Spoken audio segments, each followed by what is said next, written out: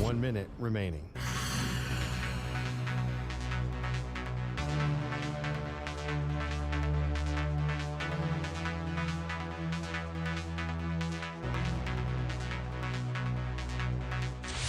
Five seconds remaining.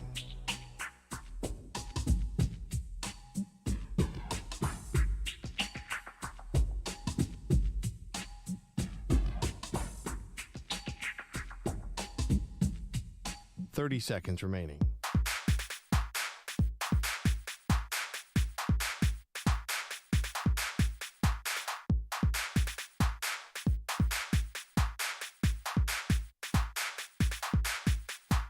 Seconds.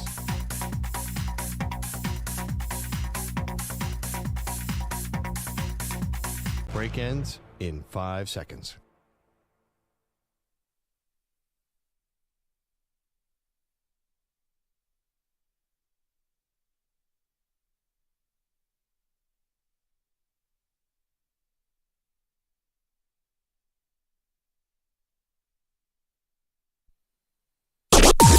Maggie and Perloff on the Infinity Sports Network.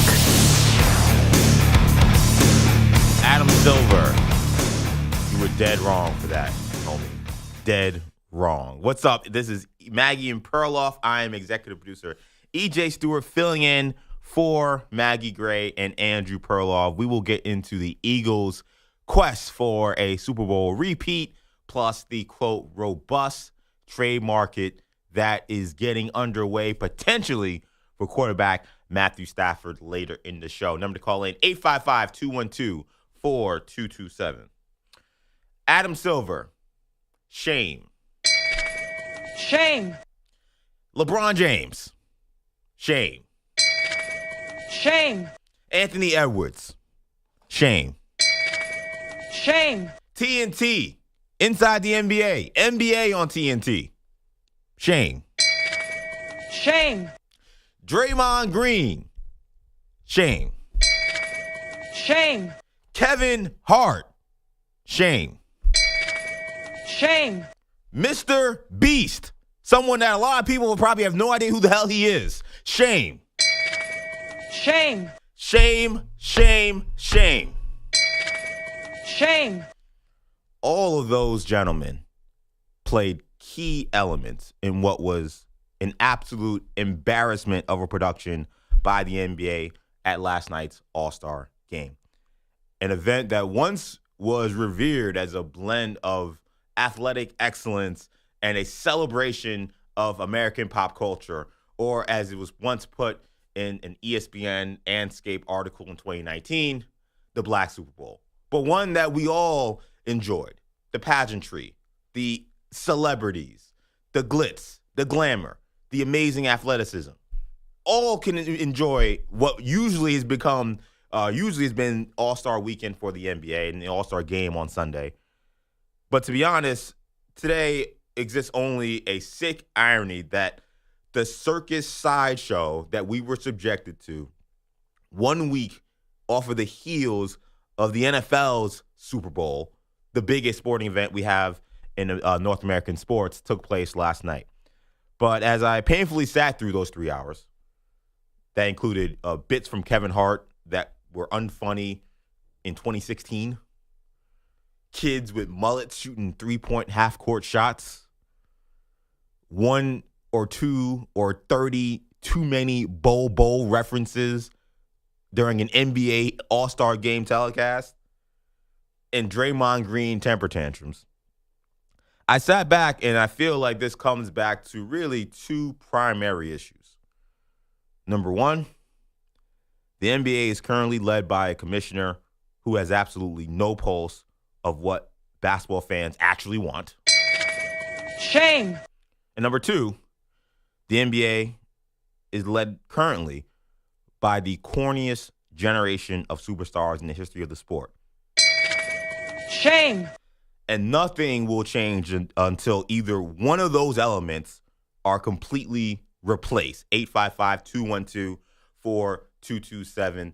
So last night's All-Star game took place in San Francisco. We had a new format that included a tournament that included games that went only to 40 points, that included a Rising Stars team that played on Friday night, and because they won a tournament on Friday night, they then got to play in the NBA All-Star Game on Sunday night, all of which was quite confusing maybe for those who are used to watching an All-Star Game, and perhaps being subjected only to guys going half-ass, guys not giving great effort, guys going out there and just getting a sweat in, and guys really, for the last, I'd say, 5 to 10 years, really disgracing what has been All-Star Sunday night. But things changed last night. Things got a little more weird last night. And it began with the tone of the night being set by the current GOAT.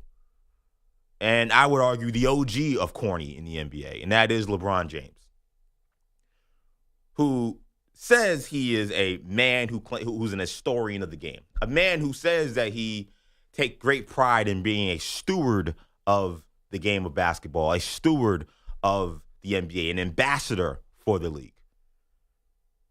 The guy who claims to understand the history and understand the importance of what the NBA means to people, not just in the U.S., but all across the globe.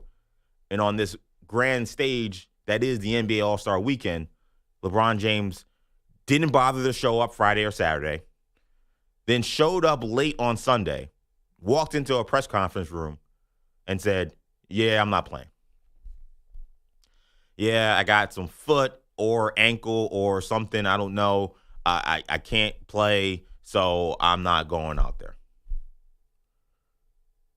And to me, watching LeBron James go up to that press conference, say that he can't play because of a foot and ankle injury he played through the last game of the regular season before we got to All-Star break, after showing up 2 hours before the game in sweatpants and a backwards strap back hat, and then saying, I can't play, I'm not feeling great, my foot's whatever, and blah blah blah blah blah. And to me, it just dawned on me what has been the biggest issue with the NBA right now is there are too many factors and too many people who say and feel that nothing matters. For LeBron James, the All-Star game just doesn't matter. It doesn't matter that he decided 2 hours before the game to not play, not give anybody any notice, not give anybody any idea about what was going to happen, which in turn took away a spot from a player who making an All-Star game would have meant a lot. I know it may sound like, it's just an All-Star game, who cares? Well, you know what? To Norman Powell, a guy who may never see an All-Star game again, it does mean a lot. Okay? To Devin Booker, a guy who's a younger player who's trying to continue to advance his legacy in the NBA, an All-Star game appearance would have meant a lot. There are some guys where if you didn't want to be a part of this, you could have given it to somebody else who would have taken the situation and taken the honor and taken the prestige of being named an NBA All-Star and taking it seriously. But nothing matters to these NBA stars. All-Star games don't matter. Regular season games don't matter. All that matters is, when am I getting paid and when is the playoffs? And I would say that would be okay if it weren't for the fact that we've seen the NBA struggle to gain TV ratings, struggle to keep fan interest for the many months an NBA season exists. You only have a few moments in the NBA calendar, particularly when you're battling with the NFL, to actually stake your claim and make a case and get people invested as you move towards the playoff push. The NBA All-Star Weekend is your biggest opportunity. But these guys don't care. It does not matter to these guys. And it starts with LeBron James, the OG of corny, who decided a long time ago, it just doesn't matter whether or not I show up to an All-Star game, don't show up to an All-Star game, take a guy's spot, don't take a guy's spot. Yeah, I'm a big historian. I love the game, basketball, but, one of the premier events of the NBA season, it doesn't really matter to me. And then what happens? Guys follow suit. So then Anthony Edwards, who was an all-go, there was no issue with him in terms of being able to play, being on an injury report. All of a sudden, the games start, And everybody's like, where the hell is Anthony Edwards? Where is he? He was like, we need an APB. We were like, he was on a milk carton. And then we learned after the game, oh, well, actually, he had a groin injury or a cold, because that's what Marcus Spears put out, that it was a cold. Then someone else is saying it's a groin injury. You don't know what the hell is going on in Anthony Edwards. So then now he's not playing. So now the GOAT of your current generation thinks this doesn't matter. And then one of the guys that you were positioning as the future face of the NBA also doesn't matter. It is a generation of corny in the NBA when it comes to these NBA stars. Shame. And then to make matters worse, we get to the actual games, which became, again, a tournament of young players playing in one game, plus teams that were drafted by Shaq and Kenny Smith and Charles Barkley. And it became an event that became really nothing about the NBA season, nothing about the NBA players. It became an absolute sideshow. You have Kevin Hart, who I don't know where anybody was clamoring for more Kevin Hart. The discussion around NBA All-Star Weekend, we've probably had 75 to 100 ideas that have been floated out there about how to improve NBA All-Star Weekend. I would be pressed to find one person, article, podcast, radio show, TV show, that sat there and said, you know what this NBA All-Star Game needs? More Kevin Hart. Not one person you would find that would say that adding Kevin Hart to this cocktail of bizarre sideshow nonsense was what we needed. But that's what we got. So we got Kevin Hart calling Shaq a porn star director. We have games being stopped in the middle of the game so you can have guys on TNT get flowers for not leaving. Shame. I mean, to think about the fact that you got some of the best players on the planet. You're talking about Kevin Durant, Stephen Curry, Jason Tatum, guys who we should be talking about the stories of what's going on in this NBA season. A lot of people who've been watching football, they actually don't know what's been happening during the NBA season. They've checked out because guess what? You screwed up the NBA season so much that so many people don't care. So people are tuning in. This is their first, really, maybe some of these people, their first real interaction with these guys, maybe since Christmas. Maybe they tuned in for Christmas because that's a big part of the NBA season, and then went back to football because the playoffs were happening. Did you learn anything about what was happening in terms of what are the storylines, who are the better teams, what are the headlines, or what are the storylines to be following as we head into the playoffs? We got none of that. But you know what we did get? We did have signed autographed jerseys for Shaquille O'Neal and Charles Barkley. That's what we did get during an NBA All-Star game. And as we sit here the day after trying to figure out where to go from here, there were a lot of different excuses, a lot of different explanations, and a lot of frustration that came from what happened last night. And I think the guy who really tried to put his stamp as to the ridiculousness that was going on in terms of his disapproval of it was Draymond Green, who took multiple opportunities to express his displeasure with what was going on. Here's Draymond Green talking about what he thought was very wrong about this year's All-Star game. You work all year to be an all-star, and you get to play up to 40, and then you're done. This is so unfair to Victor Wembanyama, who just took this game really seriously, Shai Gilgeous-Alexander, who just took this game really seriously. When you talk about chasing after the points records, Melo and Kobe and all these guys who've had great scoring nights, they don't get the opportunity to do that with this game. Also, we can watch some rising stars. We're about to watch the Olympic team. Now we get the treat of watching the Olympic team play against a U19 team. Come on, what are we doing? This is ridiculous. Let's hear more from Draymond Green, who went further into the idea that the guys who got to play in the All-Star game did not get enough time on the court because of the so-called rising stars that got to participate in this year's event. They can't do that. They don't get to etch their name in the history books. It's the reason you get an all-star, Kobe Bryant all-star MVP award. Scale of 1 to 10, your thoughts of the format? 10 being the best. Yes. A 0. Sucks. Same basketball. I feel like Draymond Green should put on a SpongeBob SquarePants costume And he should recreate the meme of the wanted poster where SpongeBob is playing a police officer looking for a criminal to figure out what happened in Bikini Bottom, only for the wanted poster to look like him. And to be honest, Draymond Green dressing up like a clown would be very apropos for who Draymond Green is as a player and a person at this point in his career. Because did the format was it weird last night? Sure. Was it ideal? Absolutely not. But for Draymond Green to sit here and complain about young guys getting to play Sunday night in an All-Star game that they did not earn because they did not make the All-Star game, without the acknowledgement that the reason these guys are having to be in the game is because players like Draymond Green, who have been All-Stars, who have walked on that court and soiled on the legacy of All-Star Weekend, the performances of a Kobe Bryant in an All-Star game, of a Michael Jordan, of a Walt Clyde Frazier, of an Oscar Robertson, of a Kareem Abdul-Jabbar. Guys who went out there and actually gave a damn about an All-Star game because they decided that that didn't matter. Because, again, where are we? We're in the generation of NBA players where nothing matters.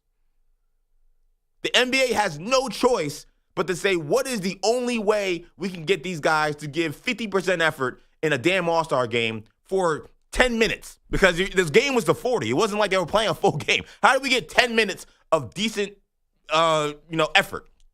Well, we got to shame them into potentially losing to a bunch of backups and G League guys. That was the only chance the NBA had. And I'm not saying it was an idea I would have came up with, but how am I going to sit here and blame the NBA for that? I'll blame Adam Silver, and we're going to have plenty of time to blame Adam Silver for a lot of things. But Adam Silver trying to figure out what is the only way I can get some kind of competitiveness from these guys. You know what? The embarrassment of losing to Dalton Connect and to Jalen Wells may do enough to get Steph Curry to actually play some defense. It may do enough to get, Jaylen Brown and Kyrie Irving to give a damn. And you know what? To their credit, they did. Draymond Green can complain all he wants. He can cry all he wants. But you know what? That was the most entertaining part of the night. Those rising star guys went out there and they gave some effort. And the stars of the NBA, the corny stars we have in this generation, were like, oh, damn, we don't want to get embarrassed. So I guess we do have to kind of play a serious game. And guess what? You actually got some defense. There was a foul called. Who would have thought you see a foul called in the NBA All-Star game? That's how intense it got. But you know what? That was the best part of the night. Draymond Green goes up there, complains about a problem that he caused. Your friends, you yourself, your generation, you guys decide the All-Star game didn't matter. You guys decided that this didn't mean anything. So guess what? Nothing matters, right? All right, so what difference does it make if Dalton Connect is playing in the All-Star game? Because nothing matters. He says that what he's talking about is ridiculous. I think what he said is ridiculous. Because I understand, again, being frustrated about what was going on. And I think he makes good points in the on the surface that it doesn't make sense for guys who did not make an All-Star game or did not qualify to make an All-Star game to play in the All-Star game. But as my favorite saying goes, play stupid games, win stupid prizes. Draymond, you and your friends have been playing stupid games for a decade, making this game unwatchable. So now we have to subject ourselves to watch you guys play against rising stars. And I really feel like Charles Barkley, despite a lot of the issues that the TNT broadcast had last night, and boy, there were a ton, I think he said it best when he tried to respond to Draymond Green during the game. I'm going to disagree with Draymond a lot. Listen, we're trying anything. I use the analogy like when your kids mess up the house, you make them clean it up and they complain, and they mess the game up. That's why we're trying kamikaze stuff out here right now. So his generation messed the game up. So don't act like he's mad because they're trying to use rookies, and we're doing every type of trick to make this weekend exciting. I mean, he's exactly right. And again, I can't sit here and tell you that these are all the right answers. I don't know if I wanted to see, I like him in Thompson, but I don't know if I need to see him in the All-Star game. A lot of people probably turned on this game and said, who the hell are these guys? None of them are wearing their own jerseys. You can't see any of their names on the back. So, you would have had no clue what was happening if you're not more than an NBA casual. I'm an NBA lifer, and I was having trouble being like, wait, is that Keontae George? Okay, that is Keontae George. Just like Charles Barkley said, you messed the game up. And now you have an opportunity perhaps to fix it because now you have all this backlash. But I had to sit there and listen to Draymond Green temper tantrums for 3 hours and listen to Kevin Hart unfunny jokes. And I'm like, yo, what are we doing, bro? What are we doing? It was a look, I will say one thing. It was a great night for EJ Agendas. Because I feel like I come on this show every week, Monday through Friday. I sit behind that glass. And when we talk about the NBA, I talk about people's frustrations with the NBA on TNT broadcasts. I talk about the frustration people have with Adam Silver, his inability to understand really what the current basketball fan is looking for. And I think because we're so into a football mindset and we're so into like, well, we just turn on the playoffs and the playoffs are good, so like I guess what difference does it make? I think there wasn't quite the awareness of how bad the issues are.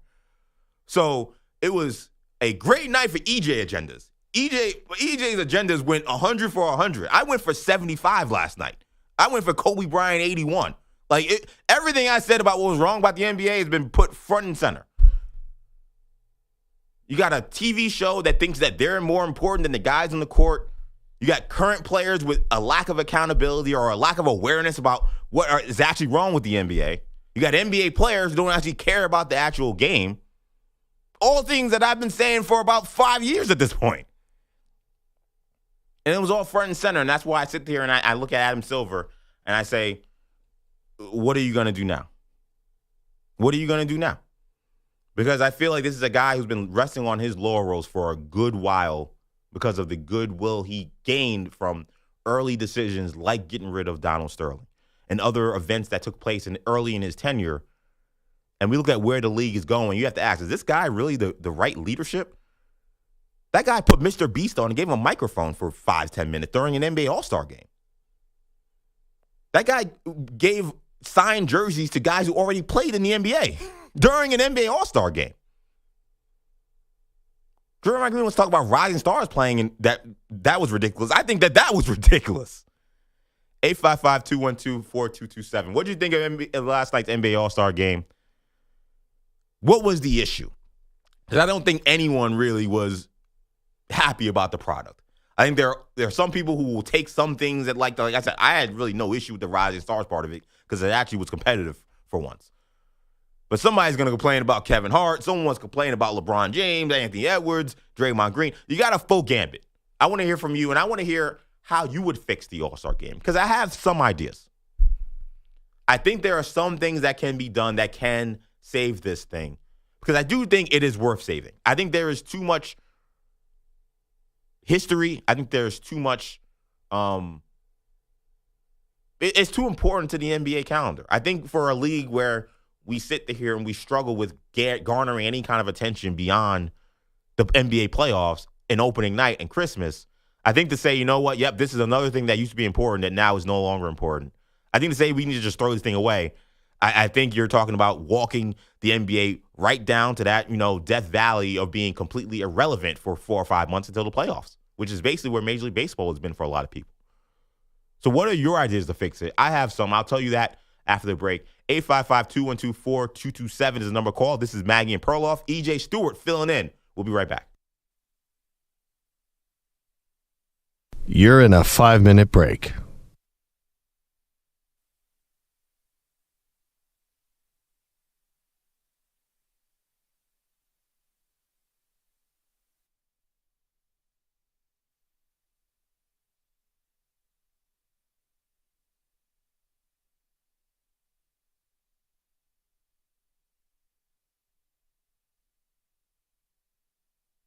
Four minutes, 30 seconds remaining.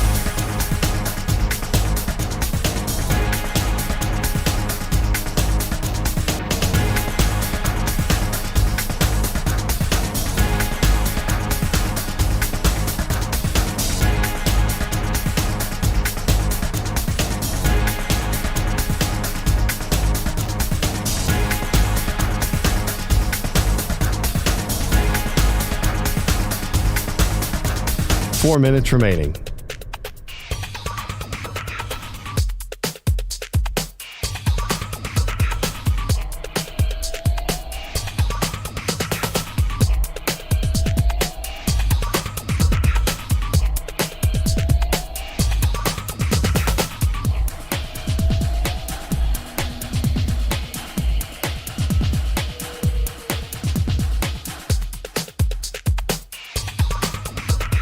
3 minutes, 30 seconds remaining.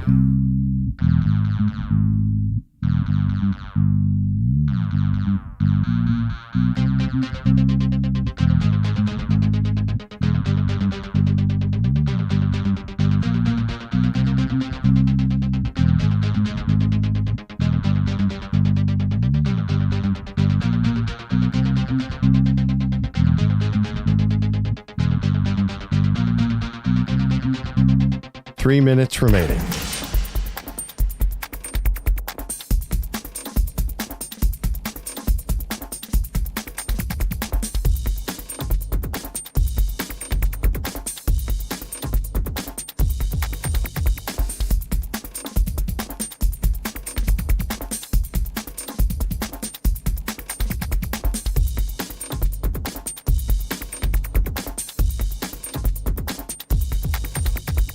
Two minutes, 30 seconds remaining.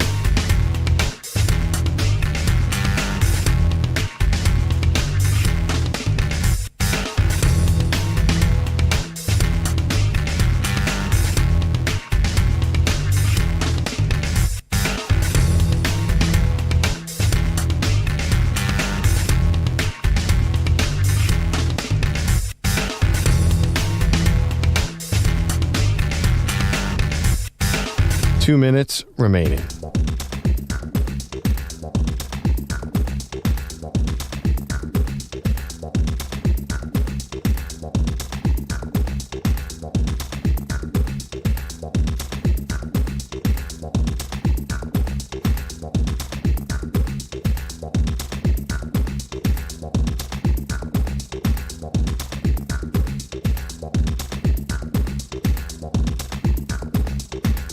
One minute, 30 seconds remaining.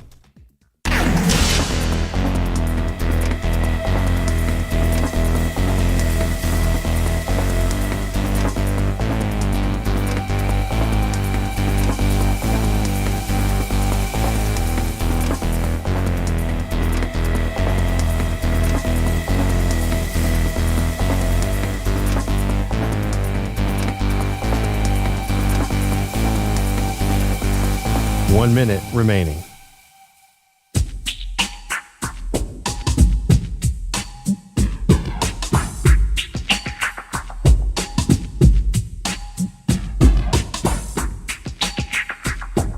.45 seconds remaining.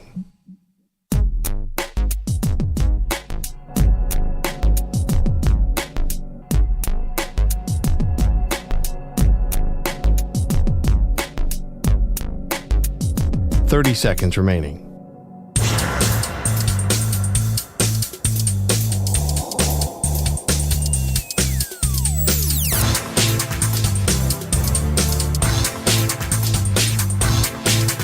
.15 seconds.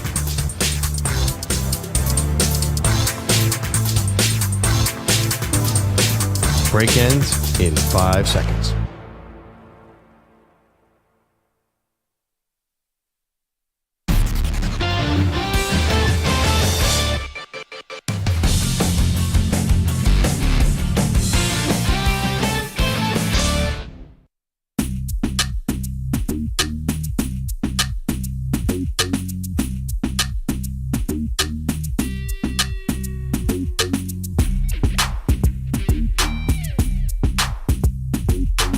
This was actually one of the hardest moments of the night to me.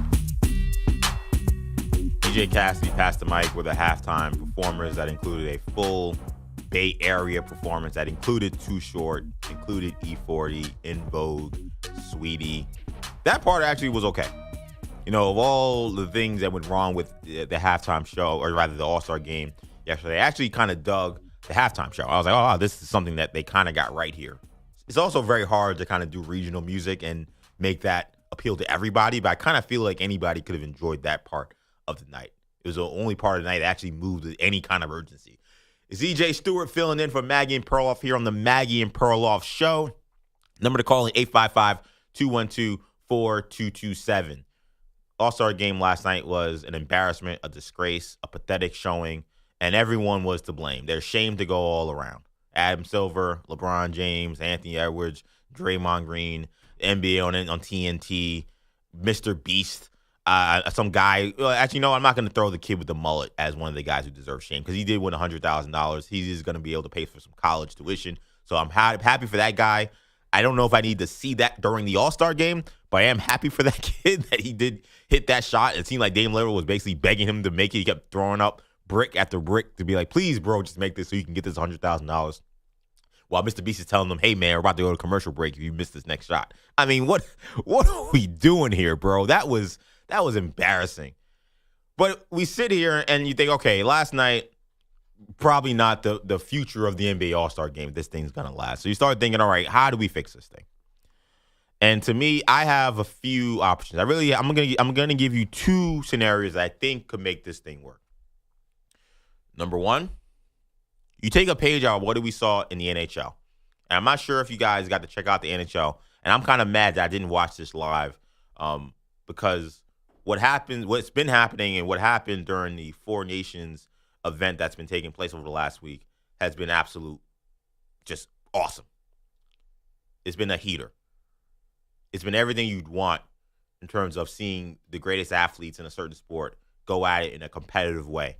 It included a game between USA and Canada in hockey that started with basically brawls to begin the game because it's on site when USA plays against Canada in hockey.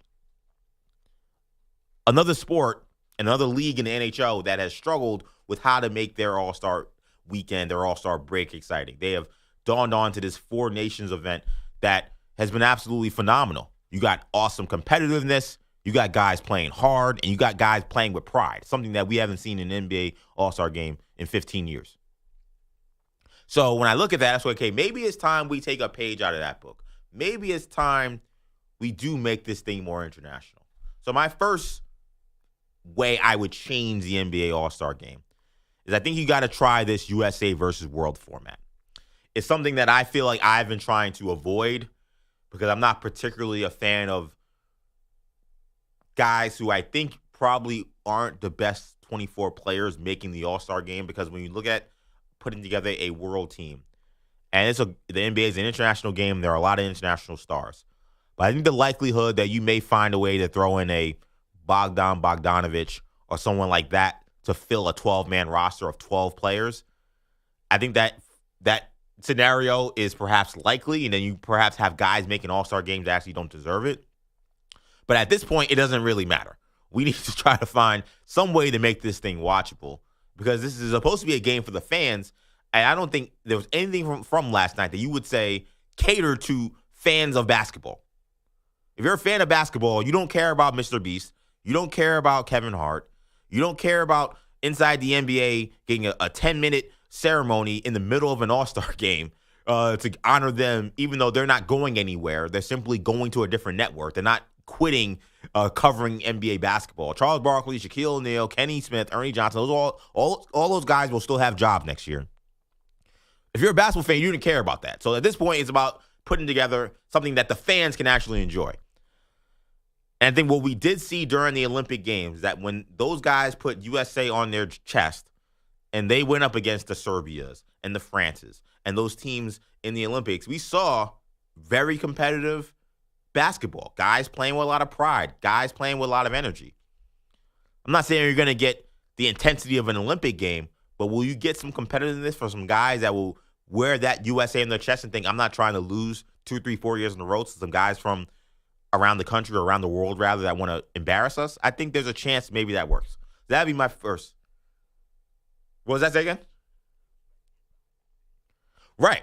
There's this attitude that the international game has become the main game and where really the basketball as a sport is going. I think that you'll have some guys take some pride in that. So that'd be my first option, perhaps.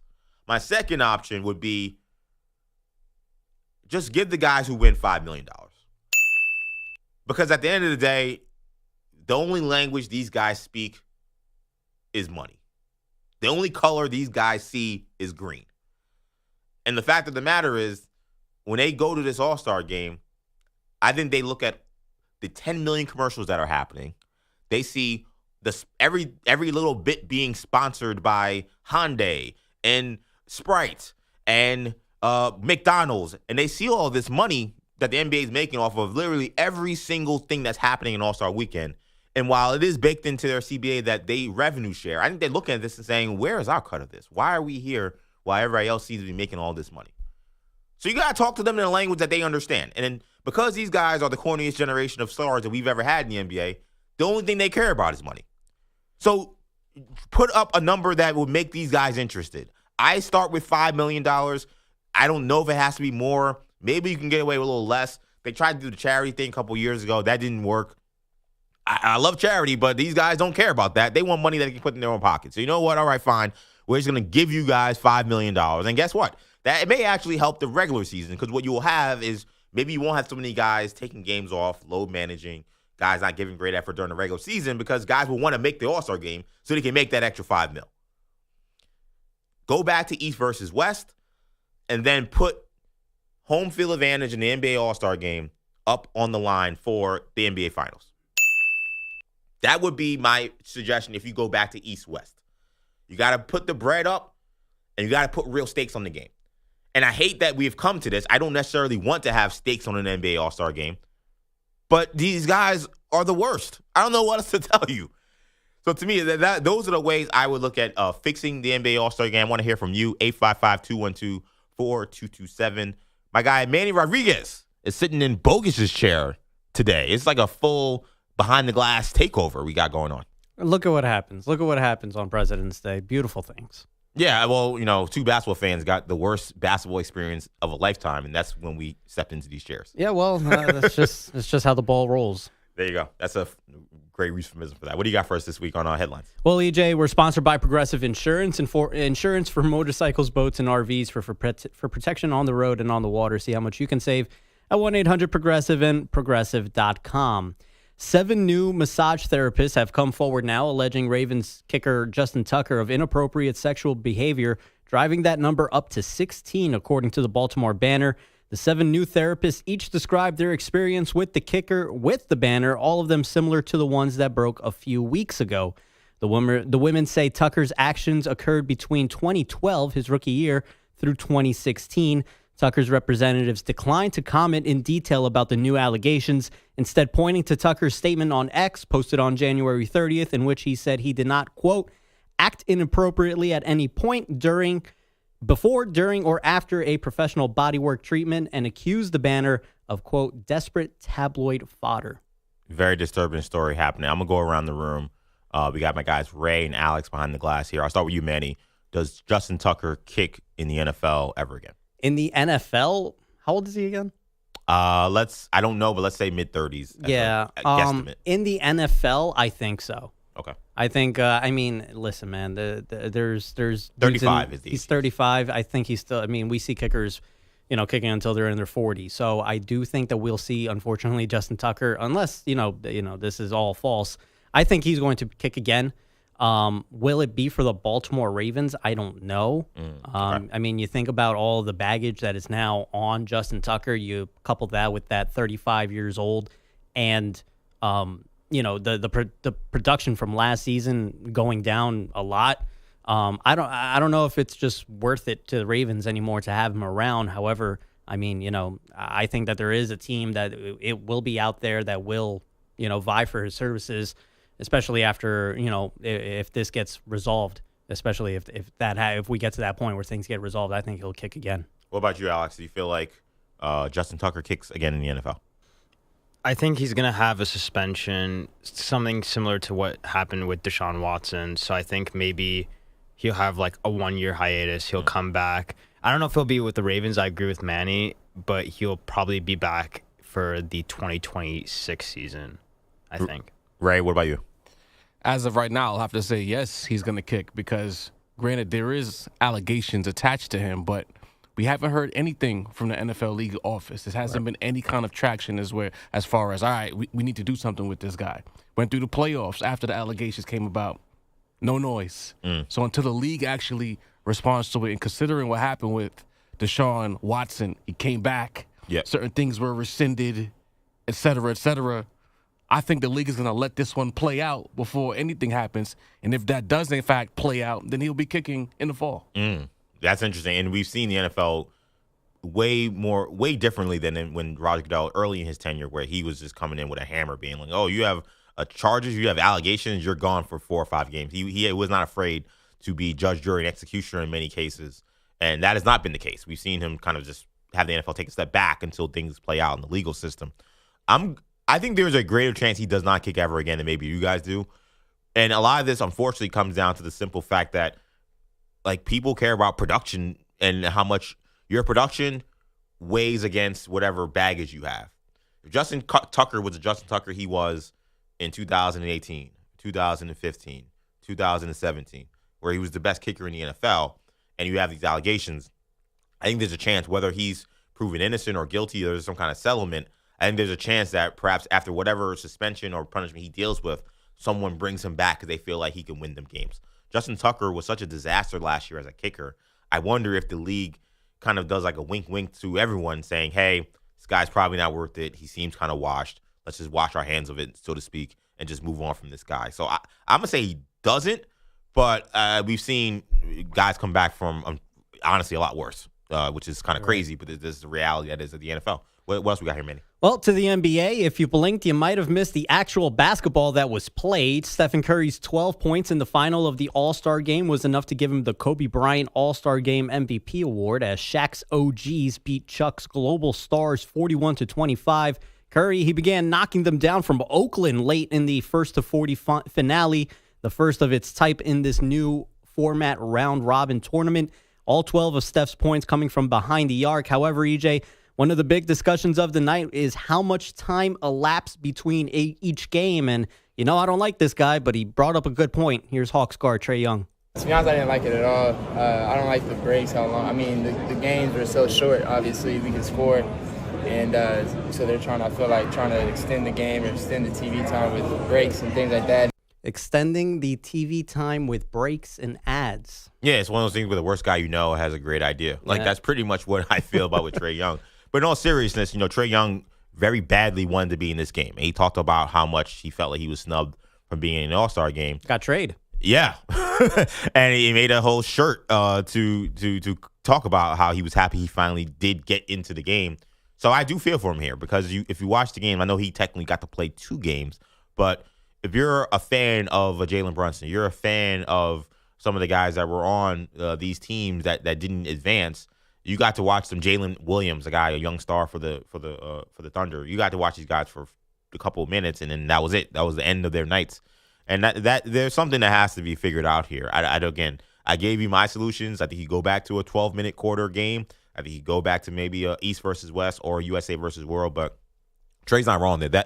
The amount of time that took place between commercials, between games, between it was unbearable halves. I mean, it was ridiculous, and it just felt like it was being filled with nothing. It would be different if maybe there was something substantial happening. No, but I got Kevin Hart talking about Shaq's hat and things that just nobody absolutely cares about. I mean, I heard you talking about Kevin Hart in the first segment. I mean, I didn't know that I woke up in 2017. I mean, really, Kevin Hart was what we. I mean, I love Kevin Hart. I spend my hard-earned money to go watch Kevin Hart. Yeah. But, I mean, that's what we're getting in 2025 out of the All-Star Game, Kevin Hart appearances in San Francisco. The whole thing felt like a corporate presentation. 100%. And to me, if you were – I saw this tweet last night. If you were presenting corporate sponsors with some kind of event or some kind of representation of the NBA, you probably would have come up with finding Kevin Hart and Mr. Beast and 5 minutes of basketball being like, here, corporate sponsors, give us money. This sounds very Silicon Valley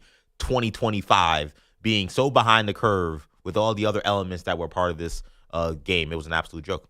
And the last thing you want the NBA to be is old or behind the curve. This was stunning last night to see that. Yeah, absolutely right. Anything else, Manny? Yeah, I mean, real quick, I just wanted to wrap that up. You know, we mentioned we're joking about how much time went between all these games. Well, Young last night, I didn't know they were keeping time. He scored 4 points in 11 minutes, EJ. Manny was going to get in Trae Young's stat line, especially if it was not a good one. Thank you so much, Manny.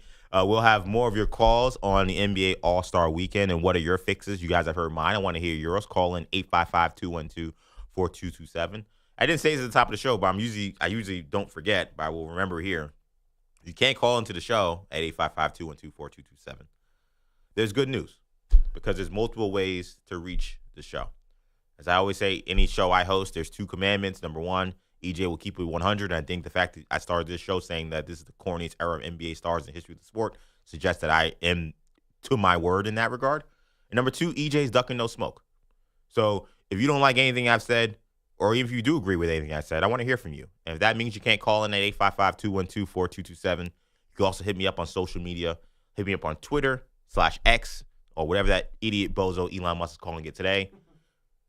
EJ_Stu is where you'll find me there. Hit me up on Instagram, Action EJ. Make sure you hit up the show as well. At Maggie and Pearls, where you can find us on social media. Maggie and Perloff, where you'll find us on Instagram. More NBA All-Star talk. And what is the future of Russell Wilson? More of that next. You're in a 5-minute break.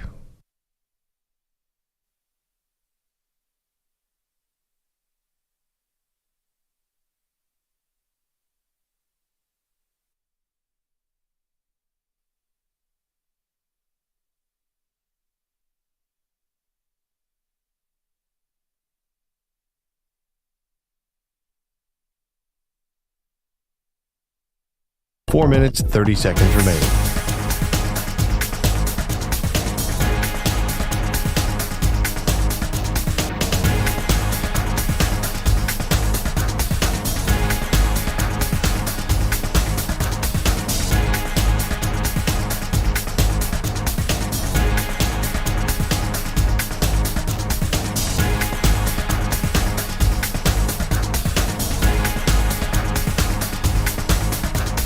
Four minutes remaining.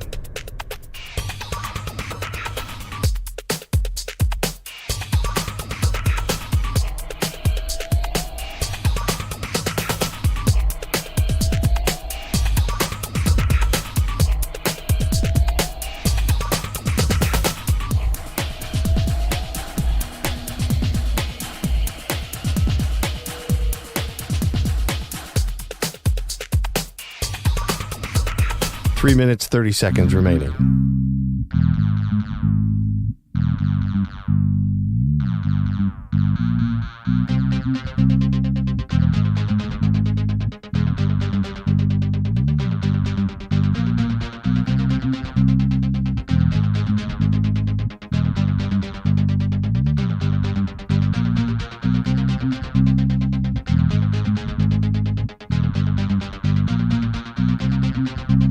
Three minutes remaining.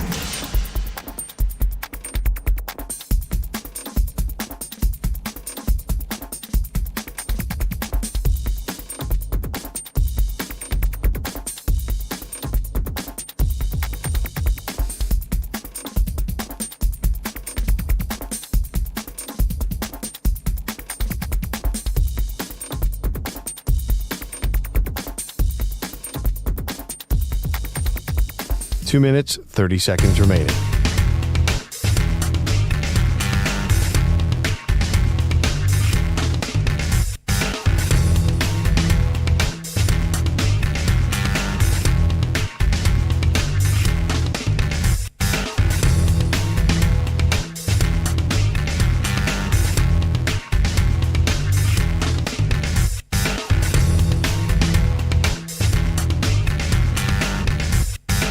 Two minutes remaining.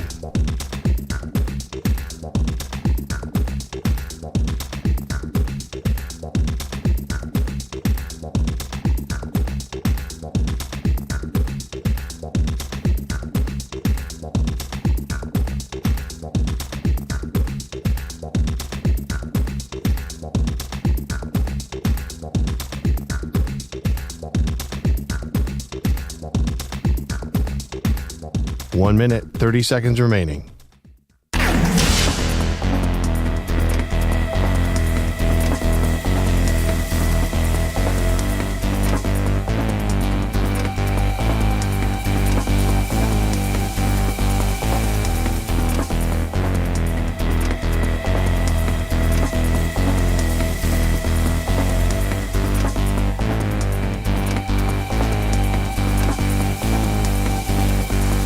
One minute remaining.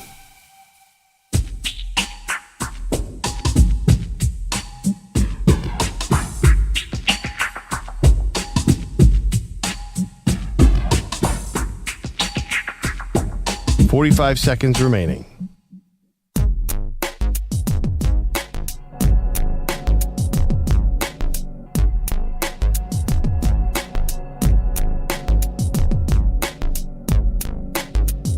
Thirty seconds remaining.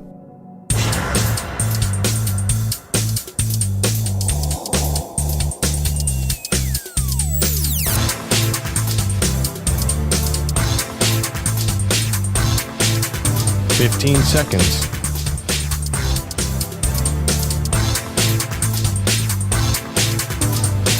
Break ends in 5 seconds.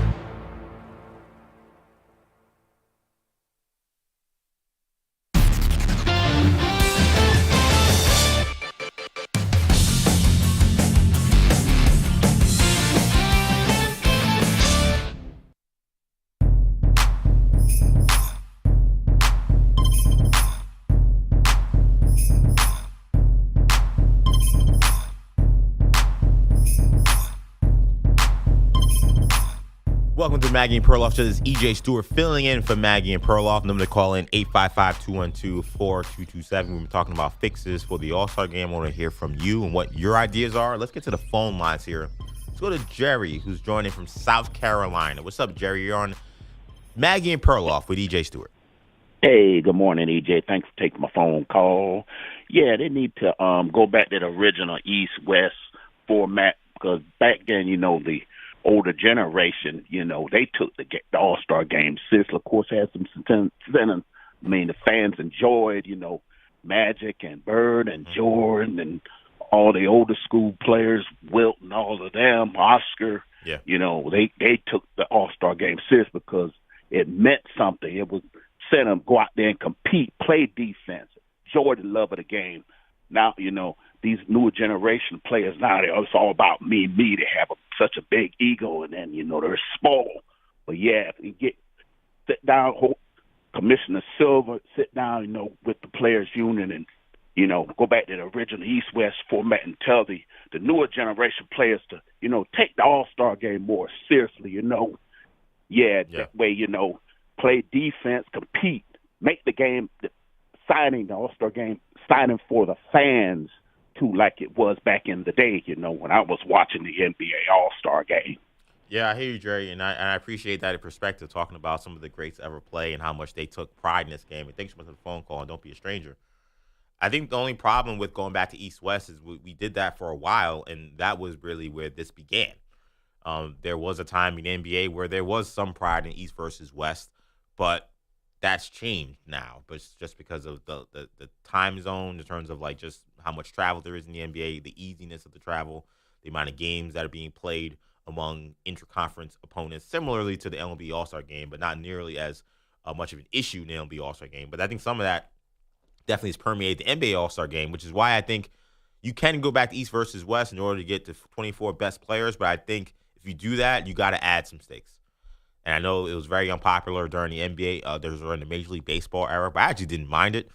I would go to giving home court advantage in the NBA Finals to the winner of the conference in the NBA All-Star game. Because to me, if I'm a Boston Celtics fan and I'm watching the All-Star game and I'm watching Jason Tatum mess around and not take the game seriously and then watch him potentially lose home court advantage for our team, the Boston Celtics, one of the best teams in the NBA, in the All-Star game, it's going to be harder for him to come back to Boston and explain himself. If I'm an Oklahoma City Thunder fan and I'm watching Shea Gilgeous-Alexander mess around for 25, 30 minutes, and then we blow a chance at home field advantage in the NBA Finals, I'm going to feel a way about that. I think that's one of the ways you could potentially put pressure on these guys. So if we do East versus West, I think you got to add that stipulation, and I think you got to show them some bread. As they said in Jerry Maguire, show me the money. I give these guys $5 million if you win, each player. Don't tell me the NBA don't got it. They just signed a $75 billion TV deal. They can pay these guys $5 million each for winning an All-Star game. Let's get to Kevin quickly, who's in San Antonio. Kevin, what is your idea for the NBA All-Star game, and what did you see last night? Well, this is my first time calling your show. I'm a favorite for Maggie and Perloff. Oh, yeah. I think that they need to – I'll piggyback that other caller. I think that they need to go back to the East and West, but put a little bit – put back the WNBA star and the NBA star put together for a 3-point contest. That brought a lot of people, but also that's going to bring the WNBA out. Yeah, and the WNBA has grown a bunch in viewership and fans. And Kevin, thanks so much for the phone call. And that was, and talk about dereliction of duty once again from Adam Silver. The best part of last year's All-Star Weekend, which was also a disaster and a disgrace, was Sabrina versus Steph Curry in the 3-point contest. And between trying to get Caitlin Clark involved, and then she didn't want to do it, and then an issue with whether Sabrina Ionescu was healthy enough to do a 3-point contest, we didn't get that again. And I do feel like it shows, once again, Adam Silver not having a clue. Because the one thing that did work was the only aspect that was not involved in this year's All-Star Weekend. And as we saw, nothing worked out for the NBA.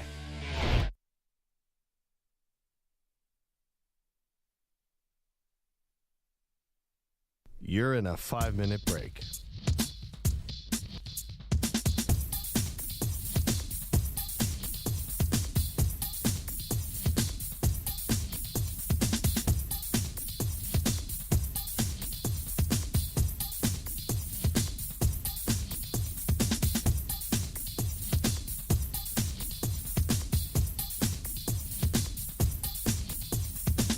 Four minutes, 30 seconds remaining.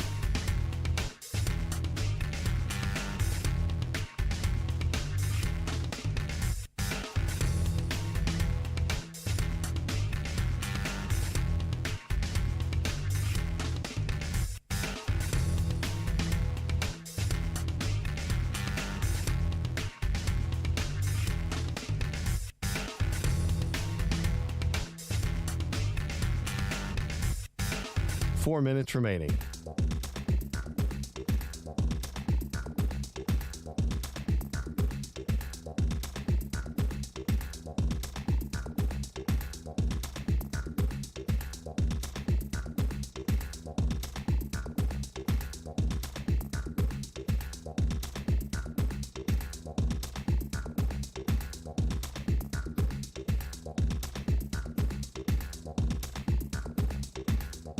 Three minutes, 30 seconds remaining.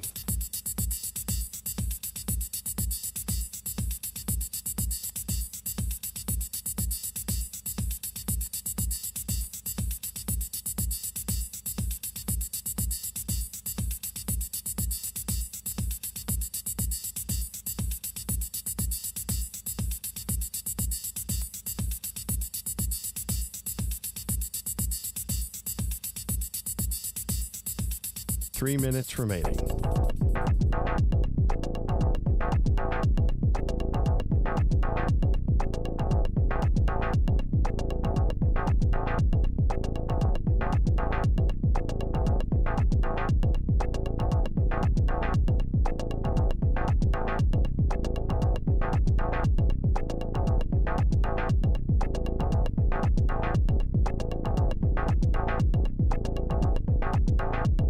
Two minutes, 30 seconds remaining.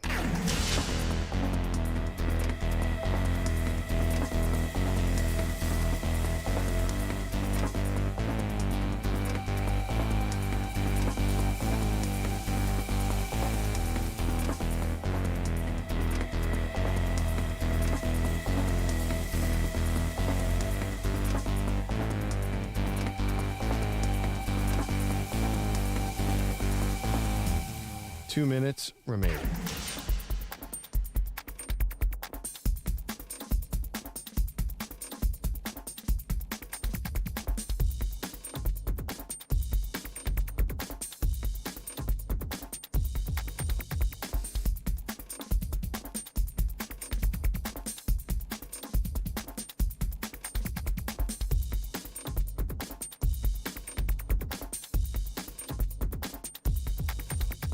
One minute, 30 seconds remaining.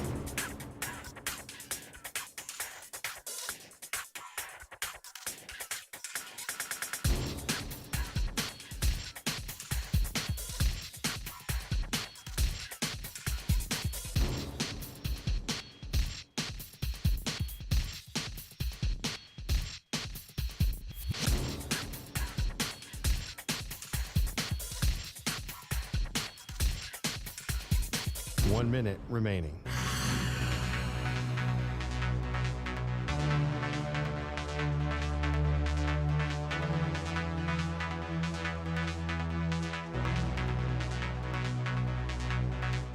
Forty-five seconds remaining.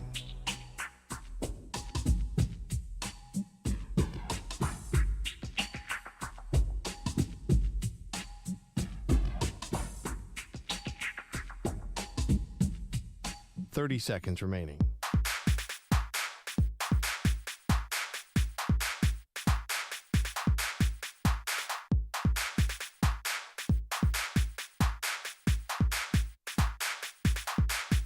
Fifteen seconds.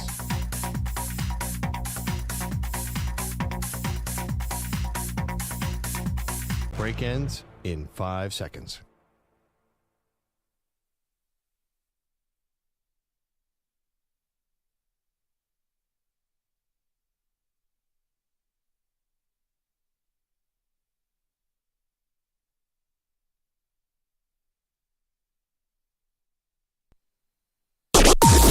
Maggie and Perloff on the Infinity Sports Network.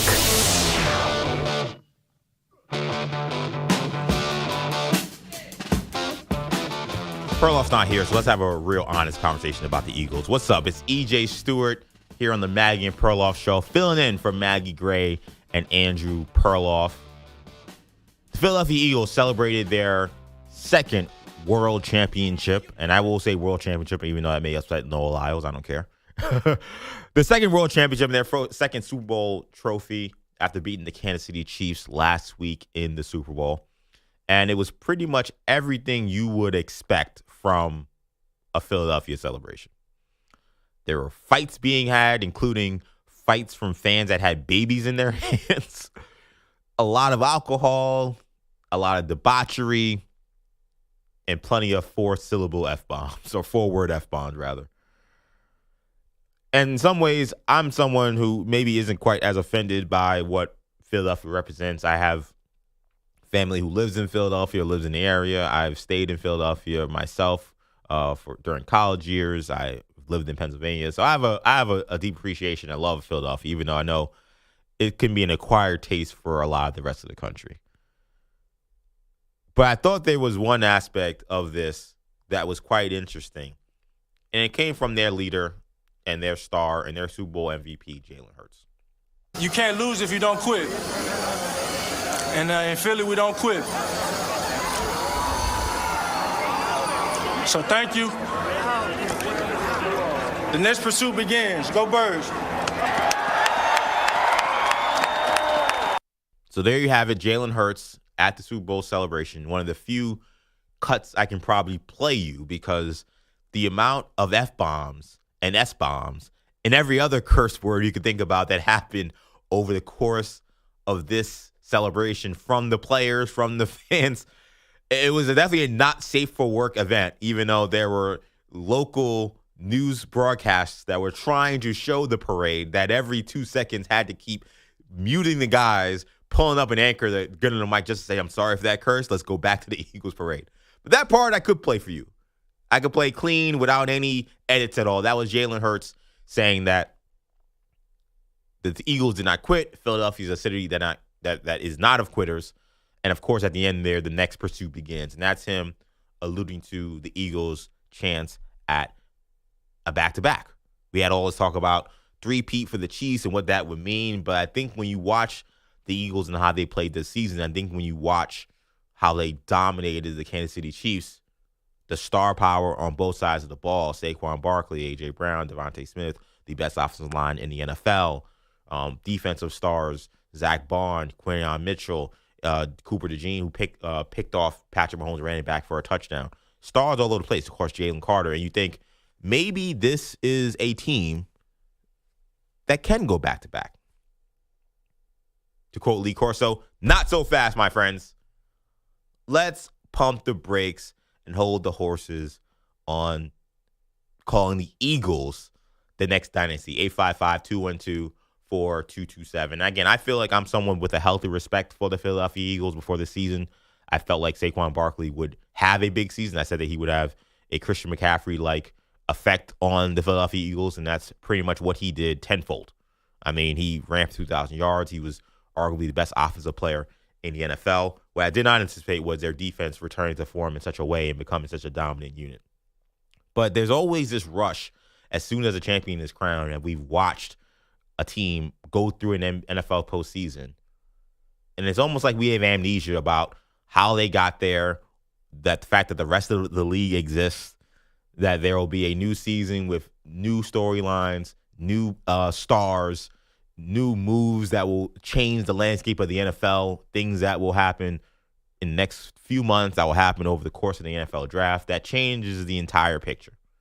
In some ways, I think part of it is because we saw the Kansas City Chiefs dominate for so many years, where it felt like they were just inevitable to get to the Super Bowl and win the Super Bowl. So I get it to a certain degree. But we can't let that recency bias cloud us from what is the overall landscape of the NFL, which is that I think we are moving away from an era of pure Chiefs dominance, but it does not mean we're moving into the era of the Eagles. I think we're moving to an era back where we have hyper parity. Because when I look at the Philadelphia Eagles, I see a very good team. I see a star-studded team. I see a team that every year should be in a position to compete for championships. But do I see the 93 Cowboys? Do I see the Chiefs of what I've seen for the last 4 or 5 years? Do I see the Bill Belichick Patriots when I watch this team? That seems like a stretch too far. I think there are a couple reasons why I'm not willing to go there with the Eagles and saying that back-to-back is happening next year. Again, 855-212-4227 is number to call. Number one, I don't have amnesia. I know the rest of the NFL world may have some amnesia because we just watched the Eagles and we've been celebrating them for a week. But I remember what happened during the NFL season. And while the Eagles were an awesome team throughout the year, they were not the best team in their conference. They were not the most talented team in their conference. The best team in the NFC, and I believe the best team still in the NFL, is the Detroit Lions, who unfortunately, because of injuries that decimated their entire defense, they had literally had, I think, 14 or 15 players injured for the playoffs on their defensive side alone. Now, EJ, Philadelphia might say you're making excuses for that team in Detroit. It's not necessarily, I'm not making excuses in terms of why Philadelphia won a title. I'm looking at next year and saying, what happens next year? Am I supposed to expect that the team that I believe, and I think everyone would agree with in terms of just what we saw during the regular season, was the best team and the most talented team in the NFL, Detroit Lions, that I'm expecting they're going to take a step back when Aiden Hutchinson's coming back, when all their secondary's coming back, when Aleem McNeil is coming back? A lot of those young guys that are continuing to get experience playing in big games, playing in playoff games, playing with anticipation, with pressure, playing with expectations. Those guys, a year removed once again from that experience, I expect those guys are going to take a step back and take a back seat to the Philadelphia Eagles. I don't think so. Would you say that the Eagles were fortunate to not run into a healthy Detroit team this past season? I would say I think the Eagles could have beaten the Detroit Lions this year because I think that Jared Goff, as we learned, still has some growth within himself. I know he's a guy who's now kind of in the prime of his career. He's a guy who is, not a rookie, not a guy who's an up-and-coming player. He's been in the NFL for a while. But it's funny. I always go back to this quote. I think it's one of my favorite quotes when it comes to just sports and championship play and playing at a championship level. And I remember Isaiah Thomas, and it was actually a Steve Kerr story. Steve Kerr recounting Isaiah Thomas talking about playing the Detroit Pistons versus the Chicago Bulls, playing those matchups in the late 80s, early 90s. And the Bulls, kept losing to the Pistons every year, year after year after year. And Isaiah said something that stuck with the Bulls and Steve Kerr, in that he said the Bulls physically had all the tools to be champions. Physically, they were at our level or even superior when it came to playing at a championship level. But the mental aspect is where they were lacking. There was mental maturity. There was mental growth that had to happen in terms of what it meant to play on a championship level that they had not reached, and it just took experience for them to reach that. Once they reached that point, that's when they finally dispatched the Pistons. And to me, I know I'm using Detroit Pistons, now I'm going to Detroit Lions, and here I think the Detroit Lions are the Chicago Bulls. I think they're a team that may take a few years, and we've seen now 2 years in a row where they make the playoffs but they don't get to the Super Bowl, where I think it may have taken them some years as an organization that has been nowhere near Super Bowl contention for almost their entirety as an organization. We talk about the Super Bowl era. The Lions never really have ever been a Super Bowl contender. It takes time to learn what it takes to compete at that level, not just from a physical standpoint, but from a mental standpoint. The Philadelphia Eagles, say what you want about them, I think that we saw some of those key players that were on that Super Bowl team that lost to to Patrick Mahomes and the Chiefs 2 years ago.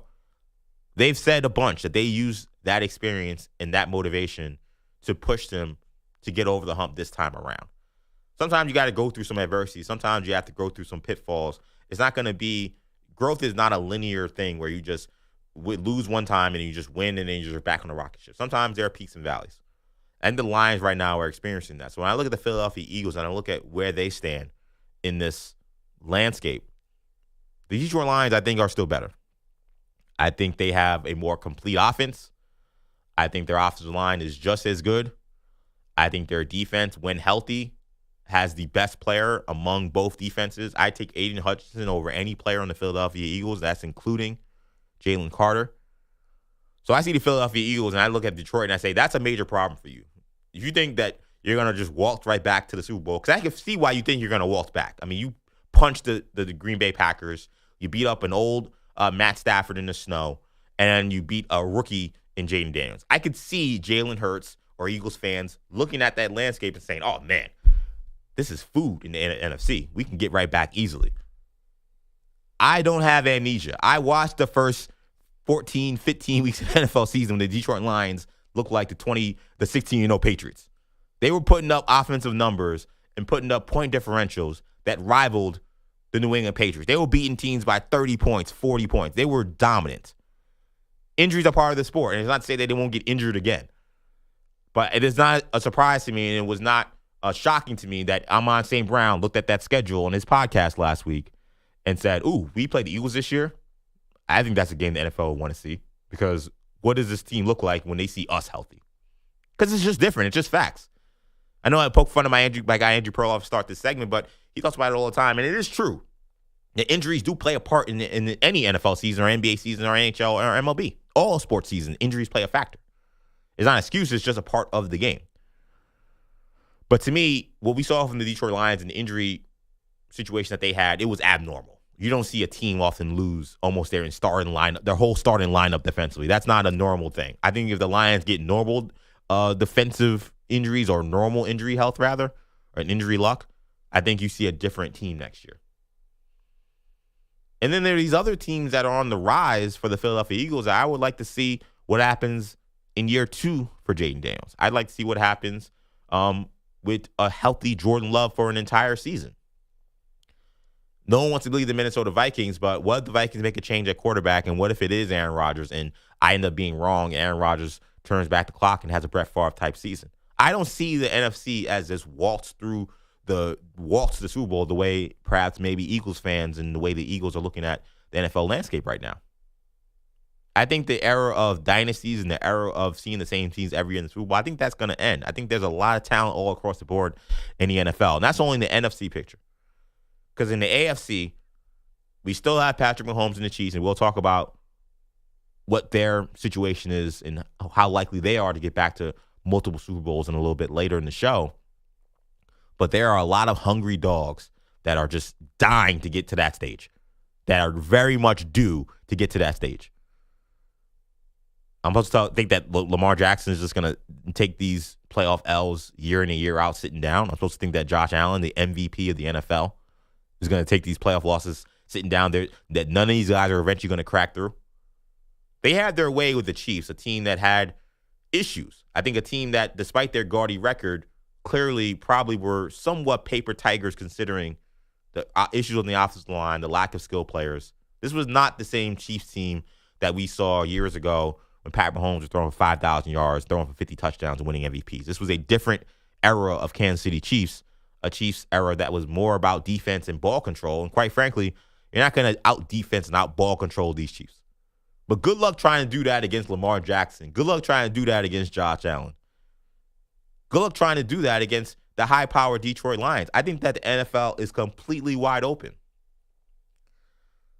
So I think the Philadelphia Eagles, while they're a really good team, at the end of the day, can I look at the picture as a broad picture and say that they're by far the prohibitive favorites to win the Super Bowl next season?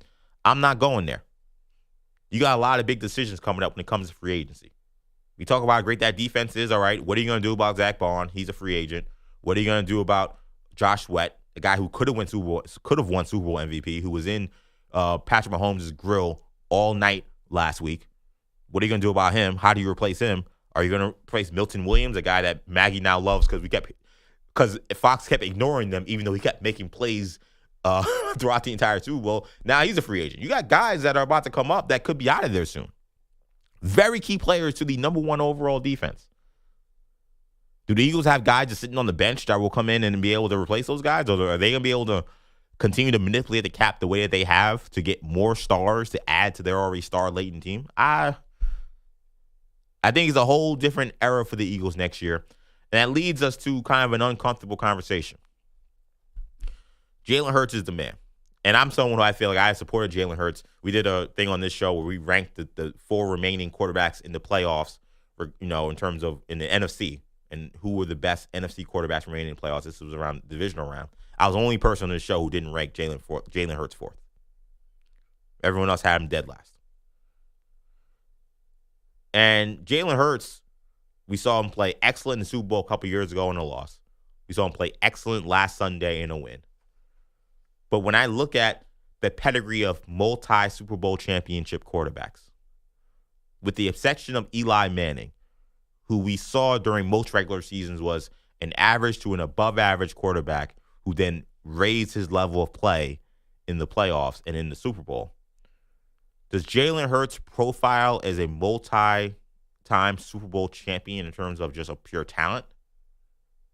Let's talk about it. Jalen Hurts, great runner, underrated passer in my opinion, but too often in his career and too often in the last few seasons, we've seen not just games in which the Eagles' passing game just completely disappears. We've seen stretches of seasons where the Eagles' passing game is completely out of sync. And we're once again, after a Super Bowl appearance, about to see Jalen Hurts go through another offensive coordinator change. Let's be honest for a second. He won Super Bowl MVP, but come on now.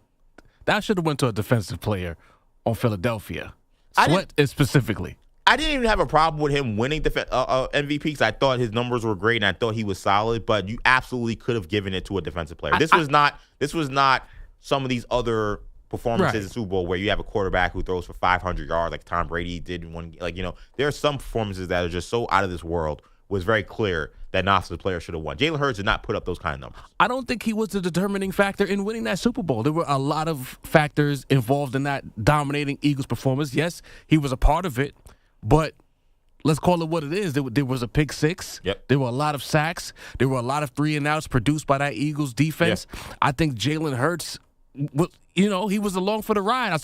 I saw a meme that said that when the guy gets an A on a project and he didn't do the lion's share of the work. And that's how I look at that Super Bowl MVP. To your point, I think he still has a lot to prove as a quarterback in this league, even with a ring. And when you look at that and you think about the quarterbacks that have won multiple Super Bowls, again, you're talking about Joe Montana, Troy Aikman, Tom Brady, Peyton Manning, though the last one, he really didn't do much. He did he was worse than Jalen Hurts in terms of the get an A on the project and do nothing. But you think about the names I'm mentioning. These are some of the greatest talents to ever play at the quarterback position. I'm thinking, just looking at the history of the game, does a quarterback like Jalen Hurts with his current track record, is that a guy who typically wins multiple Super Bowls? Just the story of the game. And my favorite quote I always talk about, I know people get tired sometimes of talking about the quarterbacks over and over again. Well, to quote my favorite show and quote one of my favorite TV characters of all time, Malik Wright from The Game, everybody knows the quarterback. So let's talk about the quarterback here. Does Jalen Hurts profile like Joe Montana? Does he profile like Tom Brady? Does he profile like these great quarterbacks? I'll go back to Bart Starr. Does he profile as those guys, MVP caliber players, multi-time champions? Does he look like the kind of quarterback that wins multiple Super Bowls? I'll say no, but I guess we have to beg the question, as we are in this particular era of quarterbacks, does he have to look like those guys? I'd argue he has to, because I think that while we saw Saquon Barkley this season, and this brings me to my other point about why I'm not sure about the Eagles winning another Super Bowl next year. While we saw Saquon Barkley and the era of the running back have a resurgence this year, and there's no question, I think that the NFL as a whole is going to have a different dynamic in terms of how they view roster building moving forward. The odds that you're either going to, A, get another season like that from Saquon at his advanced age and injury history, or B, find another player as dynamic as Saquon Barkley, given where they will be in the draft, given where their salary cap situation will be.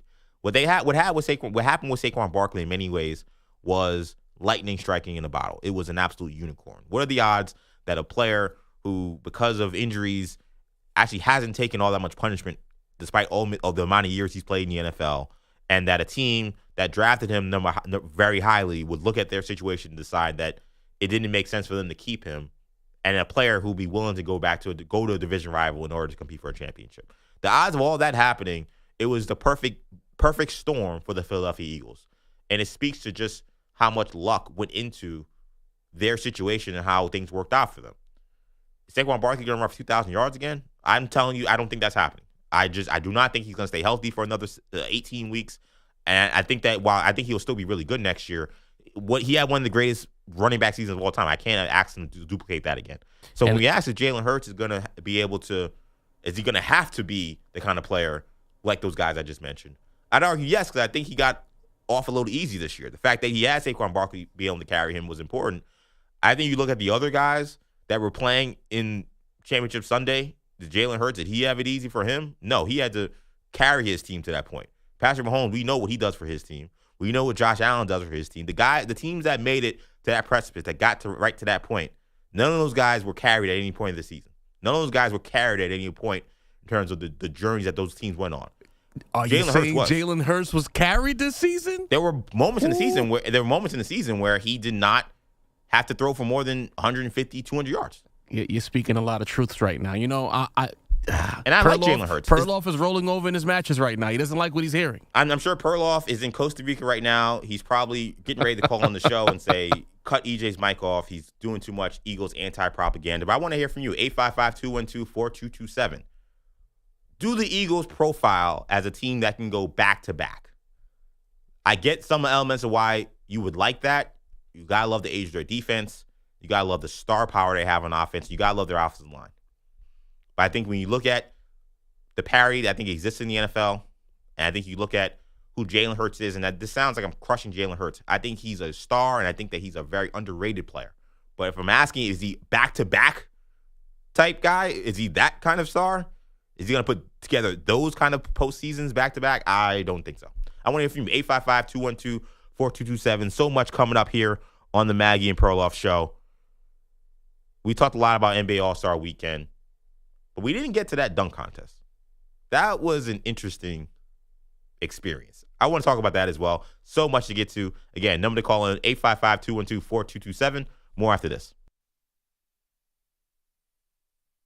You're in a 5-minute break.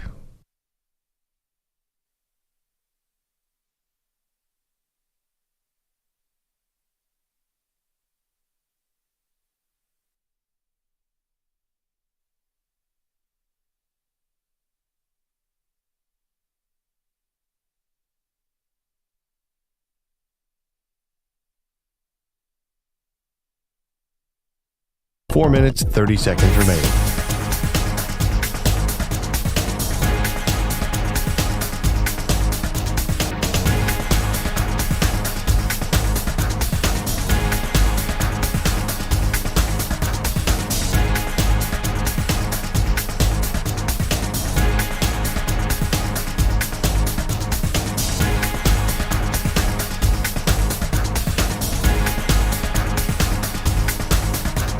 Four minutes remaining.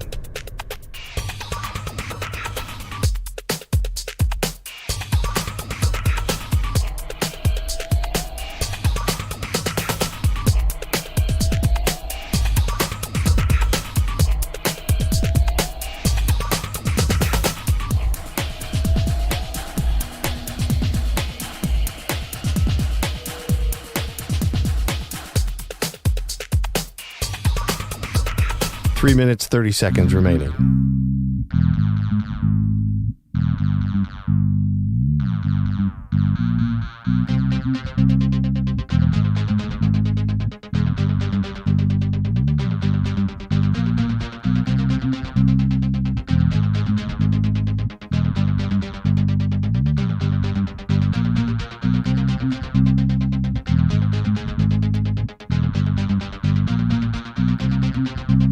Three minutes remaining.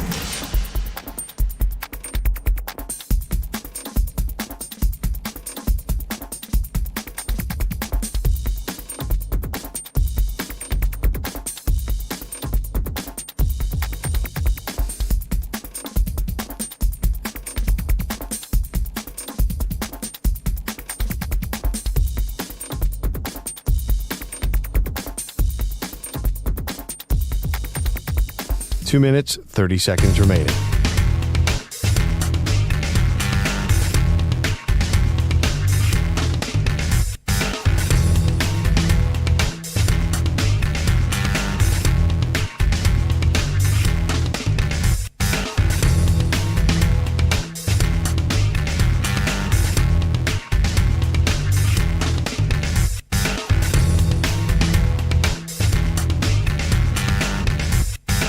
Two minutes remaining.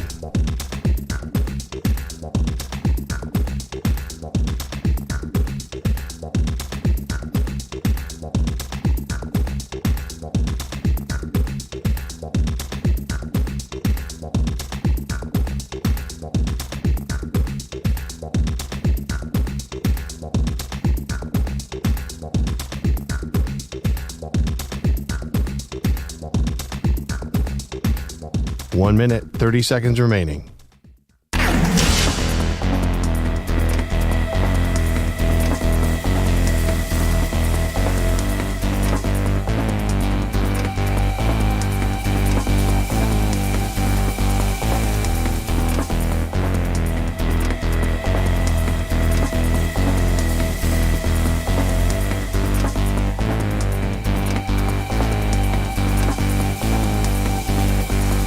One minute remaining.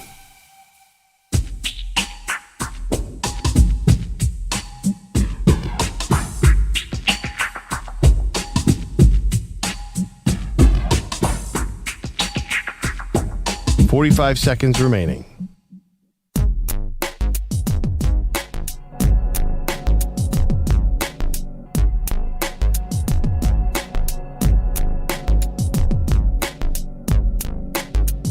.30 seconds remaining.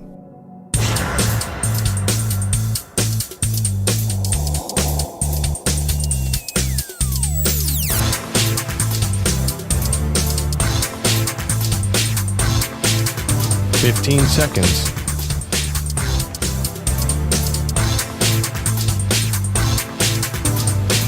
Break ends in 5 seconds.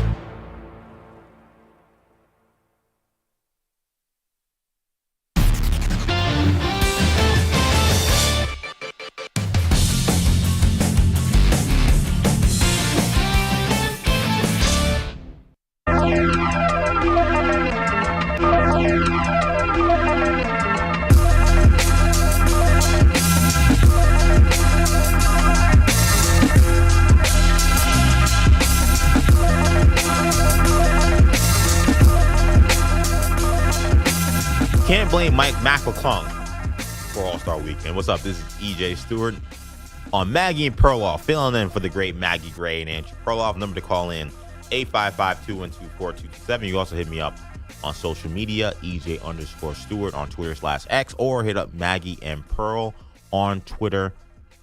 If you want to watch the show, you can also watch on youtube.com/Infinity Sports Network or on Twitch as well. We talked just about the Eagles in terms of their situation, and I'm not sure if we're looking at the Eagles back-to-back. I know Jalen Hurts said, quote, the next pursuit begins, or whatever he said. Slow down. Slow your roll. Hype down, buddy. I think the Eagles are a great team. I think that they're a team that will be one of the Super Bowl contenders, but I think they're going to have a lot of competition next year. Lions, Commanders, Packers, and that's just the NFC.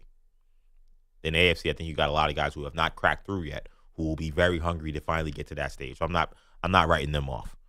I want to hear from you though. Do you think the Eagles are primed for a back-to-back Super Bowl championship? 855-212-4227. All-Star Weekend happened over the course of this past weekend. We had an All-Star game last night that in many ways was a sideshow. All-Star Saturday night also was rough. But in many ways, it was one of those you had me in the first half, not gonna lie type events, because we had a skills competition where there was cheating involved. Yeah, with the Shame. I mean, shame on the San Antonio Spurs team, Chris Paul, Victor Wembanyama. They decided to try to game the system in what Perloff said was the worst event created in the history of sports, which is the NBA All-Star Skills Competition. I didn't really hate it nearly as much as he's claimed to hate it. But then when I saw Victor Wembanyama and Chris Paul purposely missing shots and throwing the ball off the backboard and throwing the ball out of bounds when they were supposed to shoot baskets during the skills competition, I was like, you know what? Perloff may have a point that this may be the worst event ever created. So this was not good. And then you get later in the night into the slam dunk contest. And I think I saw two of the worst slam dunk contest competitors in the history of the sport in Matas Buzelis and Andre Jackson Jr. from the Bulls and the Bucks, respectively. I mean, these guys were awful. And you see these guys perform and you're like, oh no, we are about to cap off the worst All-Star Saturday night in the history of the league, by far. We were cooked. And then out came a 6'1" white G League point guard who, for many people, is what's wrong with NBA All-Star Weekend. And he actually stole the show. I think if you're sitting here today and you're blaming McClung for anything that went on All-Star Weekend or his representation in All-Star Weekend being a problem, you're missing the entire situation. That dude was phenomenal. And we've seen McClung dunk. Now, for those who are not familiar with McClung was a high school internet sensation because he was a short dude who could dunk. He played Division I basketball at Georgetown and Texas Tech. He was a decent college basketball player, but not really a true NBA prospect. He has been in the NBA's G League for the last several years, but because he has this internet fame from his high school days, and because he has this novelty of being this 6'1" guy who can jump out the gym, he's been invited to multiple slam dunk contests. In fact, he was coming into Saturday night a back-to-back slam dunk champion, which many people looked at and said, oh my gosh, this is how bad the NBA has gotten, that a G League guy is competing in the slam dunk contest for a third year in a row, and he might actually win it 3 years in a row. And the first 2 years, I'll admit, were not necessarily all that thrilling, though I think he was perfectly fine in terms of his performance in the dunk contest. Seeing him a third year in a row made a lot of folks, including myself, say, okay, this may have gone a little too far. The NBA may have jumped their skis a little bit. They may have jumped the shark when it comes to how much we got to see McClung. Then the guy brought out a car. And he jumped over a car, and not like Blake Griffin where you jump over the hood. I mean, he jumped over a guy in a car who was holding a ball over his head and then reverse dunked it behind his head. And you think, okay, can it get better than this? And somehow it did. He ended up jumping over Evan Mobley, who's about 6'11", who was standing on a platform. He jumped over a guy who was on a hoverboard, similarly to what Aaron Gordon did, his famous dunk in the Toronto All-Star Weekend. McClung was phenomenal. And it does, when we look at kind of All-Star Weekend and things that are right and things that are wrong, I don't think we can look at it and say it's necessarily that we want to see stars only in the slam dunk contests and skills competitions, because while there wasn't a lot of hype for McClung being in it, once you watched it, you were lying if you told yourself that was boring or that was bad TV. He was awesome. And shout out to Stephon Castle for the San Antonio Spurs, who was a game competitor. You ended up getting two guys who were going dunk for dunk, and it was pretty exciting, even though neither of these guys are household names. Stephon Castle, which he was, he's a really good young player, and he's a guy who's a national champion in college basketball with UConn. But a lot of people were first introduced to Stephon Castle in that slam dunk contest. He did a great job, too. And there was so much hype for it that You even got the corny NBA stars of today going on social media talking like that they want some smoke with Mac McClung. You had Ja Morant going on social media saying, maybe I'll join the dunk contest now that Mac McClung is in it. You got Giannis Antetokounmpo saying, well, if you're in the dunk contest, maybe I'll join the dunk contest with you and Mac McClung. Which just goes back to my point that this is the corniest era of NBA stars. Because while this is likely a troll from Ja Morant, and likely a troll from Giannis Antetokounmpo, and Zach LaVine as well, who also said, hey, maybe I will come back for the slam dunk contest. It's likely a troll. Do not get your hopes up. But didn't LeBron do the same thing like 10 years ago? Oh, yeah. 2010, he's like, I'm going to enter myself in dunk contest. Never showed up. We've still been waiting for him. But not only is this an example of why this is the corniest era of stars in the NBA. Here's why. You have some of the biggest names in the sport, Ja Morant and Giannis Antetokounmpo, even putting into the world that they're taking their cues now from Mac McClung. That is now a part of that the internet is forever. You can't scrub anything. You can't delete anything. We now have evidence of Giannis Antetokounmpo, a multiple-time MVP, an NBA champion, taking his cues from Ja Morant, an NBA star, a guy who was once seen as one of the faces of the NBA, then he got some off-the-court trouble, but still one of the biggest names in the NBA, who he is taking his cues from Mac McClung, a G League guy for the Oskalaka Wizards or whatever the hell their Magic's G League team is. That is where we're at in the NBA. Ja Morant and Giannis Antetokounmpo taking cues from Mac McClung. It's pathetic. It's pathetic, and I'm so sick of these NBA stars. They're so whack. They're so corny. They are losers. And unfortunately, this is what we're subjected to. But shout out to Mac McClung for going out there and putting on a great show. He was fantastic on NBA All-Star Saturday night. Manny Rodriguez joins me for updates. Manny, did you like the dunk contest? Poor Osceola, Florida, just catching strays like that. I'm sorry, but come on now. I mean, the fact that he's even wearing an Orlando Magic jersey, I'm like, he does not wear this jersey. This isn't his team.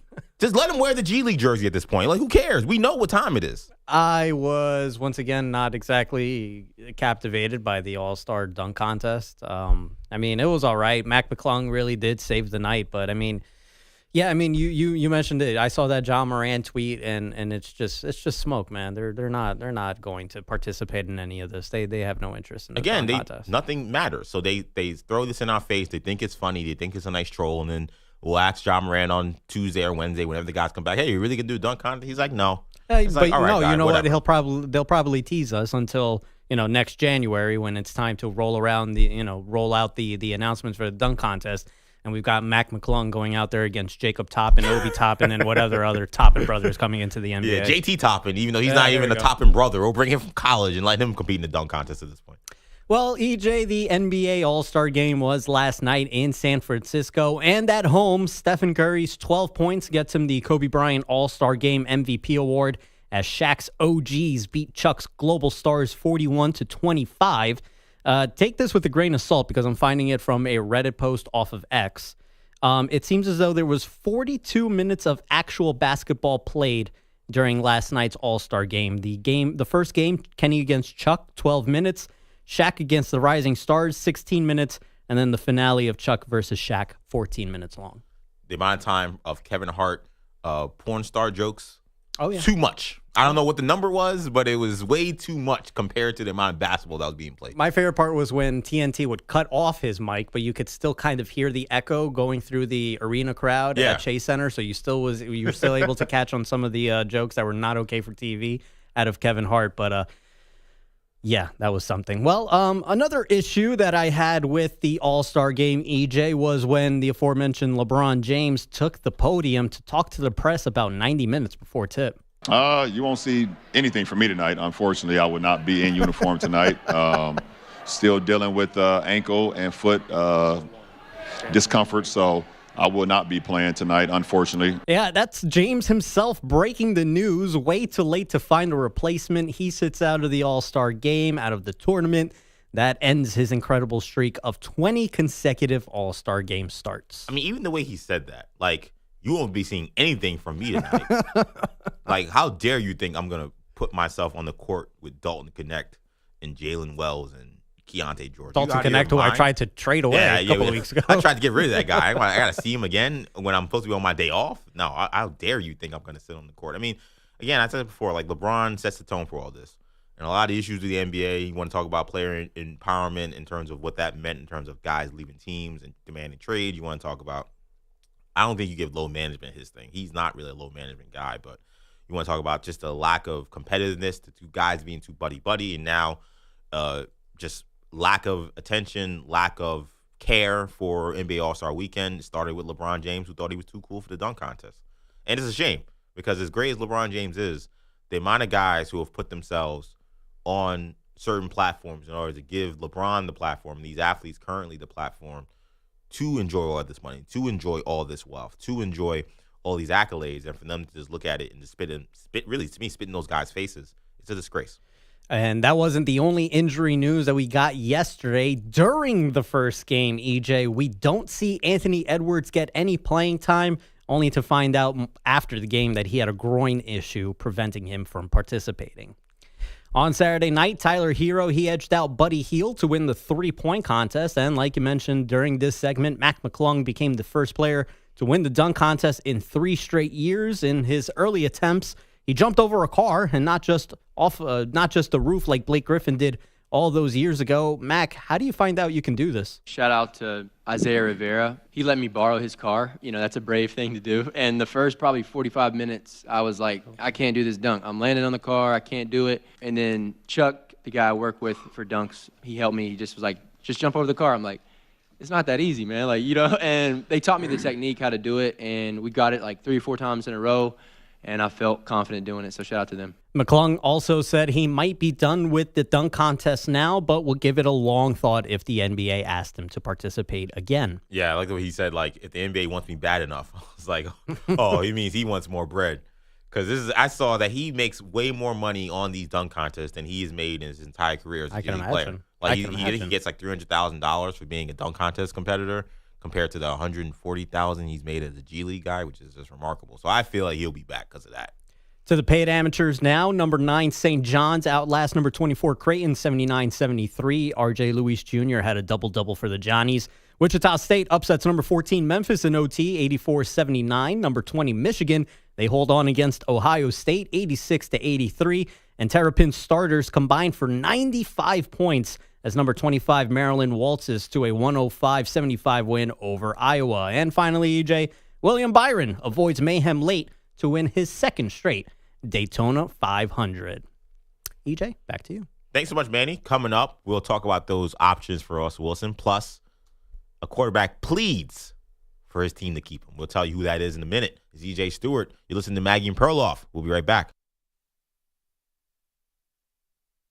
You're in a 5-minute break.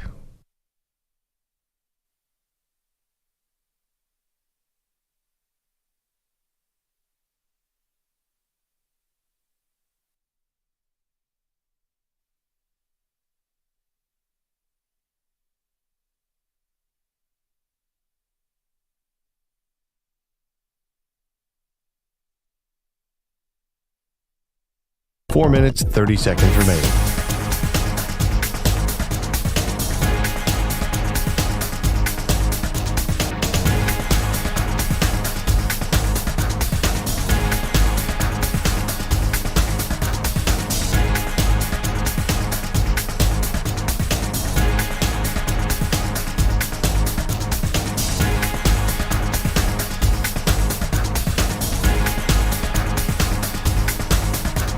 Four minutes remaining.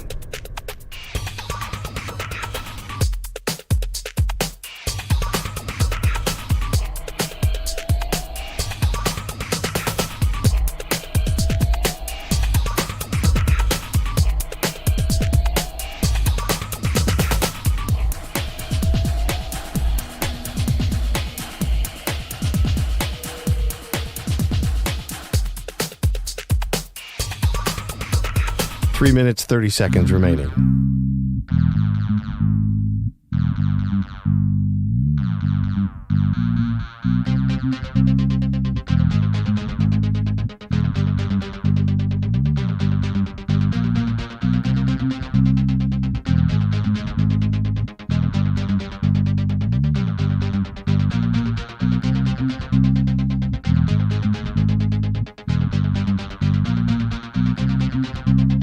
3 minutes remaining.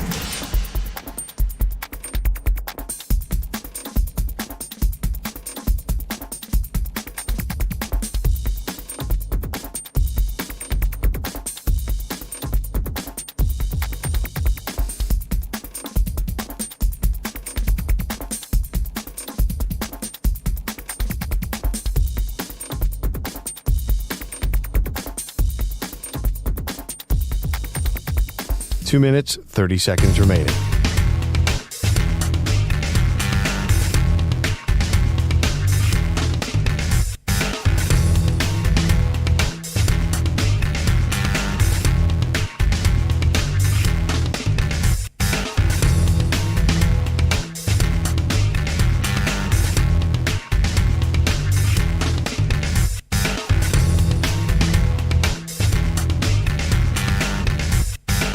Two minutes remaining.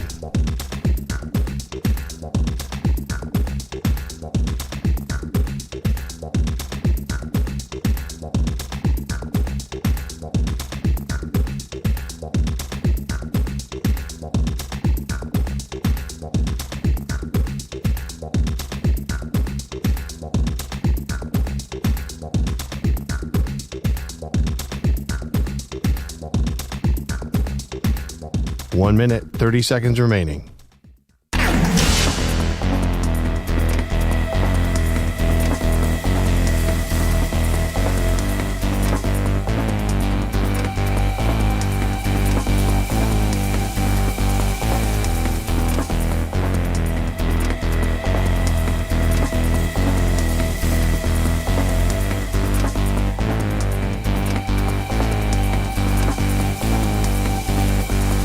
One minute remaining.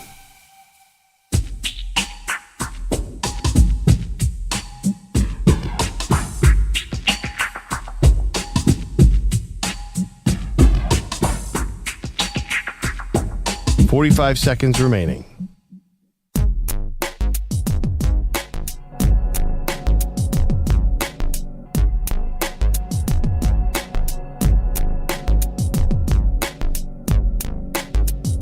.30 seconds remaining.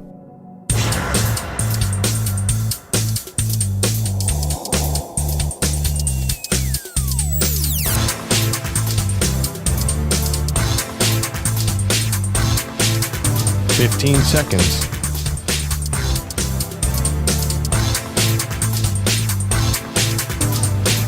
Break ends in 5 seconds.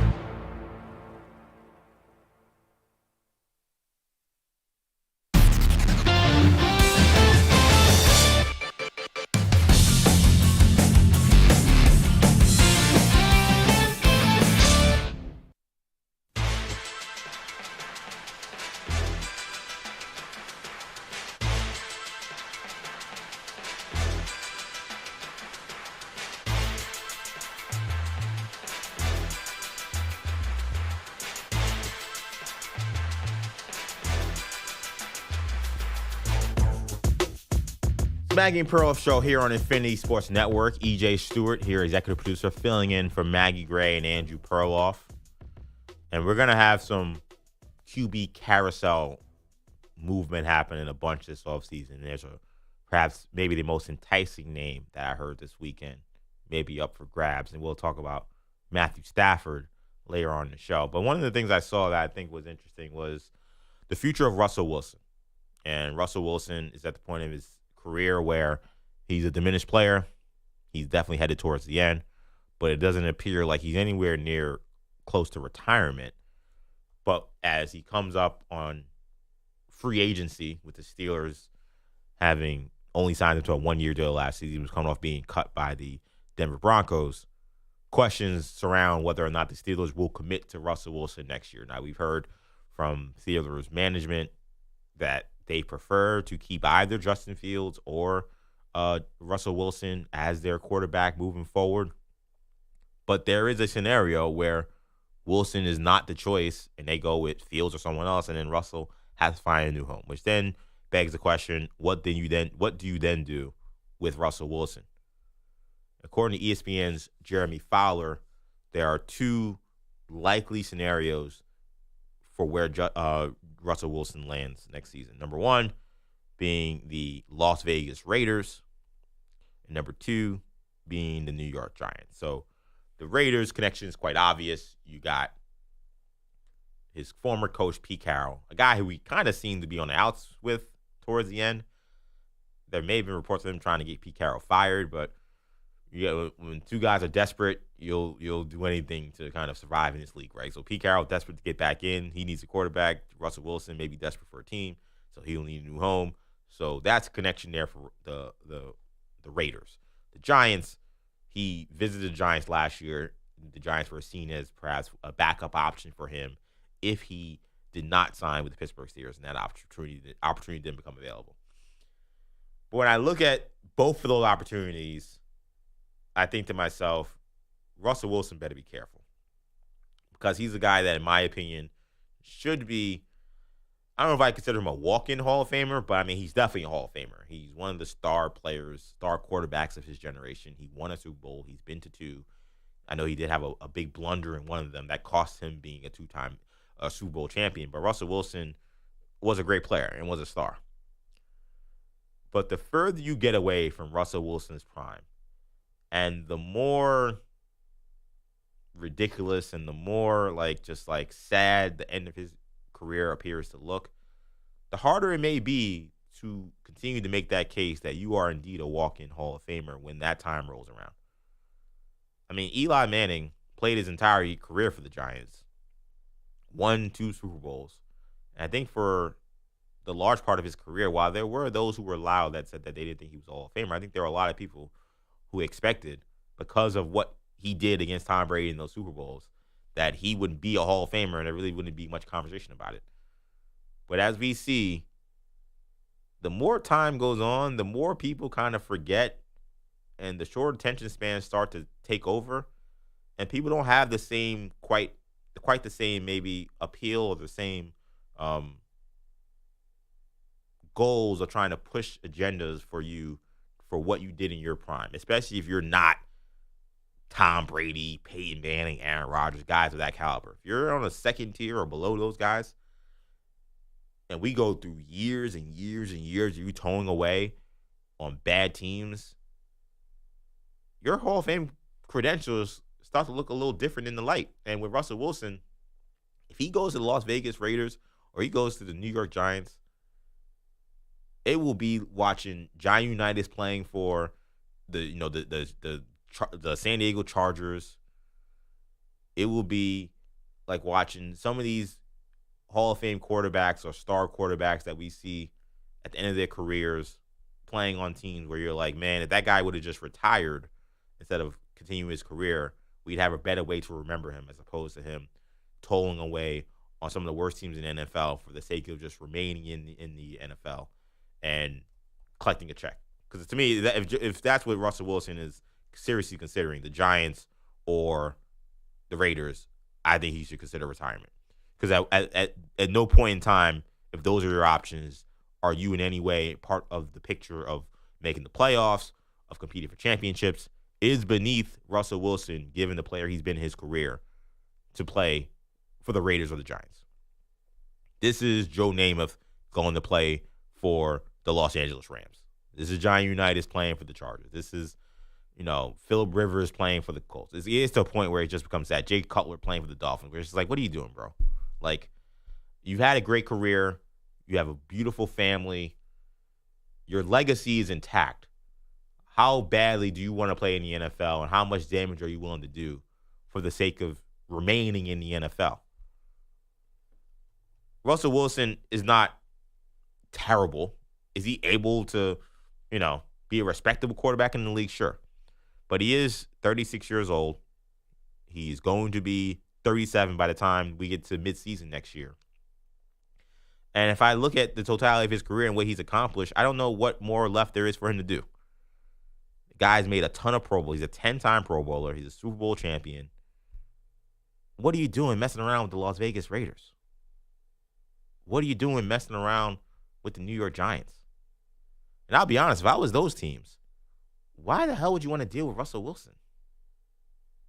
I mean, is that really an answer? Especially if he was the New York Giants. I mean, come on. Giants maybe in a position where he's a bridge quarterback, and maybe you have him while Cam Ward or Shedeur Sanders sits for a little bit. And if that's the case, I can maybe see that as a scenario. But if we're talking about you don't get one of those quarterbacks, and you think your answer is Russell Wilson for a year, I mean, fold the franchise. What are we doing next year? It's a waste of time. Giants season becomes a waste of time next year. Russell Wilson is your starting quarterback. Las Vegas Raiders, no weapons, no talent, no hope. Russell Wilson, 10-time Pro Bowler at the end of his career, is really going to end his career with the Ravens? At this point, do what everyone else does. Call a ceremony with the Seattle Seahawks and just retire with them.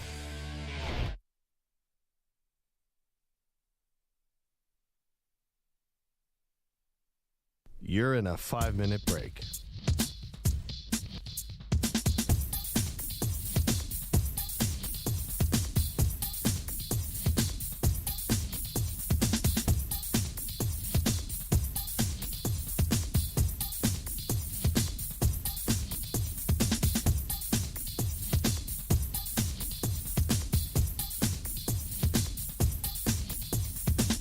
Four minutes, 30 seconds remaining.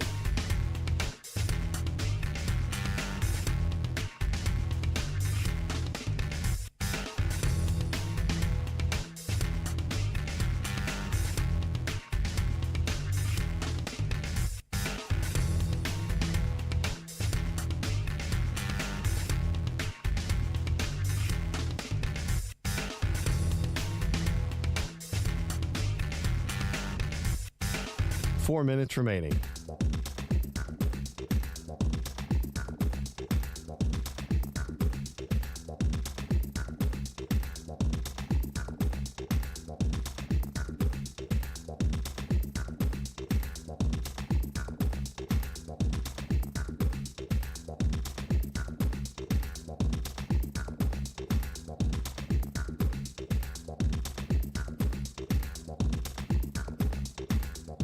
Three minutes, 30 seconds remaining.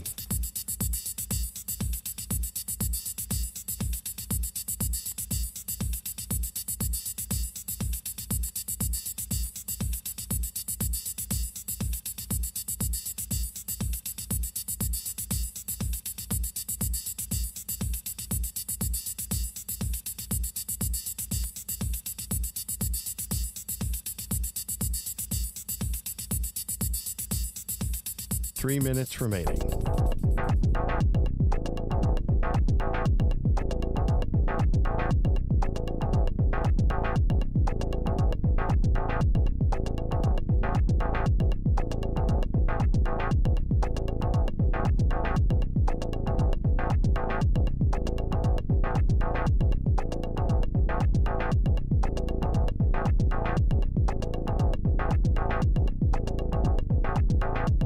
Two minutes, 30 seconds remaining.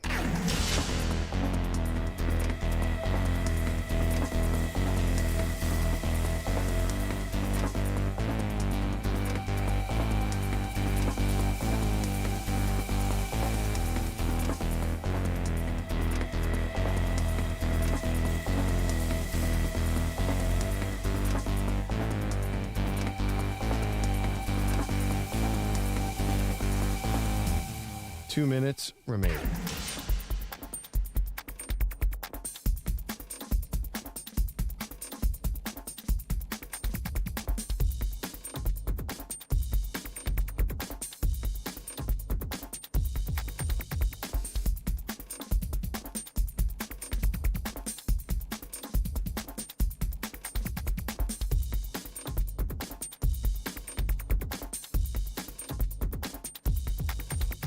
One minute, 30 seconds remaining.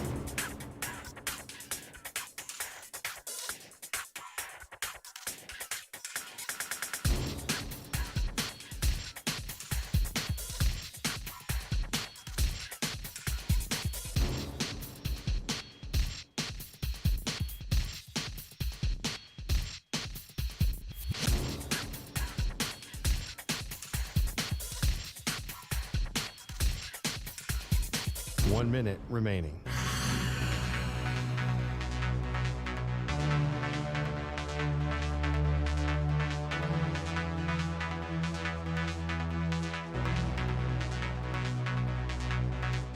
45 seconds remaining.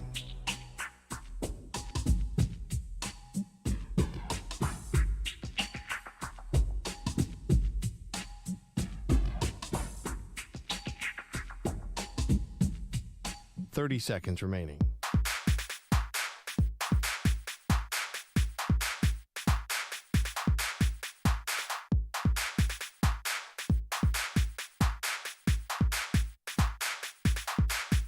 Fifteen seconds.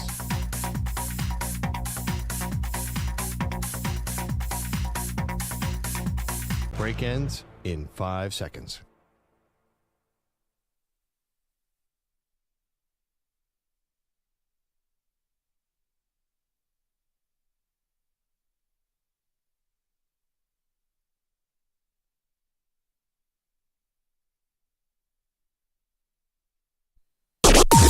Maggie and Perloff on the Infinity Sports Network.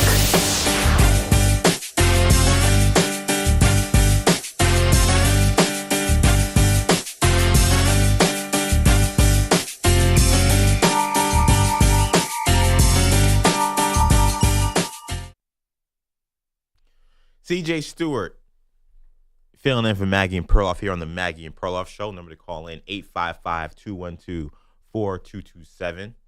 We got a lot to talk about on today's show, still including the future of Travis Kelce. But before that, I want to get to the phone lines here. Number to call in, 855-212-4227. Let's get to George, who's in Los Angeles. George, you're on the Infinity Sports Network with EJ Stewart. What's happening?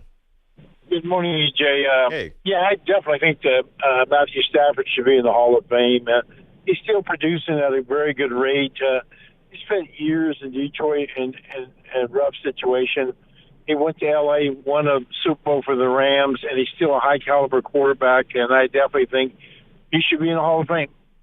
I agree, George. And George, you know, I knew when I said Matthew Stafford's name, his name would appear. Shout out to George. Thanks so much for the phone call. It's like a Candyman. Say his name and I will appear.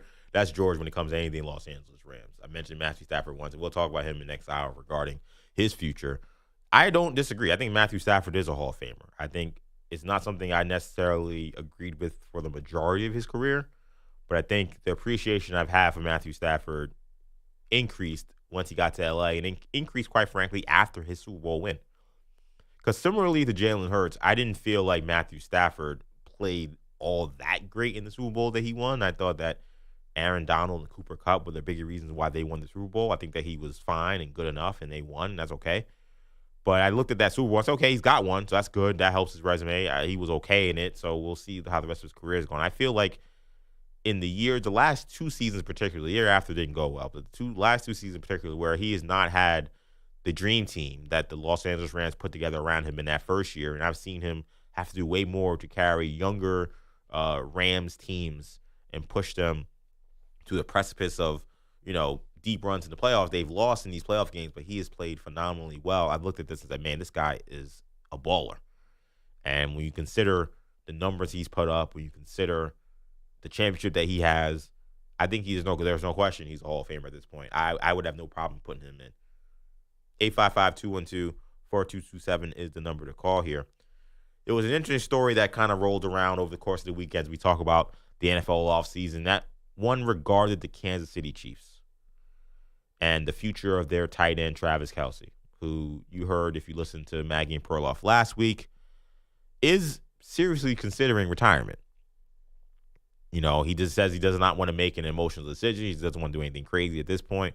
But he sounds like a guy that was extremely disappointed in how he left the field and how he played in the last Super Bowl.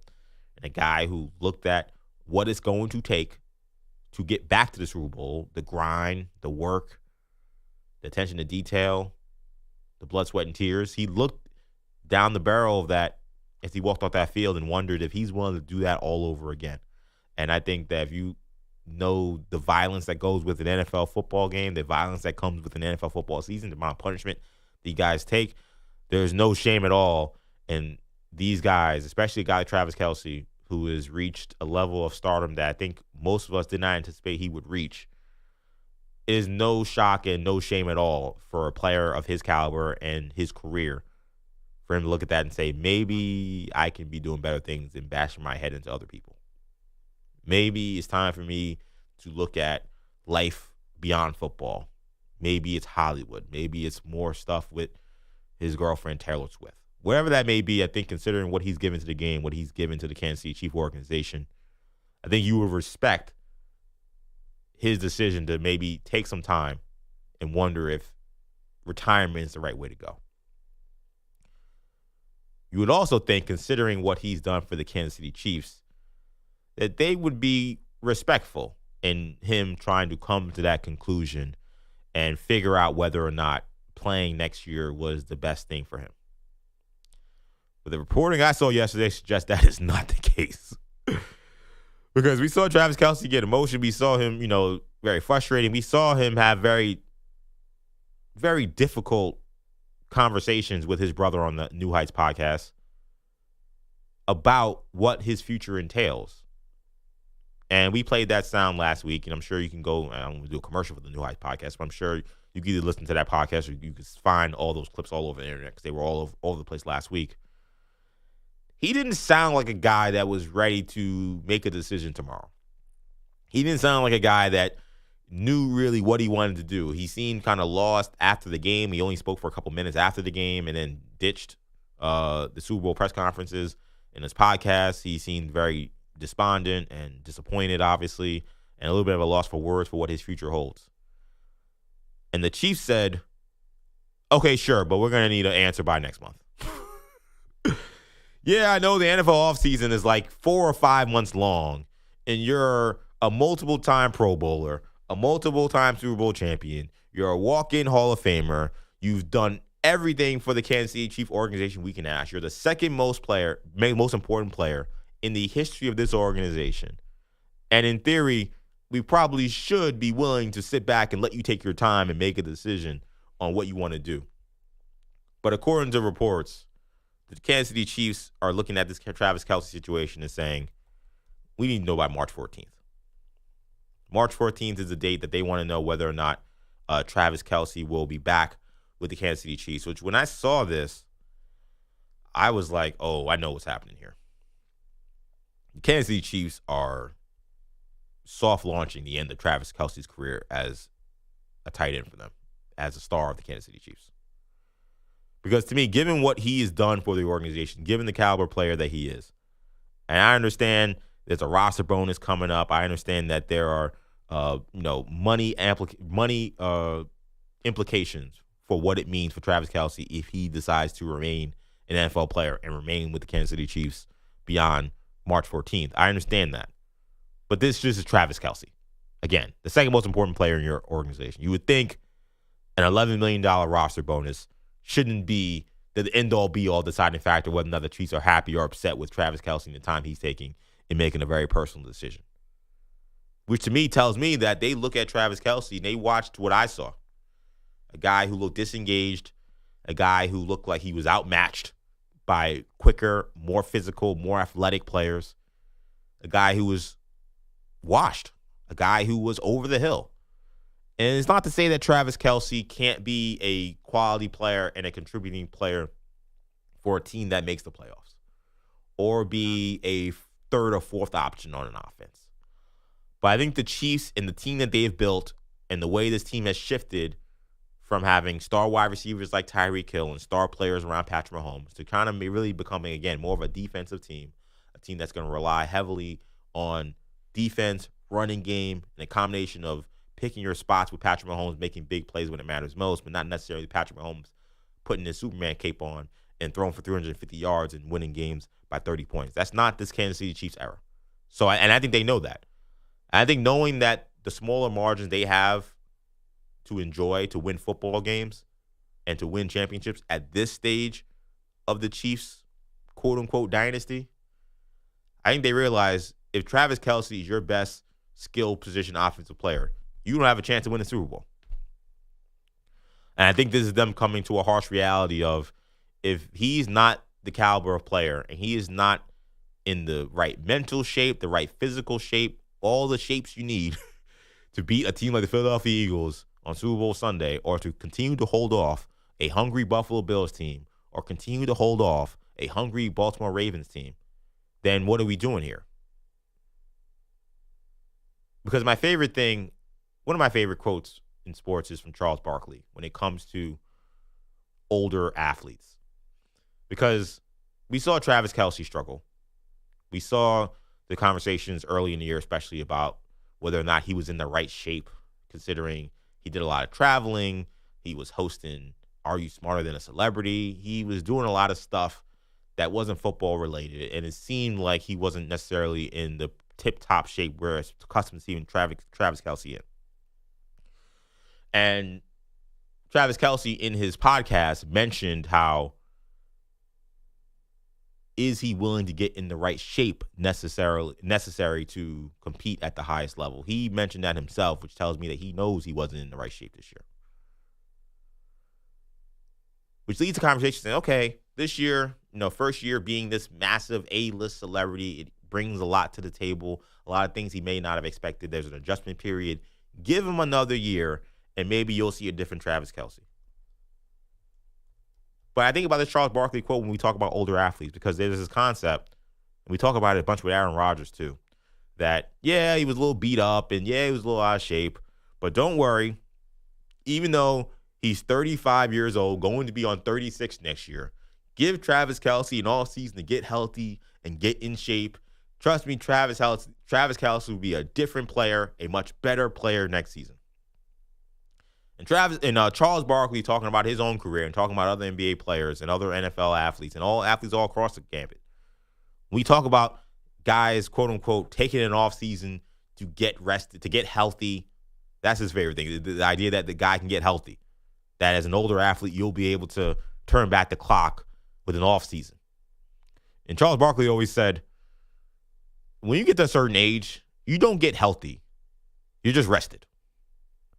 There is no getting healthy when you're age 35, going to be 36-year-old tight end. The punishment you've taken, the nicks and bruises you've taken, all that mileage, it's there. The tread on the tire is not going away.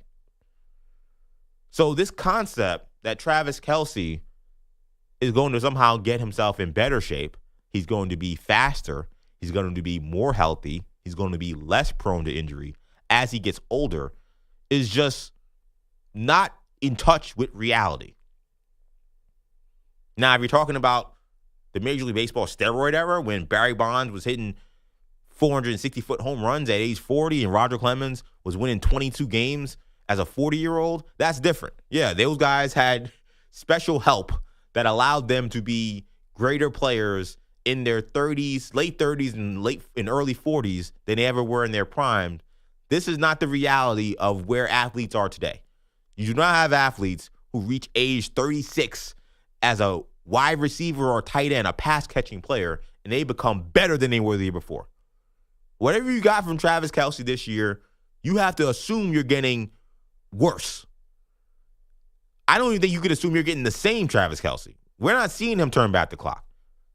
You're seeing probably a more diminished version of Travis Kelce next year, and if that is the case, and you have a diminished version of Travis Kelce, and you look at the Chiefs' offense, you look at their options on how to improve their team, the likelihood that they bring in a massive star at wide receiver or a massive star in the backfield, I don't think that that's all that likely.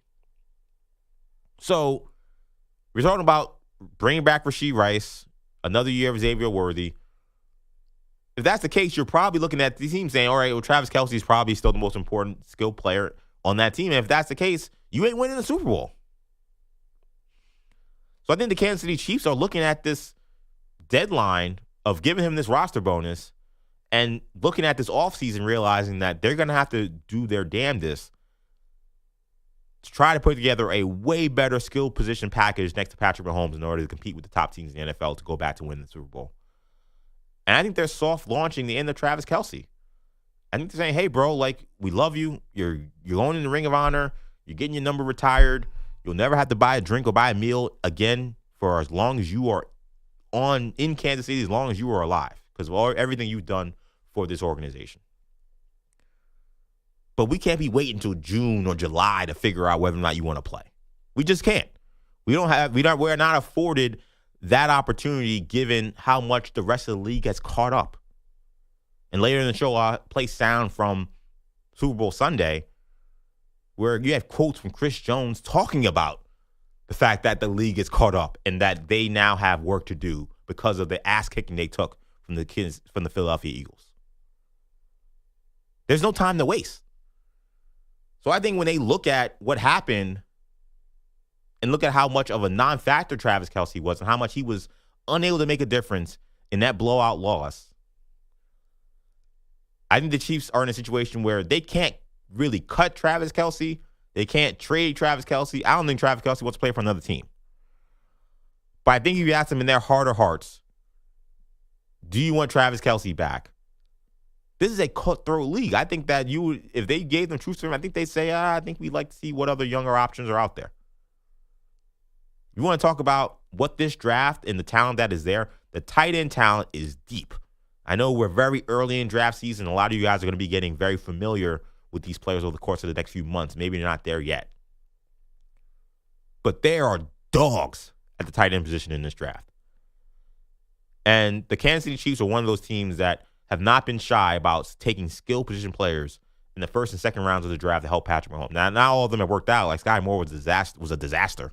That was a terrible pick. But Xavier Worthy worked out pretty well, it seems like. Rashee Rice is a knucklehead off the field, but he's a good player when he's on the field.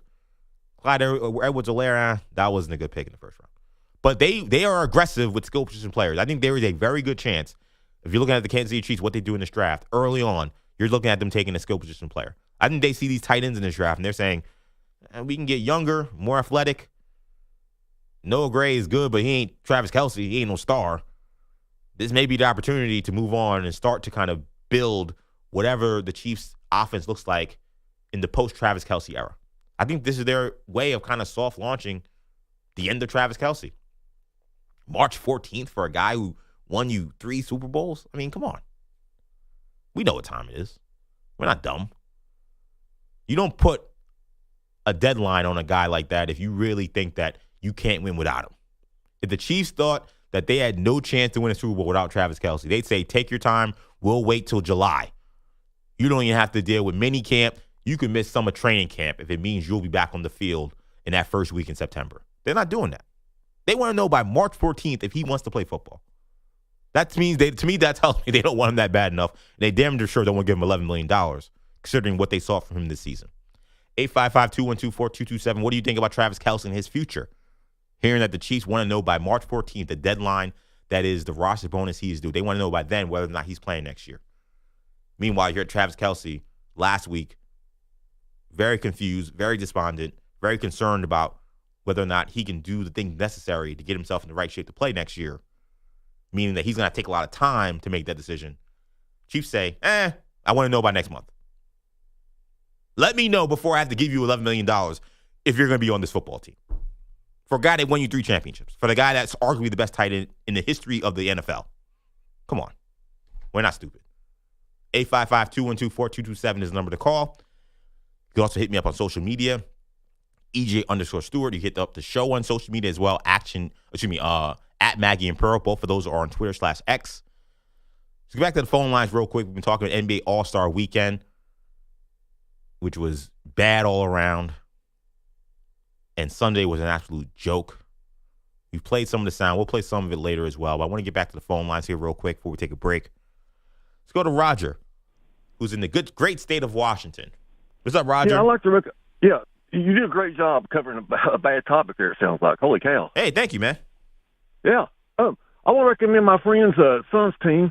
They're playing NAIA, Johnson University playing Bryan College Wednesday night at 7:30, and you'll see a better performance than they'll see from these NBA players, I guarantee you, okay? I'll be honest, I can't disagree after what I saw last night. I can't disagree. Yeah, you definitely won't get any lame 2015 Kevin Hart jokes. That I can guarantee you. Holy cow, I didn't even watch it. I caught some clips of the highlights of the dunk contest, and Matt McClung and the kids from San Antonio were the only 2 that could compete in my high school slam dunk contest back in the 80s. You know what I'm saying? Those other 2, I don't even know what they were doing out there. You know what I'm saying? It was bad. Those 2, Buzelis and Jackson, it's bad enough that you can't get the stars. But then when you get guys who are young players who haven't established themselves, who then also can't even dunk on the NBA dunk contest, they were very lucky that McClung and Castle were as good as they were. Yeah, they were good. They were solid. And football, Detroit, I agree with you totally about Detroit Lions, man. They were war of attrition this year. I thought they were the best team all year. But with this long season, man, it's going to be hard to keep teams together. You know what I'm saying? That's true. No question. And Roger, man, you talked to me about hitting up the gambit of topics. You hit the gambit of topics in that call. Thank you much for the phone call. Yeah, it's always going to be hard with the era of free agency with, I think, players getting bigger, stronger, faster, which I think means more devastating injuries that can change the landscape of seasons than maybe we've seen in the history of the NFL. I think because of the nature of the players all being bigger, stronger, faster, they're suffering worse injuries. I've never seen so many gruesome broken leg injuries in the past 10 years than in my entire life. There was a time when the Joe Theismann leg injury was the Joe Theismann leg injury. That was the only time you saw a leg break like that, and as devastating and as crippling as that was. Now I feel like you see that every year. You saw that with Aiden Hutchinson, one of the best defensive players in the NFL.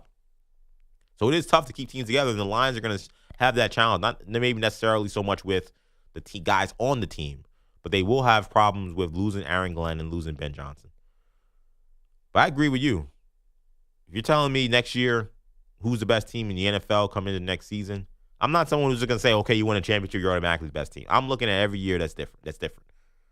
If you're the Kansas City Chiefs, that's one thing. The Chiefs seem to be the dominant team. But if I'm any other team win the Super Bowl, I'm looking at the whole landscape. And I watched the whole NFL season. And before the injuries, the unprecedented amount of injuries derailed the Lions were the best team in the NFL. I think they enter next season also as the best team in the NFL, which is why I can't sit here and tell you that the Eagles are primed for a repeat. 855-212-4227. This is EJ Stewart filling in for Maggie and Perloff. So much to do on this show. We got to get to the story. What happened in Champaign, Illinois, as they tried to honor one of their recent legends, is something that I will never forget. We'll talk about it as a group after this. You're in a 5-minute break.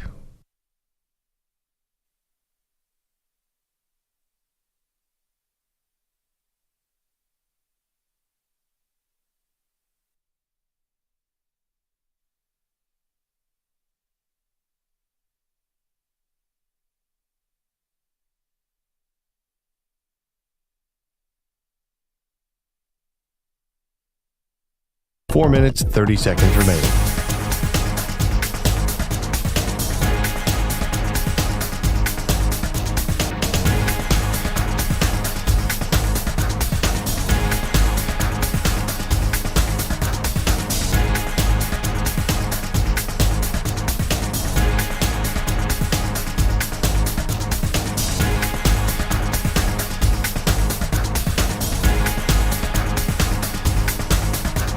Four minutes remaining.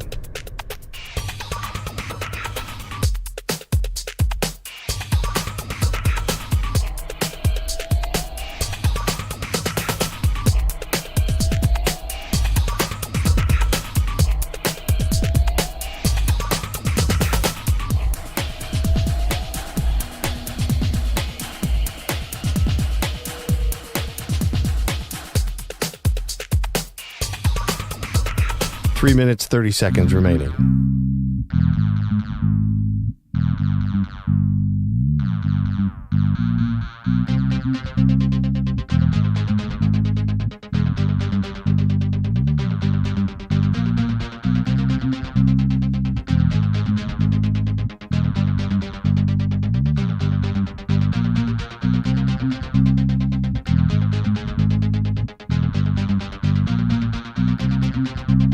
Three minutes remaining.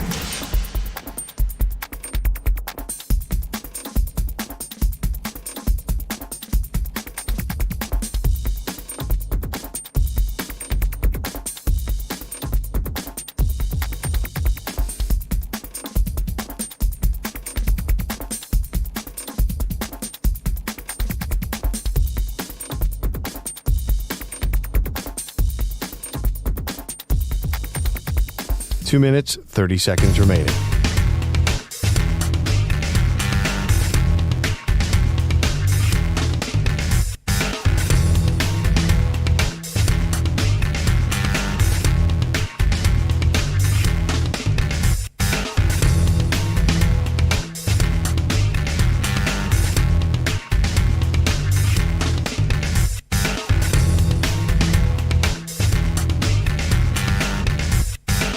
2 minutes remaining.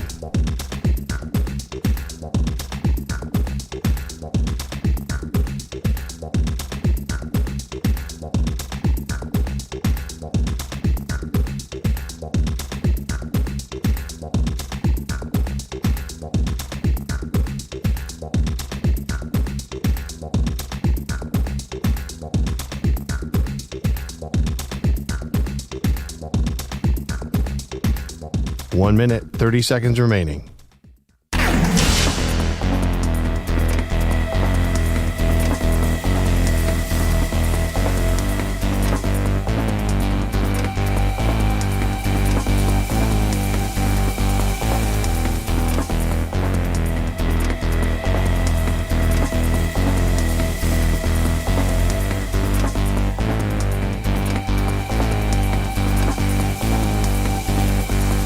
One minute remaining.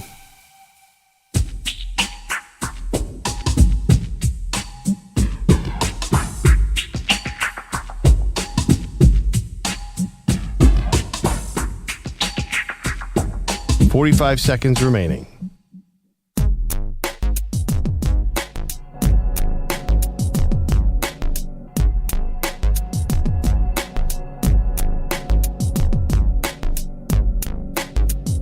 $30 seconds remaining.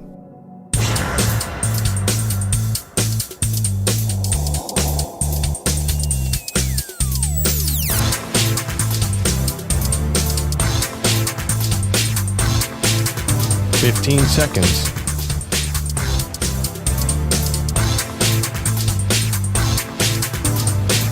Break ends in 5 seconds.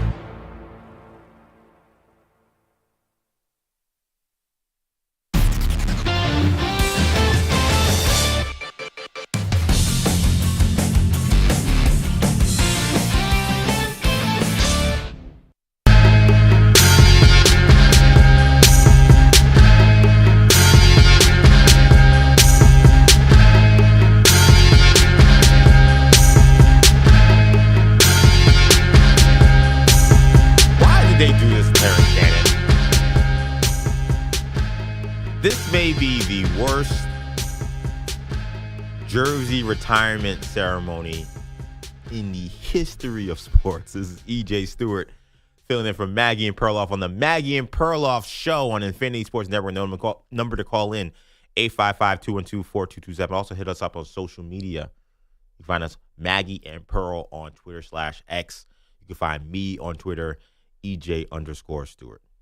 Terrence Shannon this weekend had his number retired at the University of Illinois. Or Illinois University? I don't know. I think I got that right. Yeah, University of Illinois. I got that right. He played not his whole career there, but he did have his best college seasons playing for the Illini. Last year, a little bit of a weird situation. There was a rape case that was thrown out against Terrence Shannon.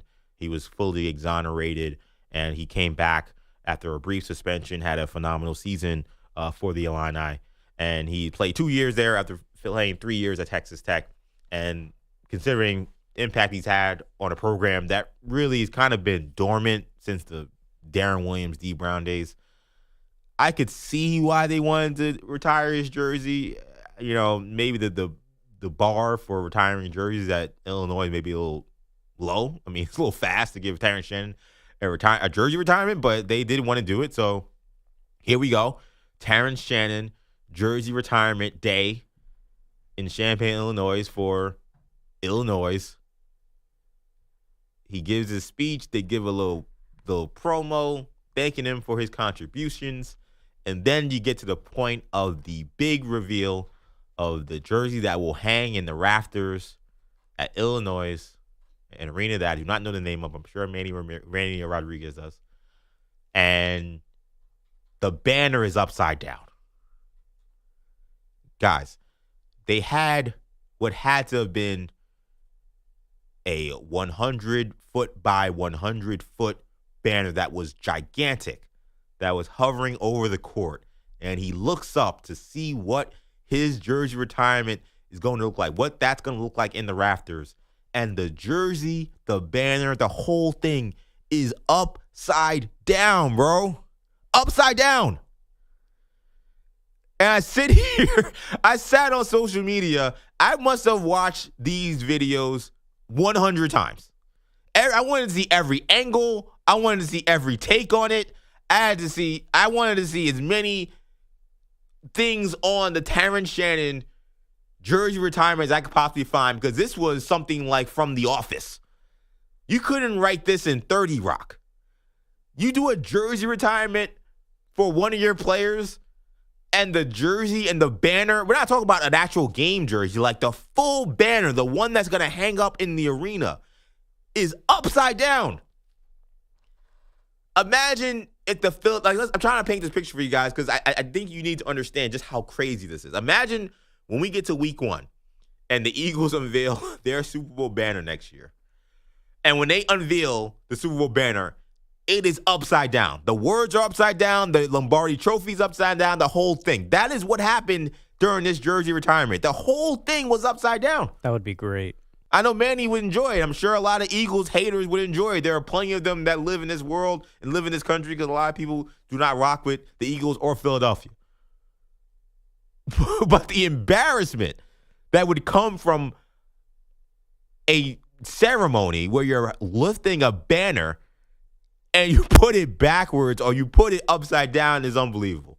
And Terrence Shannon is standing there on the court. He doesn't really know what to make of it, because he's like, oh, man, he knows this is about to be a meme. He knows this is now the one thing he's going to be remembered for, because it's not like Terrence Shannon took Illinois to the Final Four.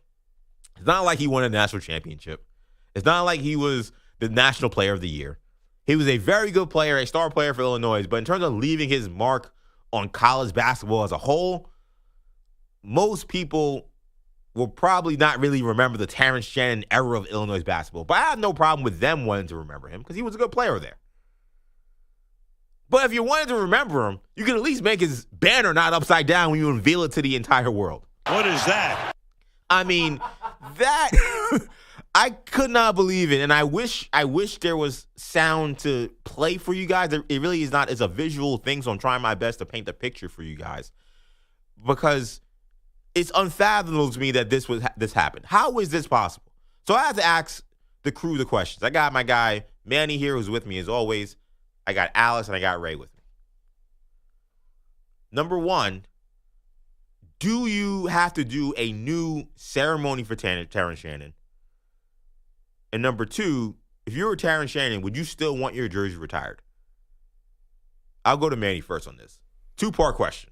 No, we don't have another ceremony retirement. That's the end. Yeah. That's what he has to be remembered for his entire career, for the rest of his life, is that ceremony. That's all we got. I don't think he's going to be remembered for that moment. He's going to be remembered for his career at Illinois, the few years that he's at Illinois. Oh. We're not. This isn't going to be the everlasting image out of you got the State arena? Farm Center. There you go. From his time at State Farm Center, that's not going to be the everlasting image, the final moment. It's going to be the moments where he was on the court. But they didn't win anything, Manny. Like that would make some sense if they won a national championship. I don't even know if they won the conference when he was there. Like, if there was some moment that Terrence Shannon had at Illinois, and I'm sure you guys call in 855-212-4227. Maybe we got some Illinois fans or Big Ten fans that can enlighten me. I watch college basketball. I watch a lot of Terrence Shannon because I'm a big NBA draft guy. He was an NBA draft guy I wanted to follow. I feel like I actually know a decent amount of Terrence Shannon's time at Illinois. I don't. Like, you're talking about these moments that happen. What moments? This is the moment now. This is all he's got. He's got an upside-down banner that was displayed at Terrence Shannon night at the State Farm Arena, whatever they call it. State Farm Center. State Farm Center, whatever they call the arena in Champaign, Illinois. They're going to remember the 23 points that he scored as a freshman for that, as a senior for that entire season. That's what they'll remember. He was a good player, but again, like, there was no championship involved. Illinois, they had Darren Williams, they had D Brown, they've had some stars there. I mean, he's not those guys. I don't think. I'm gonna go behind the glass. Alex, do you do a new ceremony? After that, do you have to say, hey, you know what, that was bad. We got to do something for you. Let's redo this. No, I agree with Manny. I wouldn't do it again. Oh, my God. I just feel like, what if they mess it up again? Well, that's a scenario I did not consider. But at the same time, I also did not consider it was possible that during a banner ceremony that someone could do this. So I guess in theory, it could be done again. But you got to take the risk, though, right? Like, you got to take the risk and do it right. I don't know. I feel like you got to do the ceremony over. Ray, am I on the island here? Am I the one who thinks that they need to do a redo? If it wasn't for the internet, I would be with the guys. But because it went viral, everyone saw it. Right. It's a mess up, and you want to celebrate this guy's career at Illinois. You got to run that back. Exactly. And the person who messed it up needs to stand next to him as well. We need to put shine on the guy that ruined the moment for him, too. Like, run it back, shake his hand, make a thing of it, and let's get it right.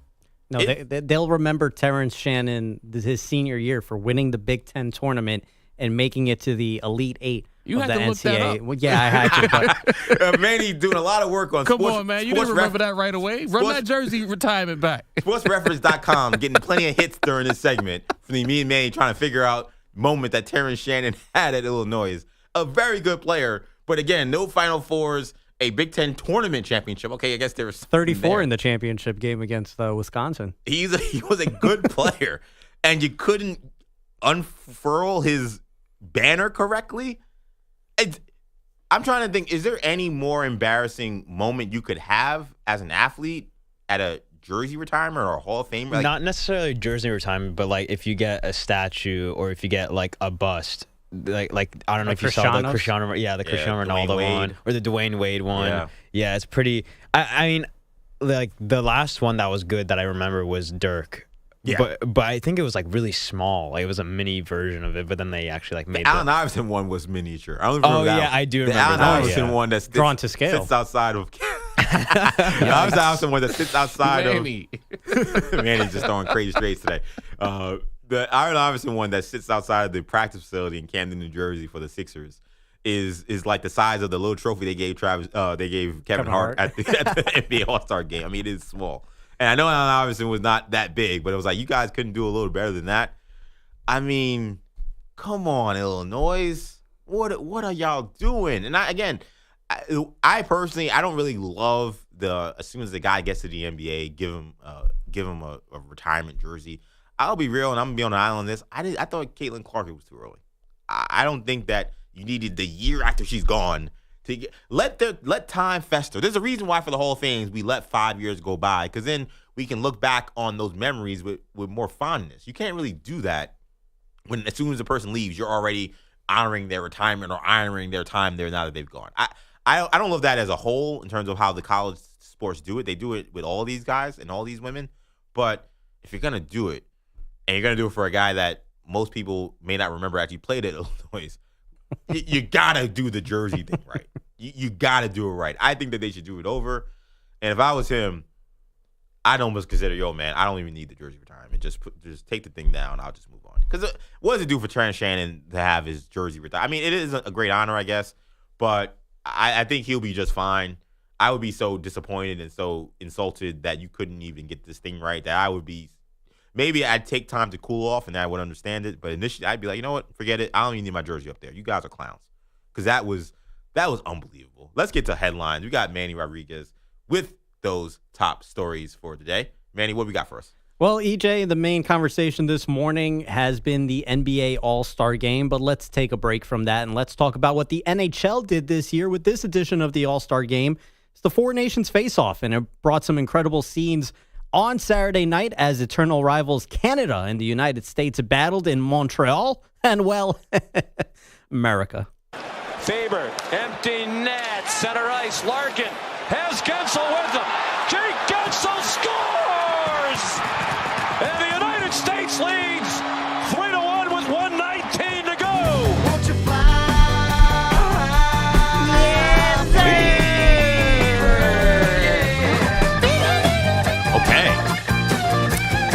Yeah, that was Sean McDonough on ABC with a little help of Leonard Skinner. Jake Gensel, his second goal of the night, was an empty netter as the U.S. beat Canada on Saturday night 3-1. And let's not bury the lead here. Following all the chatter of tariffs and annexation from government officials, our friends from north of the border have taken a liking to booing the Star-Spangled Banner before games. So there was an added buzz to USA-Canada on Saturday, and it showed early as the Americans and Canadians got into 3 fights in the first 9 seconds of the game. And many people watched it, EJ, It peaked at 5.1 million, that peak number, the most viewed non-Stanley Cup game since 2019, and 4.4 million people stuck around and watched it. That was the average number that it pulled. With the victory over Canada, the U.S. clinches a spot in the championship game. We'll find out who they play after tonight. It could still be the Canadians.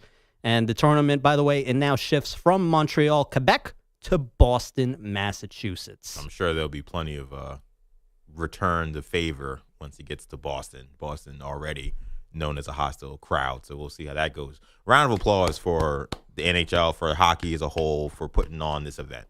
I mean, what the amount of competitiveness, the intensity that we've seen in these games, and them being rewarded for that effort with those numbers that will then result in more bread for the entire league.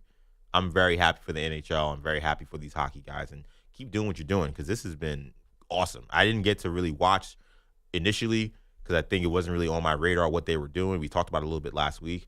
And then I saw those fights in that competitive game that you saw between Canada and USA. I'm like, all right, I'm seated. I'm ready. I'll be trying to figure out what's happening in this next game. Yeah, and it's crazy that, I mean, the NBA is having this issue right now with the All-Star game. The NHL had this issue years ago, so that's why they've tried different things over the last few years in the NHL with the All-Star game, going from, you know, like a drafting type way that they did it a couple of years ago in the NBA to doing it as division stars, you know, duking it out in a 4-team tournament. So to see what they've been able to hatch up with this tournament and just the pride that each player is playing with for their country, it's genuinely intriguing. Some people may not like it as fans, but I think the players have really taken. There's something about hockey players when it comes to putting on the Stars and Stripes or putting on the maple leaf or putting on the 3 crowns of the Swedish flag, whatever the case may be. There's just something different about putting on it's almost like soccer when you put on the national jersey. There's just a different feel to it. Yep. By the way, Canada, they take on Finland today at 1 p.m. Eastern, while the States, they take on Sweden at 8 p.m. Women's college hoops, the Gamecocks 71-game win streak at home is over. Number 7 UConn stuns number 4 South Carolina by 29. 87-58 is the final score. A 4-year-old streak has come to an end for Dawn Staley and her group. She's hoping it's a wake-up call. You play a team like UConn, like now, you win. It may have some ill effect to the next game. You lose, and it definitely will wake you up. So hopefully it will be the latter, and we can get back going against Arkansas on Thursday. South Carolina's last loss at home, December 3rd, 2020, a 54-46 loss to North Carolina State. Caitlin Clark obviously not playing college basketball anymore, so perhaps. Oh, is that right? So perhaps there hasn't been as much attention on this show or just nationally regarding this women's college basketball season. But when we get to March, we're going to have some heavyweight battles. Because some of the games we've just seen recently, we saw USC upset UCLA after a wonderful performance from Juju Watkins. Now you have Paige Beckers and UConn going to South Carolina, ending that streak. Heidi Hidalgo for Notre Dame. Texas is awesome. LSU is great again. There are some really great teams in this tournament. And when we get to March and we start seeing teams battling for Final Fours, battling for national championships, I think you'll see that the women's college basketball have another kind of mini resurgence. Not so much maybe the attention that you saw last year, but I think you'll see a lot more as we get closer to March. And you mentioned some of those schools. Top-ranked UCLA gets hot late down the stretch. They defeat number 22 Michigan State 75-69. A strong fourth quarter gets number 3 Texas past number 5 LSU 65-58. And Vanderbilt's Michaela Blakes sets the Division I record for points in the game by a freshman as she nets 55 points in Vandy's OT win over Auburn 98-88. She breaks the record set by Elena Delle Donne of 54 points set back in 2010. Elijah, back to you. Elijah going with the government there. I appreciate that, Manny. Coming up, Aaron Rodgers. What the F is he up to? We'll figure that out next. It's Maggie and Perloff.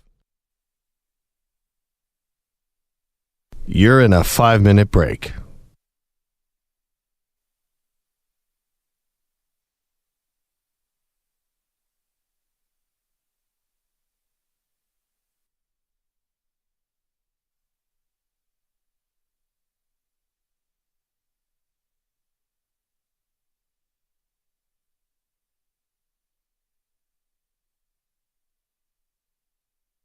4 minutes, 30 seconds remaining.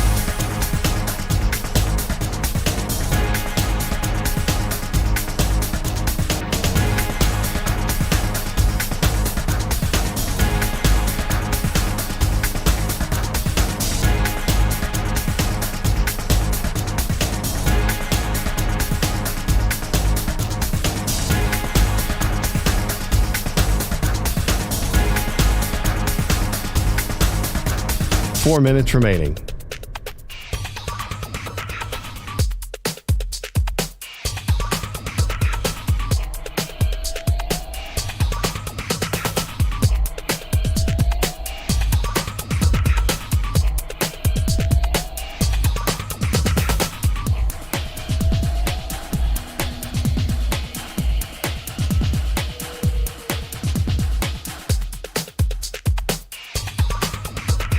Three minutes, 30 seconds remaining.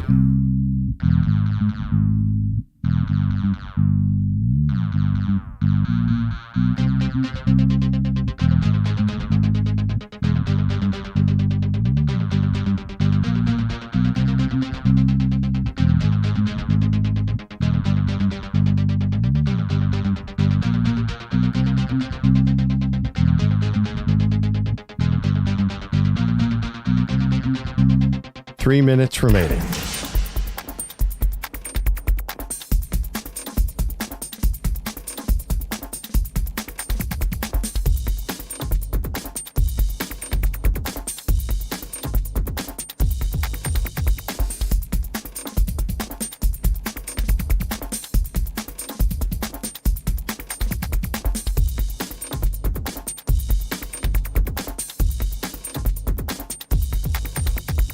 Two minutes, 30 seconds remaining.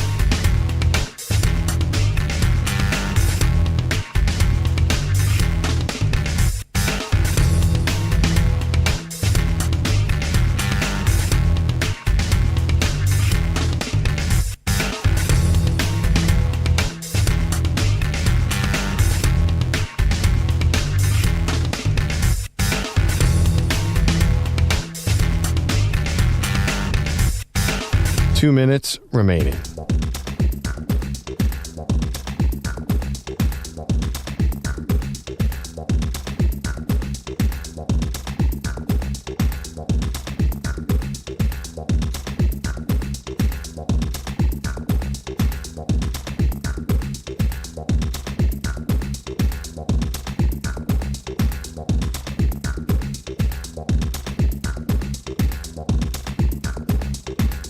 One minute, 30 seconds remaining.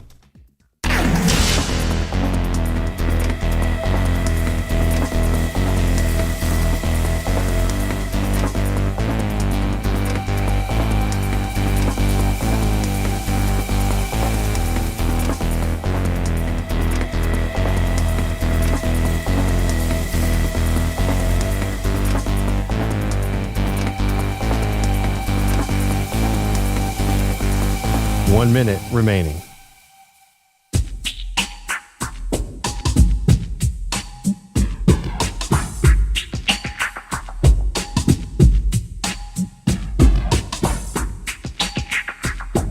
$45 seconds remaining.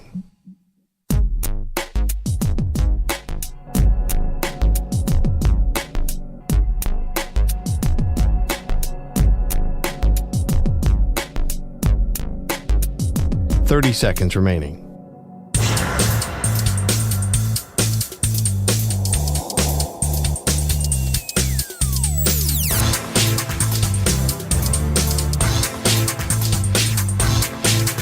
$15 seconds.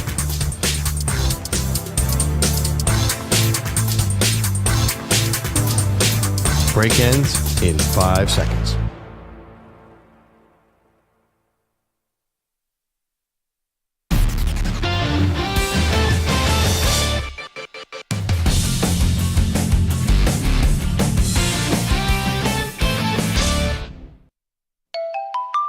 What the is Aaron Rodgers up to today?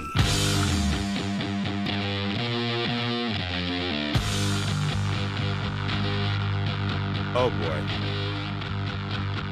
Oh boy, this is getting fun. DJ Stewart on the Maggie and Perloff show. Number to call in 855-212-4227. You guys know how I feel about Aaron Rodgers. You guys know how I feel about Aaron Rodgers and his tenure with the Jets. I told you that I would not re-engage with the team as a Jets fan until Aaron Rodgers stepped on to MetLife Stadium, walked to the 50-yard line, grabbed the microphone and said, "I'm sorry for the reign of terror I've had on this organization for the last 2 years. I retire as NFL quarterback and Jets quarterback, and I'll see my way out." I didn't get all that, but I did at least get the Jets moving on from Aaron Rodgers, making that announcement last week. Now, anyone who's listening to the show knows how I feel, but just real quickly, I think the Jets are making the right decision to move on from Aaron Rodgers. I don't think you can win with Aaron Rodgers as a quarterback in 2025. I think that's just the reality. But it was interesting to hear, as the conversation happened between Aaron Rodgers and the Jets, when he flew from the West Coast to sit down with Glenn, sit down with new GM Darren Muji, and hear their thoughts on what his future was going to be. When they told him he wanted out, Aaron Rodgers tried to hold on. Baby, please! He sounded like Dwayne Wayne in a different world as Whitley's about to get married and him down the aisle being carried away by a bunch of dudes saying, "Baby, please! Baby, please! Baby, please!" Aaron Rodgers, who at every turn made everything about himself, who made every mistake in every issue that went on with the Jets organization about being someone else's fault and not his own. When they decided that maybe it's not us, Aaron, maybe it's you, it's time for you to get out, Aaron Rodgers, according to reports from the New York Post, pleaded with the Jets for them to reconsider and bring him back. Baby, please! Baby, please! It's just rich. And to me, it speaks to what I think is the reality of Aaron Rodgers' situation as an NFL quarterback. I think that he knows in order for him to continue playing football, he wants to do it his way. He wants to have all the power. He wants to have all the control. He wants to be able to do things the way he wants to do. But after the Jets experiment went so poorly, his unfortunate injury, which was terrible, and I feel bad that happened to him, to be serious. But between his terrible injury, the terrible play, the lack of leadership, and the laughingstock that the Jets continue to be under his watch, he knows that if it's not the Jets, there are not going to be many teams signing up for the Aaron Rodgers experience. Baby, please! Baby, please! He sounded like me when I got dumped for my college graduation. I mean, look, it's not like the Jets were going to walk him across the aisle and say, hey, I know they did make an announcement that he was getting let go, but it wasn't like he had to walk across, the stage knowing he just got dumped or anything like that. Like, it wasn't so bad. But Aaron Rodgers was reportedly very desperate to try to come back to the New York Jets. When they told him, they thought it was a good idea to move on. And I think if you're another NFL team, I think you look at this Jets situation, and I would look very cautiously in terms of bringing Aaron Rodgers in. Because what I've been saying about Rodgers, and it unfortunately held true, but again, I want to make clear, I wanted Aaron Rodgers as a Jet. Even though I dislike a lot of things about Aaron Rodgers, I thought that if he was able to get some fire in the belly, if he was able to be motivated, if he had the right support, if he had the right buy-in, then maybe he could turn the Jets around. But the unfortunate thing about Aaron Rodgers is I think the player that you're getting is a diminished player, and it is a guy who may put up quote-unquote good numbers, but those numbers are extremely deceiving. Because if you look at his last 2 seasons of playing full seasons, because we can talk all about, last year he's coming off an Achilles, give him a break. I think if you look at his season with the Jets as well as a season with the Packers, you'll see similar numbers. This idea that Aaron Rodgers was this far better quarterback with the Packers before his Achilles injury in the last year in Green Bay is not true. His numbers are pretty much identical in the last year with the Jets and the last year with the Green Bay Packers. What did the Packers do? They missed the playoffs, won 8 games. The Jets won 5 games, were one of the laughingstocks of the league. So Aaron Rodgers may come to a situation. He may put up numbers. He may bring a lot of hype to your team.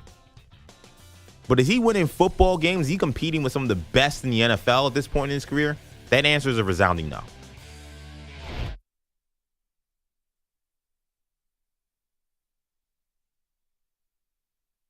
You're in a 5-minute break.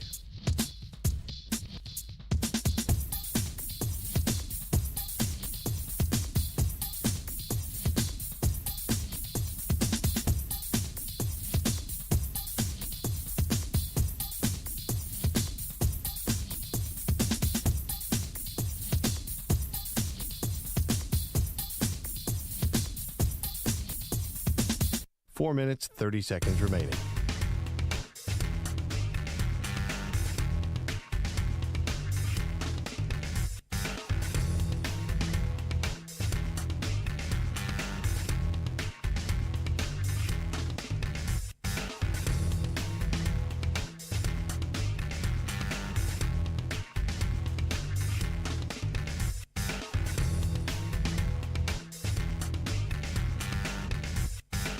Four minutes remaining.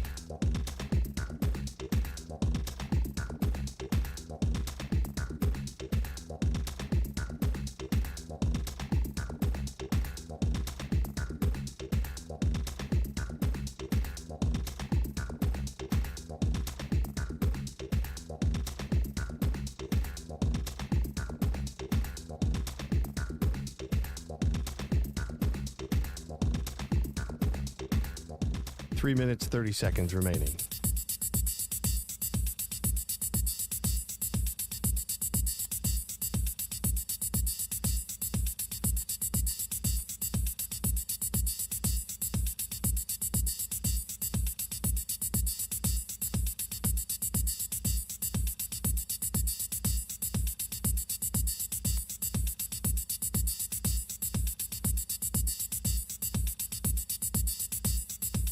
Three minutes remaining.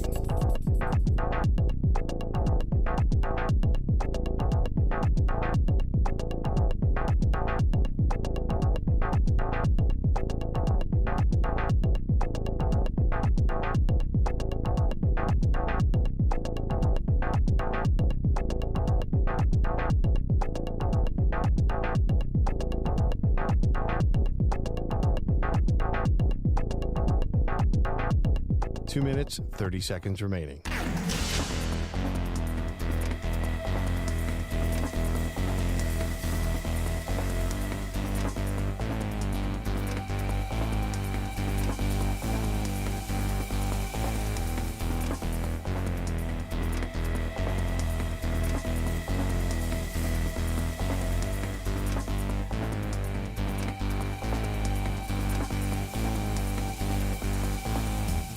Two minutes remaining.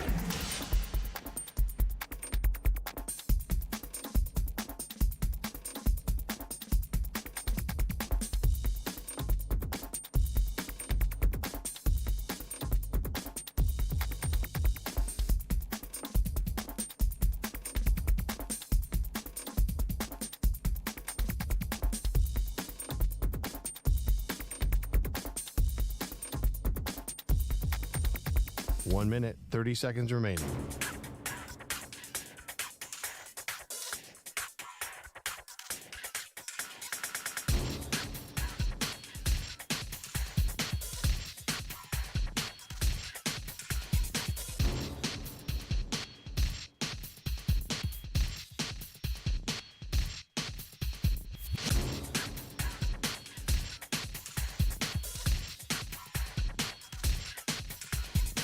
One minute remaining.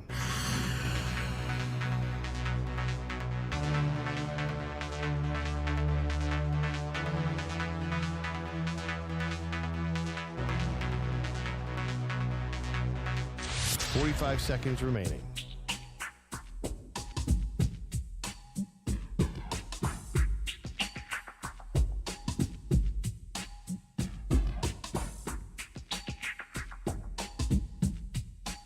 Seconds remaining.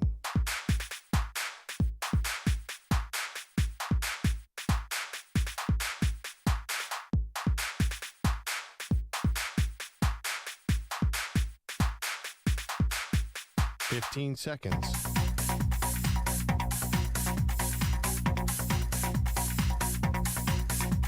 Break ends in 5 seconds.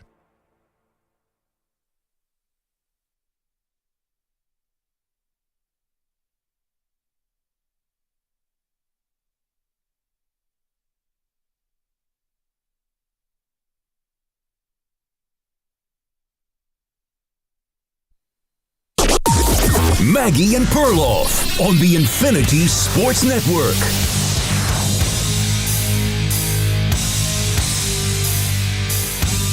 A great opportunity just opened up for two former AFC powerhouses. This is EJ Stewart filling in for Maggie and Perloff on the Maggie and Perloff show. Number to call in 855-212-4227. Also hit us up on social media. You can hit me up on X, EJ_Stewart, or at Maggie and Pearl on Twitter/X. I did put up a poll asking the question of who is most to blame for last night's NBA All-Star game, a game that we talked a ton about and how much of an embarrassment it was. I gave y'all 4 options. I gave you the NBA itself, the league. I gave you guys the players. I put TNT in there. And then I put Kevin Hart in there. So far, the results we have right now, 47% say the league is to blame. 32% say it's the players. Kevin Hart came in at 17%. TNT only getting 3%.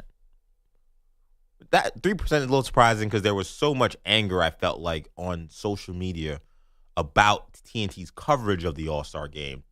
I'm a little surprised that number's not a little higher, but plenty of time to still vote as we have an hour left in this show. Again, you can follow us on X at Maggie and Pearls, where you'll find us over there.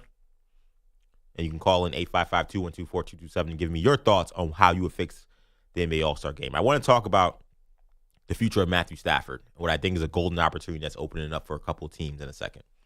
But we talked about a story last hour about a jersey retirement gone wrong, in which you think, how the hell can a jersey retirement go wrong? It seems like one of the most innocuous, nonpartisan, easy things for anyone to get behind and do correctly. But somehow, the University of Illinois failed. Because in their jersey retirement for former star Terrence Shannon, when they unveiled the massive banner that's going to be hanging up in the rafters at the State Farm Center in Champaign, Illinois, for the rest of eternity, the banner was upside down. Which meant that not only was the banner upside down, it meant the jersey artwork that was made for Terrence Shannon's jersey was upside down. His name was upside down. The entire thing was upside down as is played out for everybody. Well, if it was a massive banner, you just had to call it Bruce. I like, as we come off Captain America weekend, the Marvel reference to Bruce Banner, the Hulk. How'd you like it? Did you watch it? I liked it. I did watch it. I saw it on Valentine's Day, which was a sore spot for Perloff because he felt like I was trying to get one over on my fiance by taking her to see Captain America, a movie that she also wanted to see.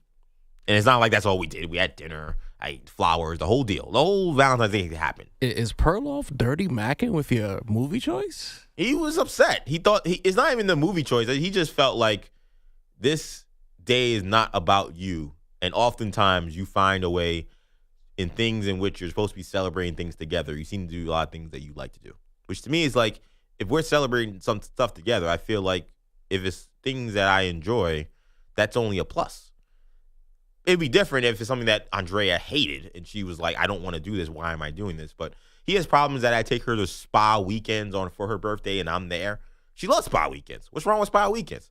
He has problems when we go on vacations and I go on vacation with her to celebrate milestones. She's like, well, why don't you just send her on vacation? I'm like, what? She wants me there. I don't know what's going on in the Perloff household where I don't know if Sarah doesn't want Perloff around or something, but they're on week vacation together, so like he can't avoid any of that right now. He seems to be doing what I would do. For someone who complains a lot, he's taking the whole family to Costa Rica, and I know he's having a blast. But yes, he had an issue with me suggesting to go see a Marvel movie even though Andrea wanted to see it. But anyway, I did see it. I did like it. I think some of the reviews have been a little harsh, and I think there's a little bit of a bias happening for Marvel movies right now. But I'll digress. You have this jersey banner situation happen, and it comes completely upside down. To which I asked, this has to be the worst jersey retirement in the history of sports, right? I can't think of anything worse that could happen. I mean, unless it came down and it was in flames. Like, it's so ridiculous that it almost reminds me of WWE. So many times in WWE, like, it's always a running gag that, like, one of the heel champions, one of the bad guys, after they've won a title or something, will want to unveil a big banner to celebrate their greatness. And the gag is the same. They unveil the banner behind a red carpet or red thing, and then it turns out someone's defaced it, or it's upside down, or it's a picture of another wrestler. Like, it's a running gag that you would think only could happen in the WWE where it's scripted. But somehow this happened in real life. This happened at a Division I mainstream college basketball program. So I asked the question, is this the worst jersey retirement ever? I'm waiting to hear from you, 855-212-4227. We will talk about Matthew Stafford in a second, but I do want to get to Mike, who's from Syracuse, wants to weigh in. Mike, what did you make of this situation with Terrence Shannon? Well, at least they can actually turn it right side up. 10 years ago, Syracuse University decided to retire the jerseys of two really early stars, the Roosevelt Bowie and Louis Orr, known as the Louis and Bowie Show. Oh, yeah. So they actually got it right on the jerseys that hang in the rafters of the dome that they never played in. But the jersey that they framed with nice pictures and handed it to Roosevelt Bowie, they thought he was David Bowie. And they misspelled his name. Ooh, that's bad. Or maybe it was Sam Bowie. You know, right, no. Before Michael Jordan. Yeah, no. Not Rosie. And you know what? Here's a credit to Rosie.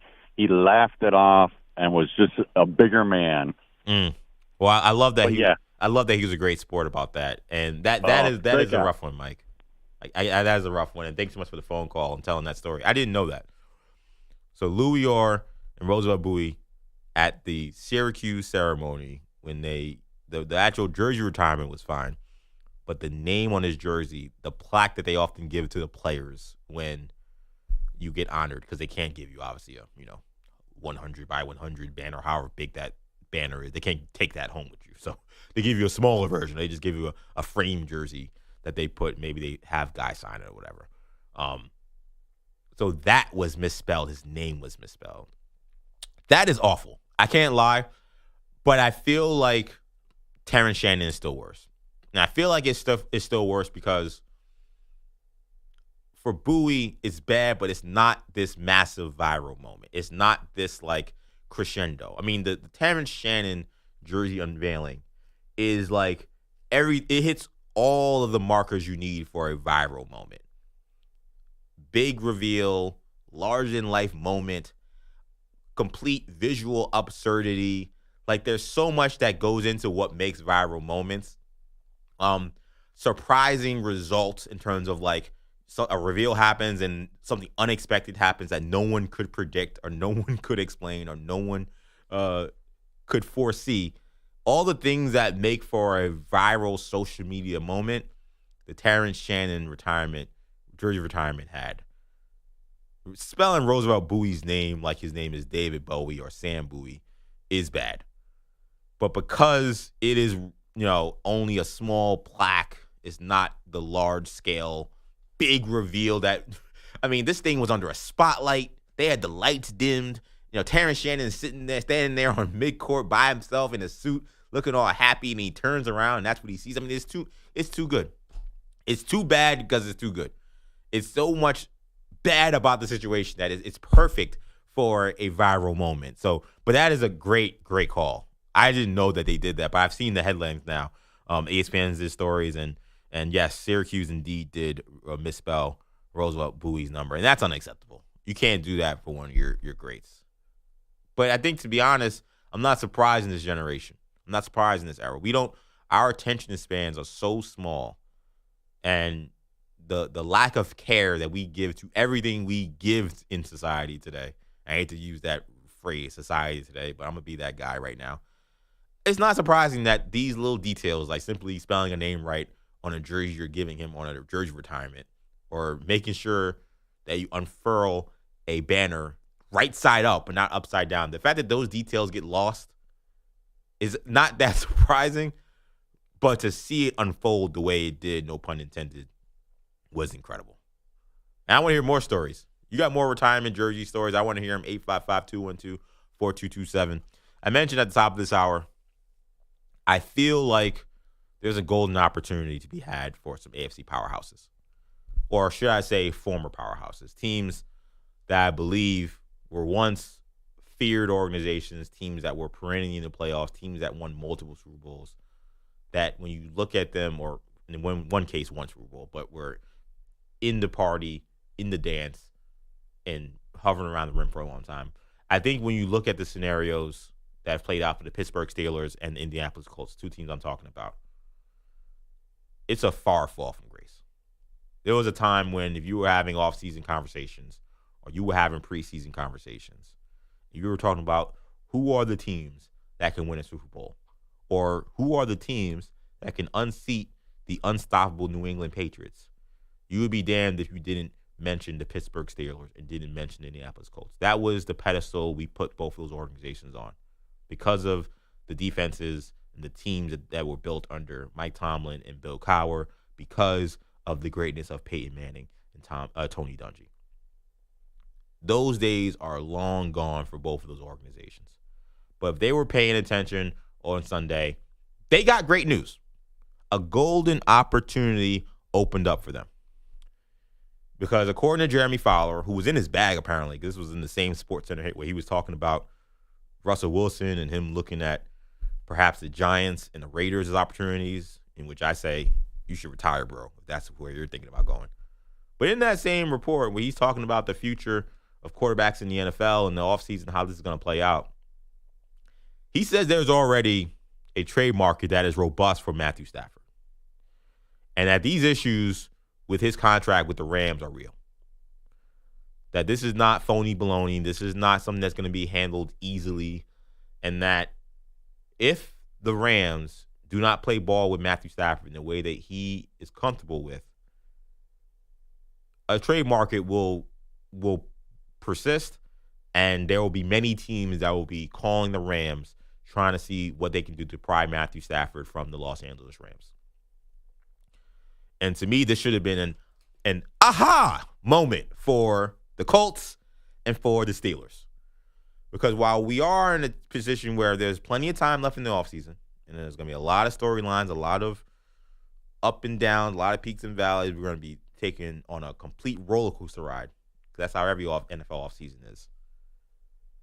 If you have a situation where Matthew Stafford does become available, and it does really sound like Stafford, for some reason, is done with LA. I don't know why.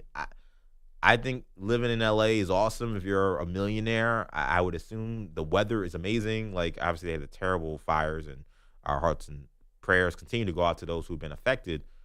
But all in large, like, there's a reason why when athletes get an opportunity to be free agents, or athletes get an opportunity to change teams, they love the Los Angeles market. And he's already won a Super Bowl there, so he's already an icon and a legend. You would think that this would be a place where Matthew Stafford would be comfortable retiring. But between all the reports that's been coming out and the lack of urgency from Stafford's side to come out and say, hey, stop it, I want to be a Ram, which would be very easy for someone like him.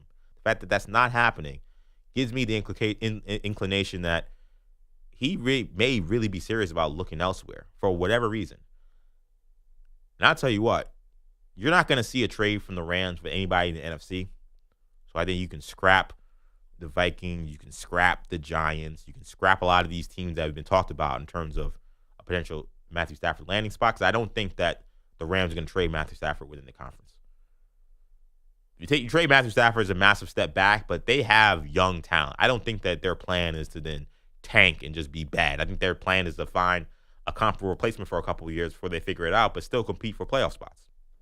So I don't think you want to be competing with Matthew Stafford in your conference. So a trade in the NFC is not happening. Do you think they have their eyes on Sam Darnold? No. Oh, okay. I don't think so because I think they saw what they did to him and they said, no thanks. I don't know if it'll be Sam Darnold, but I think it will be some other, maybe Aaron Rodgers. I think it's going to be, maybe even a Kirk Cousins. McVay is apparently part These of this. are viable options. He's apparently part of the Kirk Cousins cult that Diana Rossini told us on the show when we talked about Kirk Cousins offseason last year. There are all these McVay, Shanahan guys that think Cousins is awesome. And I wonder if the Rams look at Stafford and the contract he wants and says, we'll take a bridge guy for 1 year who we know can execute this offense at a high level. So whether that's Rodgers or whether that's Cousins, I think they may look at that and say, we'll take that step back, but still compete for the playoffs and then maybe find our guy next year. I think let's start with the Steelers. I don't necessarily, I've said this on the show, I'm not sure if I'm in love with the idea of Matthew Stafford playing, November and December games in snow in Pittsburgh and in Cleveland and in Baltimore. I'm not sure if that's the best ideal fit for him, for his body and for where he is with his career.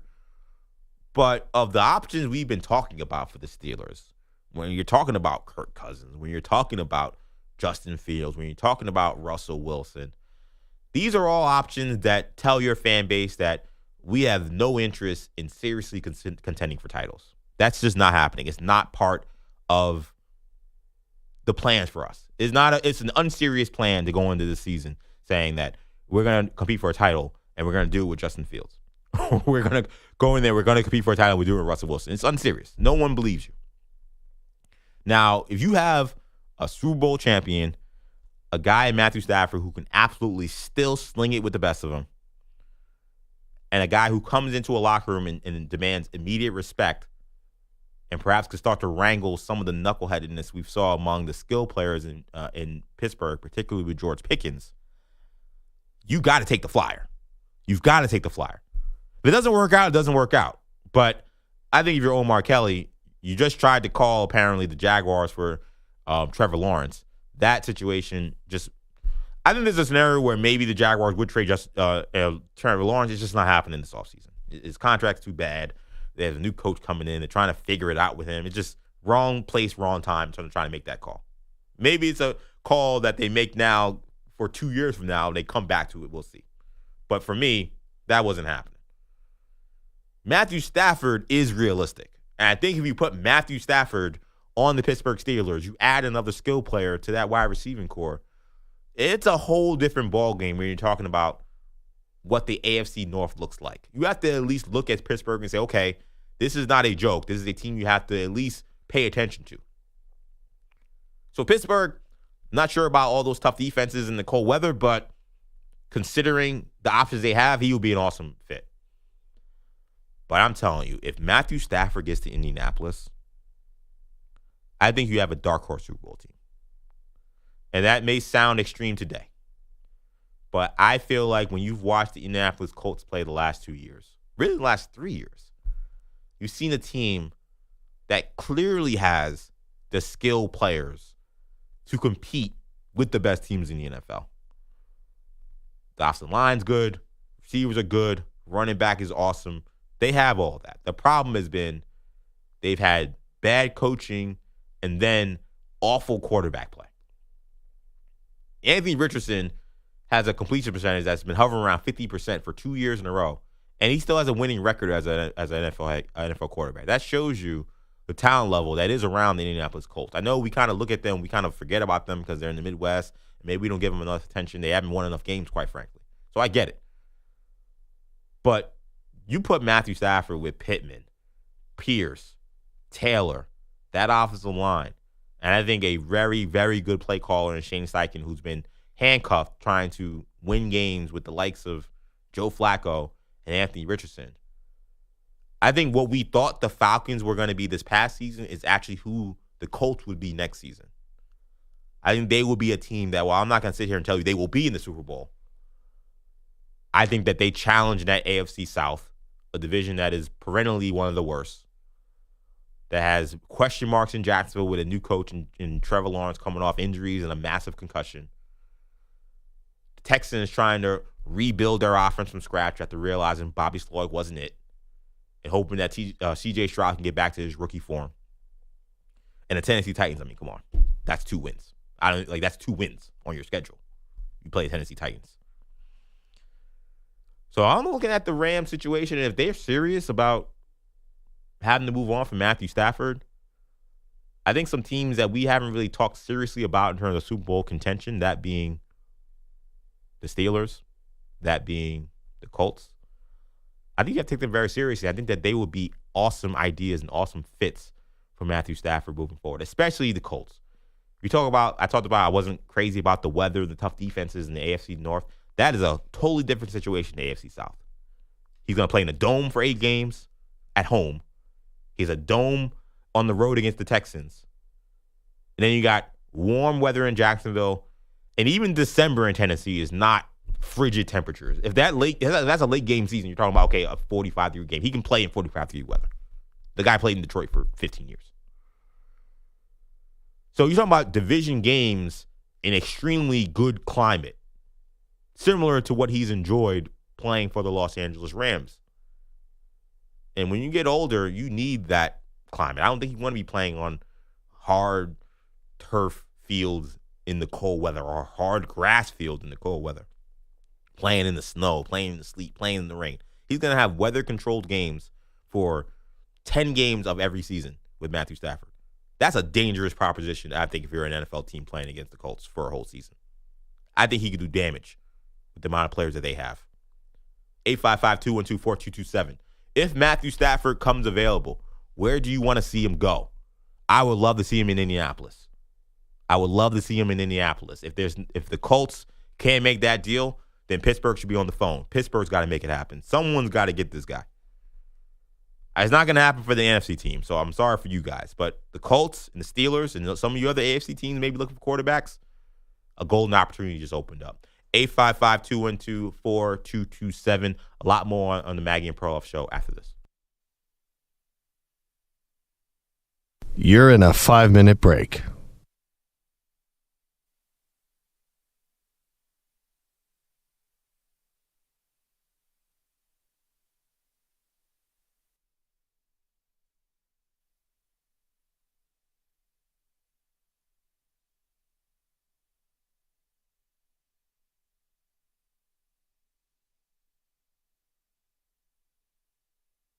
Four minutes, 30 seconds remaining.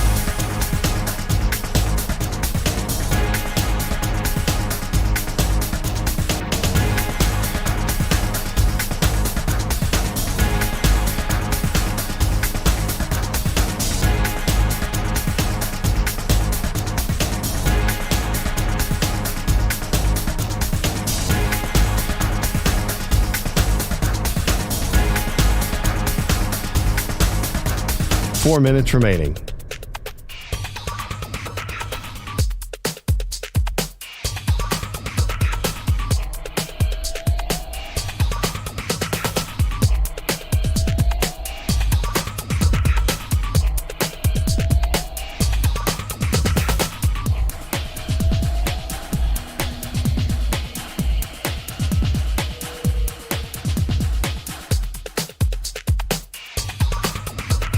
Three minutes, 30 seconds remaining.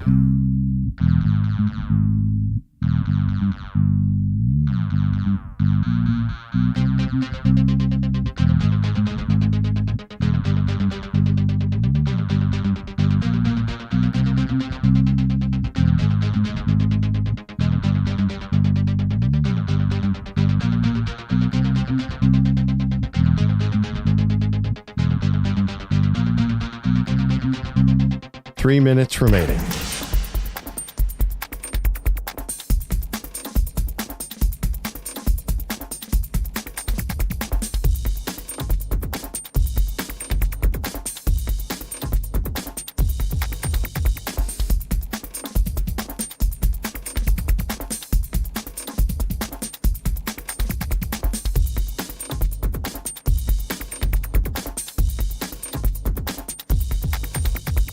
Two minutes, 30 seconds remaining.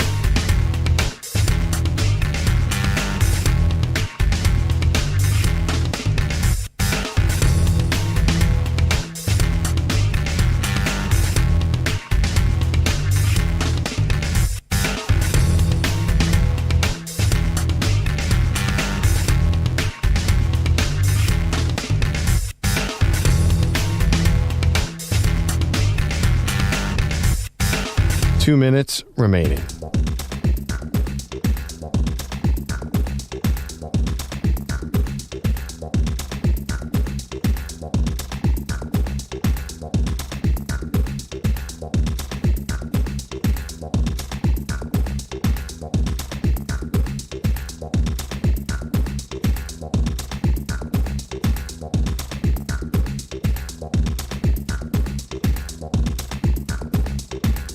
One minute, 30 seconds remaining.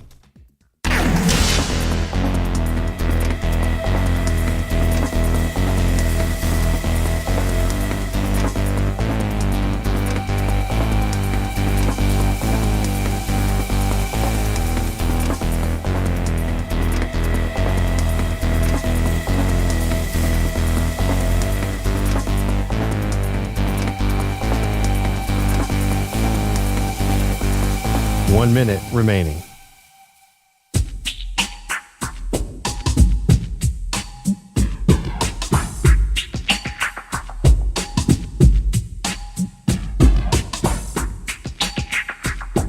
.45 seconds remaining.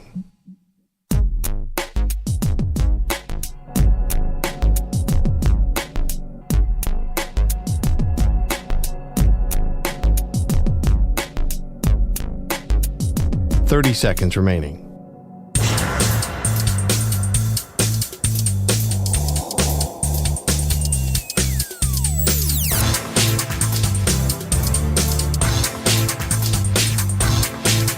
.15 seconds.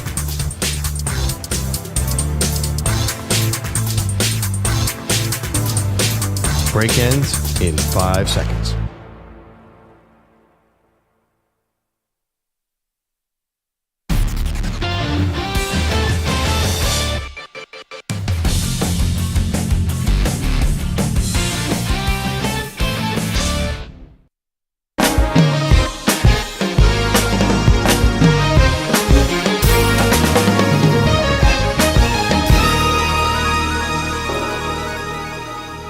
Maggie and Perloff show. Football, it's not the only kind of football. Oh, no. You know, American football, we're not alone in this sport. In fact, the real football, of course, is what we call soccer, and we're pleased to be joined by a legend in the game. Sami Khedira won a World Cup championship with the German national team in 2014. You played for Juventus. You played for Real Madrid. It's such a pleasure to be talking with you. You're here on behalf of the FIFA Club World Cup, which is coming to the United States this summer. It's kind of a warm-up for the World Cup, Pearl, that I know you know. Oh, yeah. Coming to the U.S. in 2026, U.S., Canada, and Mexico. But let's do FIFA Club World Cup first. Awesome. Sami, thanks so much. Yeah, thanks for having me. How did you get into American football? Because we know you're a big fan. Yeah, I am, and honestly, we've been here with Real Madrid to also be a part of the Club World Cup this summer for our international tour in Los Angeles, Philadelphia, Washington, and we watched a football game, and I had no idea what happens because I didn't understand the rules. It was super boring. But then, like 8 years ago, a friend of mine, he introduced me to the game and explained me the rules and the playbooks, and step by step I got into it, and now I'm a big fan, a huge fan, and I really love it because it's like emotion, the tactical skills, but also like you can see that guys, they are like like huge, they are fast, the physicality, it's like quite impressive. When you watch it with your friends, you have to explain the rules though, because it is a big rule book. It is, but to understand that it's like you need a first down, it's like 10 yards, and you know, well, you play 11 against 11, but what is a quarterback, what is a tight end, what is like a running back, so to understand a bit better like the position, and then it's at first you just see like these huge strong guys, but it's so tactical, and you need like a super mind behind that, and that was impressed me a lot because it's compared to football, more or less the same, because you need the physicality, you need strong and fast players, but you need also the brain behind that. Yeah, we saw that you were at an international game, right? The game in London, and we now know that there's going to be a game in Australia. We were talking to a friend of ours who thought Berlin would be a great place to host a permanent international team, which we know is probably going to be coming in the next couple years. You're from Germany. What do you think? Would Berlin be open to that? Why do Germans love football? A lot. So, as you mentioned, I've been in London for the international games, and so I've been in the tube. And so if you're in London, I can go to the tube and nobody recognized me. But then, like, I was looking around, a lot of Germans. So that means a lot of Germans went to London to see the international games. But now we had, like, in Frankfurt and Munich, the games, great atmosphere. But, yeah, friendly speaking, Munich and Frankfurt are super nice cities, but Berlin is our capital. So it's a perfect fit and a huge stadium. Historical city, so I hope that a lot of Americans coming over and to see the historic part of Germany. Sami Khedira, of course, you're a legend, winning the World Cup for Germany in 2014, Real Madrid, Juventus. On behalf of the FIFA Club World Cup, you can go to FIFA.com for more information. Pleasure to meet you. Thank you so much. Thanks for having me. Thank you so much. Always great hearing from the great Maggie and Perloff and Sami Khedira.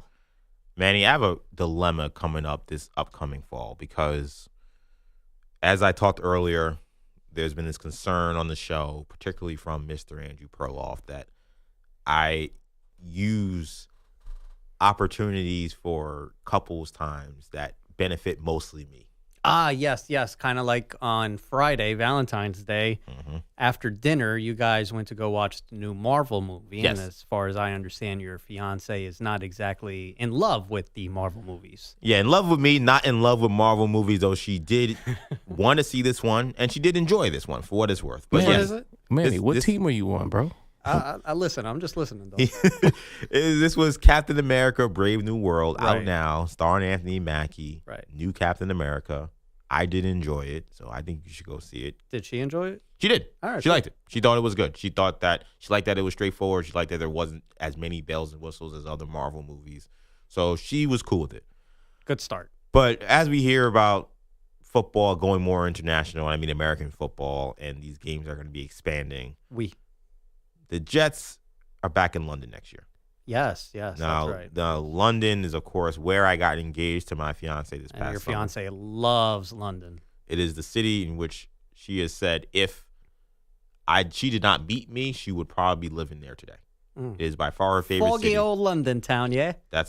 She's a romantic. Ain't it? She loves romance novels. She It's loves a bit everything of a about whiffle, England. isn't it? So we come to this situation, and a couple weeks ago it was revealed that the Jets will be back in London. Right. I'm not sure why. We had very little success this year. Aaron Rodgers threw 3 interceptions out there, but they are playing out there again in London. And knowing that she loves London, I did send her the text saying, "Hey, Jets are in London." Yeah, we were behind the glass. When I the news gave no broke. context. I didn't say anything about like, "Oh, let's go." I just sent it. Yeah. And she was like, "Oh, let's go." But I have a dilemma. I have a problem, which is I don't think we're going to have a repeat of the Mets trip to London that kind of sparked the resurgence of Mets baseball and their run to the NLCS. I think it's more unlikely that a Jets resurgence happens in a game in London and they somehow find a way to maybe, even if they don't play well there, turn it around and go all the way to the AFC Championship game. So my concern is, unlike my trip to London that was great besides watching a Mets loss, I was able to look back on and say, you know what? We could talk about Grimace. We could talk about Hot Tua. We could talk about all the other things that happened. OMG. That guy, OMG, that clown throwing the glove over the net. I could make the case that me going to London, Rally Pim, Maggie had the shirt, she was doing the dance, that my trip to London and me watching the Mets give up home run after home run to the Phillies was the turning point of the Mets season. Right. And I think considering they have Francisco Lindor and Pete Alonso and they have stars, it was much more likely that they were going to be able to turn it around than the Jets are, which is my point. So my question is it worth my while to take my ass back across the sea to give us maybe another option in hopes that the Jets can turn this around? Maybe I got to go watch the Jets get curb stomped. Maybe they got to lose to, the Cowboys or to the Eagles 38-3, but maybe this could be the start of something. Yeah, I don't think so. I'll just be honest with you. I don't see that. I don't see a Mets type of resurgence happening with the Jets next season. But you know what? Take your behind on over to London. Enjoy some of that very fine English cuisine that they have over there. Yeah. And, just make new memories with your fiance in one of her favorite places in the world. Look, and the Jets game will just kind of be, oh, right, we have tickets to this thing tonight. Yeah, and then the problem with, you mentioned the cuisine. I like I said, number one rule anytime I host on the show, EJ keeps 100. Go Steve ahead. Cohen said that the cuisine in London was better than the cuisine in New York and many cities in America. You see, I heard, who is it, John Tapper say that? Jake Tapper, yeah. No. Oh, not Jake Tapper. No, the bar rescue guy. Who's the bar rescue guy? Oh, I have no idea. John Tafe, whatever. The bar rescue guy. He's also said many good things about the cuisine in London. However, the food that they serve in London is usually French food or Italian food, not exactly English food. So, yeah, I mean, they apparently can cook in London, but they just can't cook their own food. You guys like beans on toast? I'm good, That's your homie. jam? Yeah, see, that's the I thing. like refried beans because I'm full Mexican. English but is really good. I had the full English. It was okay. It was okay. I had high expectations, and I was like, Alex, you've been to England, I'm sure, right? Yeah, I went last year for it was summer of 2023, and I went on a bunch of like soccer tours. Like, yeah, you went like all over the world. This dude loves the EPL, man. He knows back. English food just like the back of his hand. That's like the one. Yeah, I mean, like that's the one place I'd go. Like just like your fiance, you know, I'd live there in a heartbeat. But I don't like have so much here. So It's so bad that, and I love my job, and I love this station, I love this show, and I love New York City.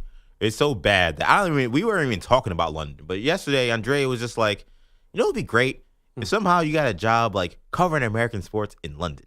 That way we could live in London. Unprovoked. I'm like, yeah, unprovoked. And I'm like, Andrea, they have soccer, they have rugby, they have things they care about. I think it's highly unlikely they'll want an NBA correspondent from London. Though there are some out there. And when I had to watch NBA Finals over there in London, and I'll be honest, talk about the terrible presentation of the NBA All-Star Game.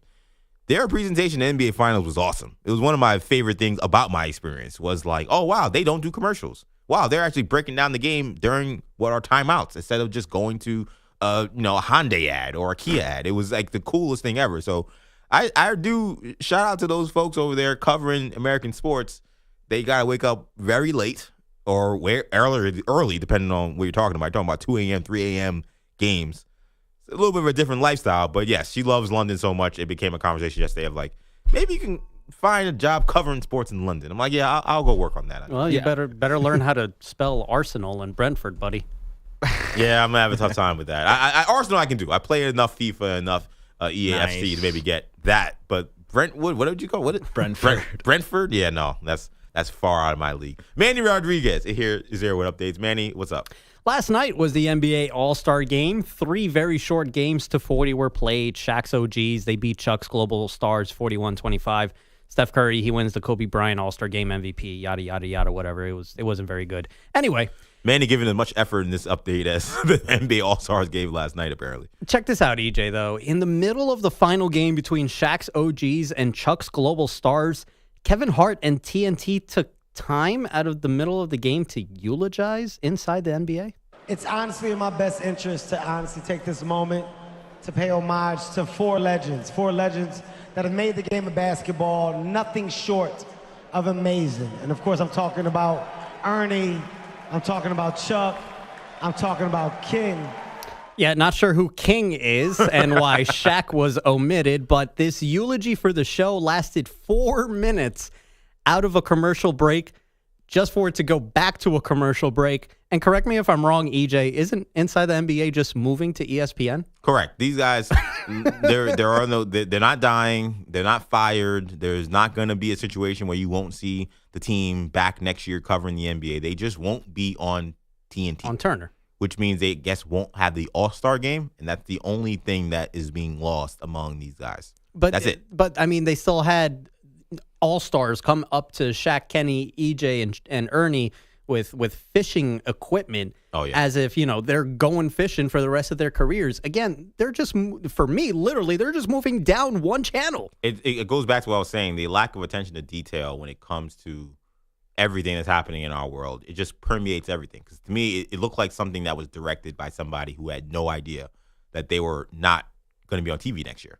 And I think the guys even felt a little weird because they're like, well, and Kevin Hart's like, yeah, this is your send-off. Here's your fishing rod. You're going fishing. And they're kind of looking at him like, I guess, yeah, we're leaving Turner, but we'll be back next year. And eventually, at the very end, Kenny Smith mentioned like, oh, we're not going away. We'll be back, which probably confused, again, a lot of people who were like, wait a minute, so they're not going away? What's going on?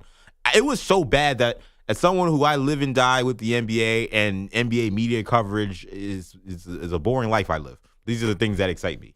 I sat there and watched this, and I was like, did I miss a headline? Like, did that ESPN deal fall through? Are they not going to be on ESPN, or is something going on? Like, did I miss something? And then I go on social to see if I get any confirmation that it was something I didn't know. And everyone was like, why are they eulogizing guys who are going to be back next year? The idea that you're going to give a retired plaque jersey to announcers who are going to be working next year, 3 of them who are former NBA players. You think Charles Barkley needs another plaque? You think Shaq needs another retired jersey? I don't think so. In a plaque? No. I mean, that was so bad. But anything that involved Kevin Hart last night was just an abomination. And the timing of it as well. In the middle of the final game, after the first media timeout, I think it was, after the first team reached 10 or 15, 20 points, whatever the case may have been, that's when they decided to do it. Take 5-6 minutes, because like I said, the actual eulogization, is that a word? We'll go with it. Of the show lasted about 4 minutes. Come on, man. Yeah, thank you. And then you add about 2 minutes before that for the commercials, and 2 after. It was just some awful, awful stuff from the NBA yesterday. And I think it's just a message, a terrible message it sends, and it was a microcosm to me of what is wrong with the NBA. You have the greatest athletes on the face of this earth, definitely the greatest basketball players on the face of this earth, playing in an all-star game, and you are taking more time. Instead of talking about them, you're taking more time to celebrate retired players who are announcers. I mean, it just, I think TNT and those guys, and I've made my issues with them known, and we're going to talk about it in the next segment. Sure. But they absolutely deserve a send-off. They deserve to say, hey, great job. You know, TNT, it was fun. It'll be different next year, but they deserve something. It should not have been in the middle of the All-Star game. Like, to imagine, like, in a Major League Baseball All-Star game, if they stop the game and then say, you know what, let's bring out Derek Jeter and Alex Rodriguez and Poppy. Let's give these guys a plaque because, you know what, baseball on TBS is gone. Or if you did that in the NFL, like, it would be laughable to do that in the middle of an NFL game where you say, oh, you know what, let's bring down, Matt Ryan, and let's bring down Nate Burleson and Troy Aikman. And, yeah, imagine, like, we had Troy Aikman and them leave. Imagine if Fox in the last game was like, you know what, let's stop the game. Let's bring down Troy Aikman from the booth. Let's bring down Joe Buck because you know what? This is their send-off. Goodbye. Oh, wait, what? They're going to ESPN next year and they're going to be doing Monday Night Football game? Well, it doesn't matter. Let's still give them a great send-off. I mean, it was just an absolute joke. Elsewhere in the Bay Area over the weekend, Tyler Hero, he outlasts Buddy Hield in the three-point contest, while McClung, he wins his 3rd straight dunk contest. 7 new massage therapists have come forward now alleging Ravens kicker Justin Tucker of inappropriate sexual behavior, driving that number up to 16, according to the Baltimore Banner. The 7 new therapists each described their experiences with the kicker with the Banner, all of them similar to the ones that broke a few weeks ago. The women say Tucker's actions all occurred between 2012 through 2016. Tucker's representatives declined to comment in detail about the new allegations, instead pointing to Tucker's statement on X posted on January 30th, in which he said he did not, quote, act inappropriately at any point during, before, or after a professional bodywork treatment. And the same statement said that he's accusing the Banner of desperate tabloid fodder. Hockey, the Four Nations face-off continues. Canada takes on Finland at 1 p.m. Eastern. USA battles Sweden at 8 p.m. Eastern. Both games from the Fake Garden, that's TD Garden, in Boston, Massachusetts. And finally, the 2025 NASCAR season is underway. William Byron, he goes back-to-back. He wins a rain-delayed Daytona 500. He becomes the first man since Denny Hamlin to repeat as champion of the 500. EJ? Thank you so much, Manny. Apologies to Boston. Not really. That was Manny Rodriguez that said that, all right? All right, Cap? Yeah, send all your tweets and all your issues to him. I will not read them. He will read them. He's very active on social media. I'll read them, but I'll try not to get hurt by them. Coming up on the show, more of your calls. Jeff from Tucson, hang on. And also, will NBA coverage look and sound very different next year? I think we will. I think it will. We have some clues as to why and how. More Maggie and Perloff after this. You're in a 5-minute break.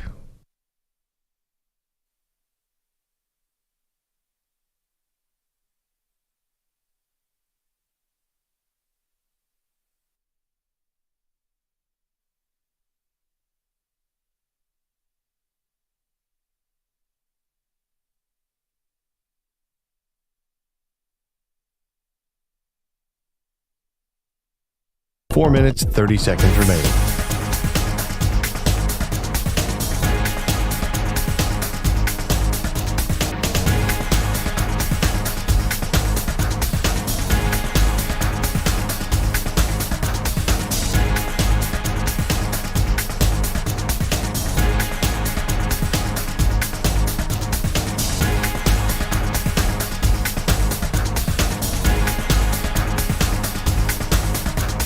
Four minutes remaining.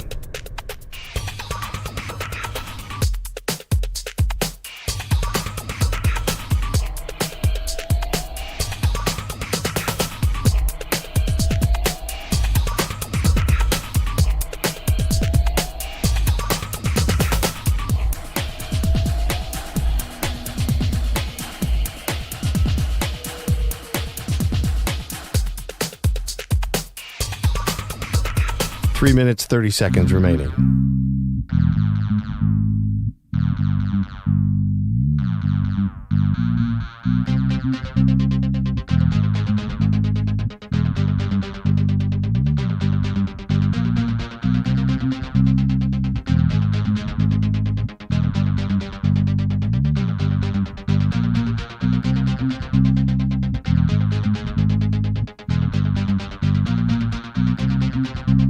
Three minutes remaining.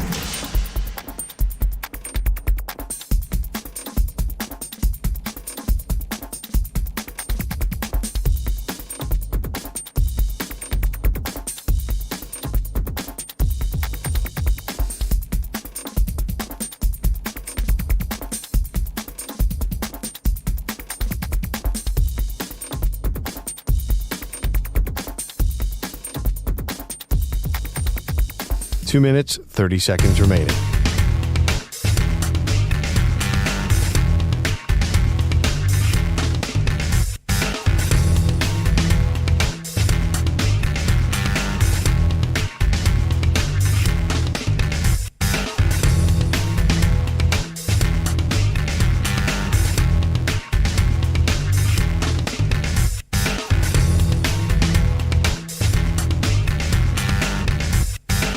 Two minutes remaining.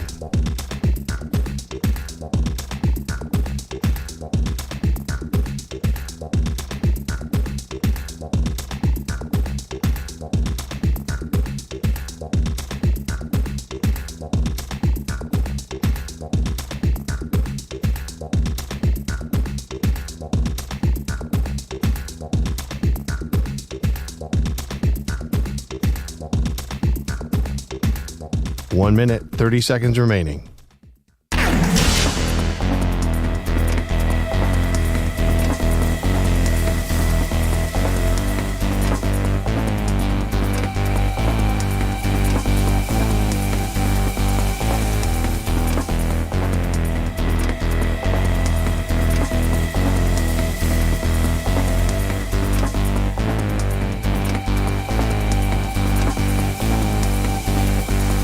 One minute remaining.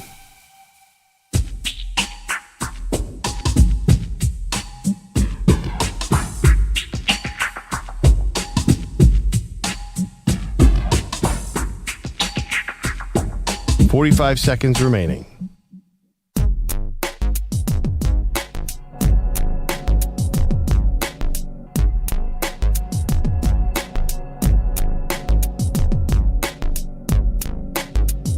.30 seconds remaining.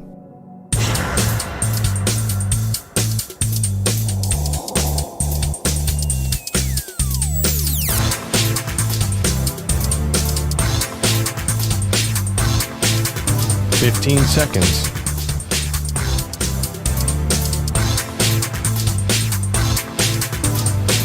Break ends in 5 seconds.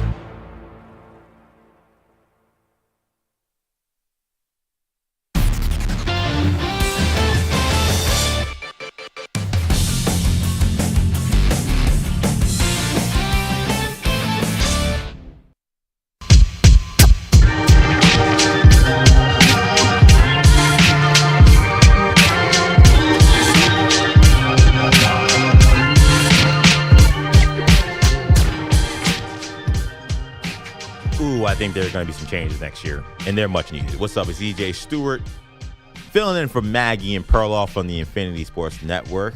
Coming up at 10 o'clock Eastern, we'll have Writer Than You with Andrew Bogish,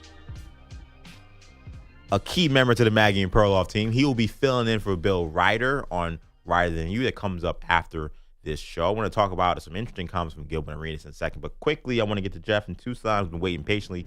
Jeff, how you doing this morning? Good morning, EJ. How you doing, sir? Doing great. What do you got for us today? So first, let me say thanks for the shout-out, also for taking my call. Yeah, appreciate you. Hey, I call in all the time, and one of the things that I've found to do and say with you guys is when Aaron Rodgers enters the picture on this show, we blast him because the guy has maybe sucked on way too many mushrooms because he can't make up his mind what he wants to do, and he always is whining. And what happened, EJ, to I'm going to be a Hall of Fame guy at some point in my life, and just go out like that. Don't start crying. And my last point is, I was ready to give the NBA like a C yesterday for just trying to do something different for us to see as fans. Yeah. But when they did that break-in of the fishing thing, it may have been because they weren't going to have the NBA All-Star game anymore. And that might have been what they were trying to achieve by that fishing thing. Yep. But when they broke in, I was thinking about the athletes sitting there for all that time who had already played some, had all their muscles warm, and now they're sitting cold for 8 minutes. And what did that do to them? It was terrible, Jeff, and I appreciate getting you in here, and thank you so much for the phone call today. It was so bad. The funniest thing from last night, the only good thing I saw from last night, was when that Gone Fishing segment happened. They panned the camera as it's wrapping up to the All-Star Game bench where you have Kevin Durant and Jaylen Brown sitting there. Kevin Durant just gets up, walks away from the camera. Jaylen Brown looks right into the camera and says, "Get him out of here." I mean, the sentiment from the NBA players in terms of how they're being covered cannot be at a new low, which brings me to my last thing for today. Gilbert Arenas, and forgive me, I do not know the stream of the podcast he was on. It was not on his own No Chill Gil pod, but he was talking about a meeting he had, in an interview he had regarding joining the NBC team, the team that will be covering the NBA next year and will be covering the NBA All-Star Game next year. If I take the NBC job, then I ain't gonna be able to do Playback Sunday because I'll be prepping for that show. So, it's crazy out there. But I mean, it's a good crazy, man, that people want me. And I gotta, I'm very thankful for just the opportunities that I put myself back in position to be wanted. So that was him talking about the interview that he had. And later on in that interview, he said he spoke to the NBC execs, and they said that the executives and the fans and the people around the league are not happy with the personal attacks, the trolling, the lack of attention, and the complaining they've seen from the likes of Inside the NBA and the NBA on TNT in regards to how they cover the NBA. This idea that you have guys covering the league that seem to have disdain for the current state of the NBA. But one thing they did say, and I did agree to, that inside the NBA, and some of the NBA personalities have done a horrible job in how the NBA players has been viewed over the last decade or so. I say bravo. I don't know. I have no idea if Gilbert Arenas is the answer. Because if you're talking about taking personal shots and talking crazy, Gilbert Arenas does it with the best of them. But the idea that there is a vision and a thought process behind these television executives that have seen what's happened, they're not about anything more than simply what is going to make them money. And they have said what many NBA fans have been saying for a long time. Inside the NBA is funny. Those guys have a great time. There's a place for them. But like we say in the wrestling business, you can't continually go into business for yourself. And the NBC executives seeing that it's time to actually cover the NBA like you like it, is important. Shout out to my guy Ray. Shout out to my guy Alex. Shout out to Cap on the stream and Manny Rodriguez. I'm EJ. Maggie's back tomorrow. Peace.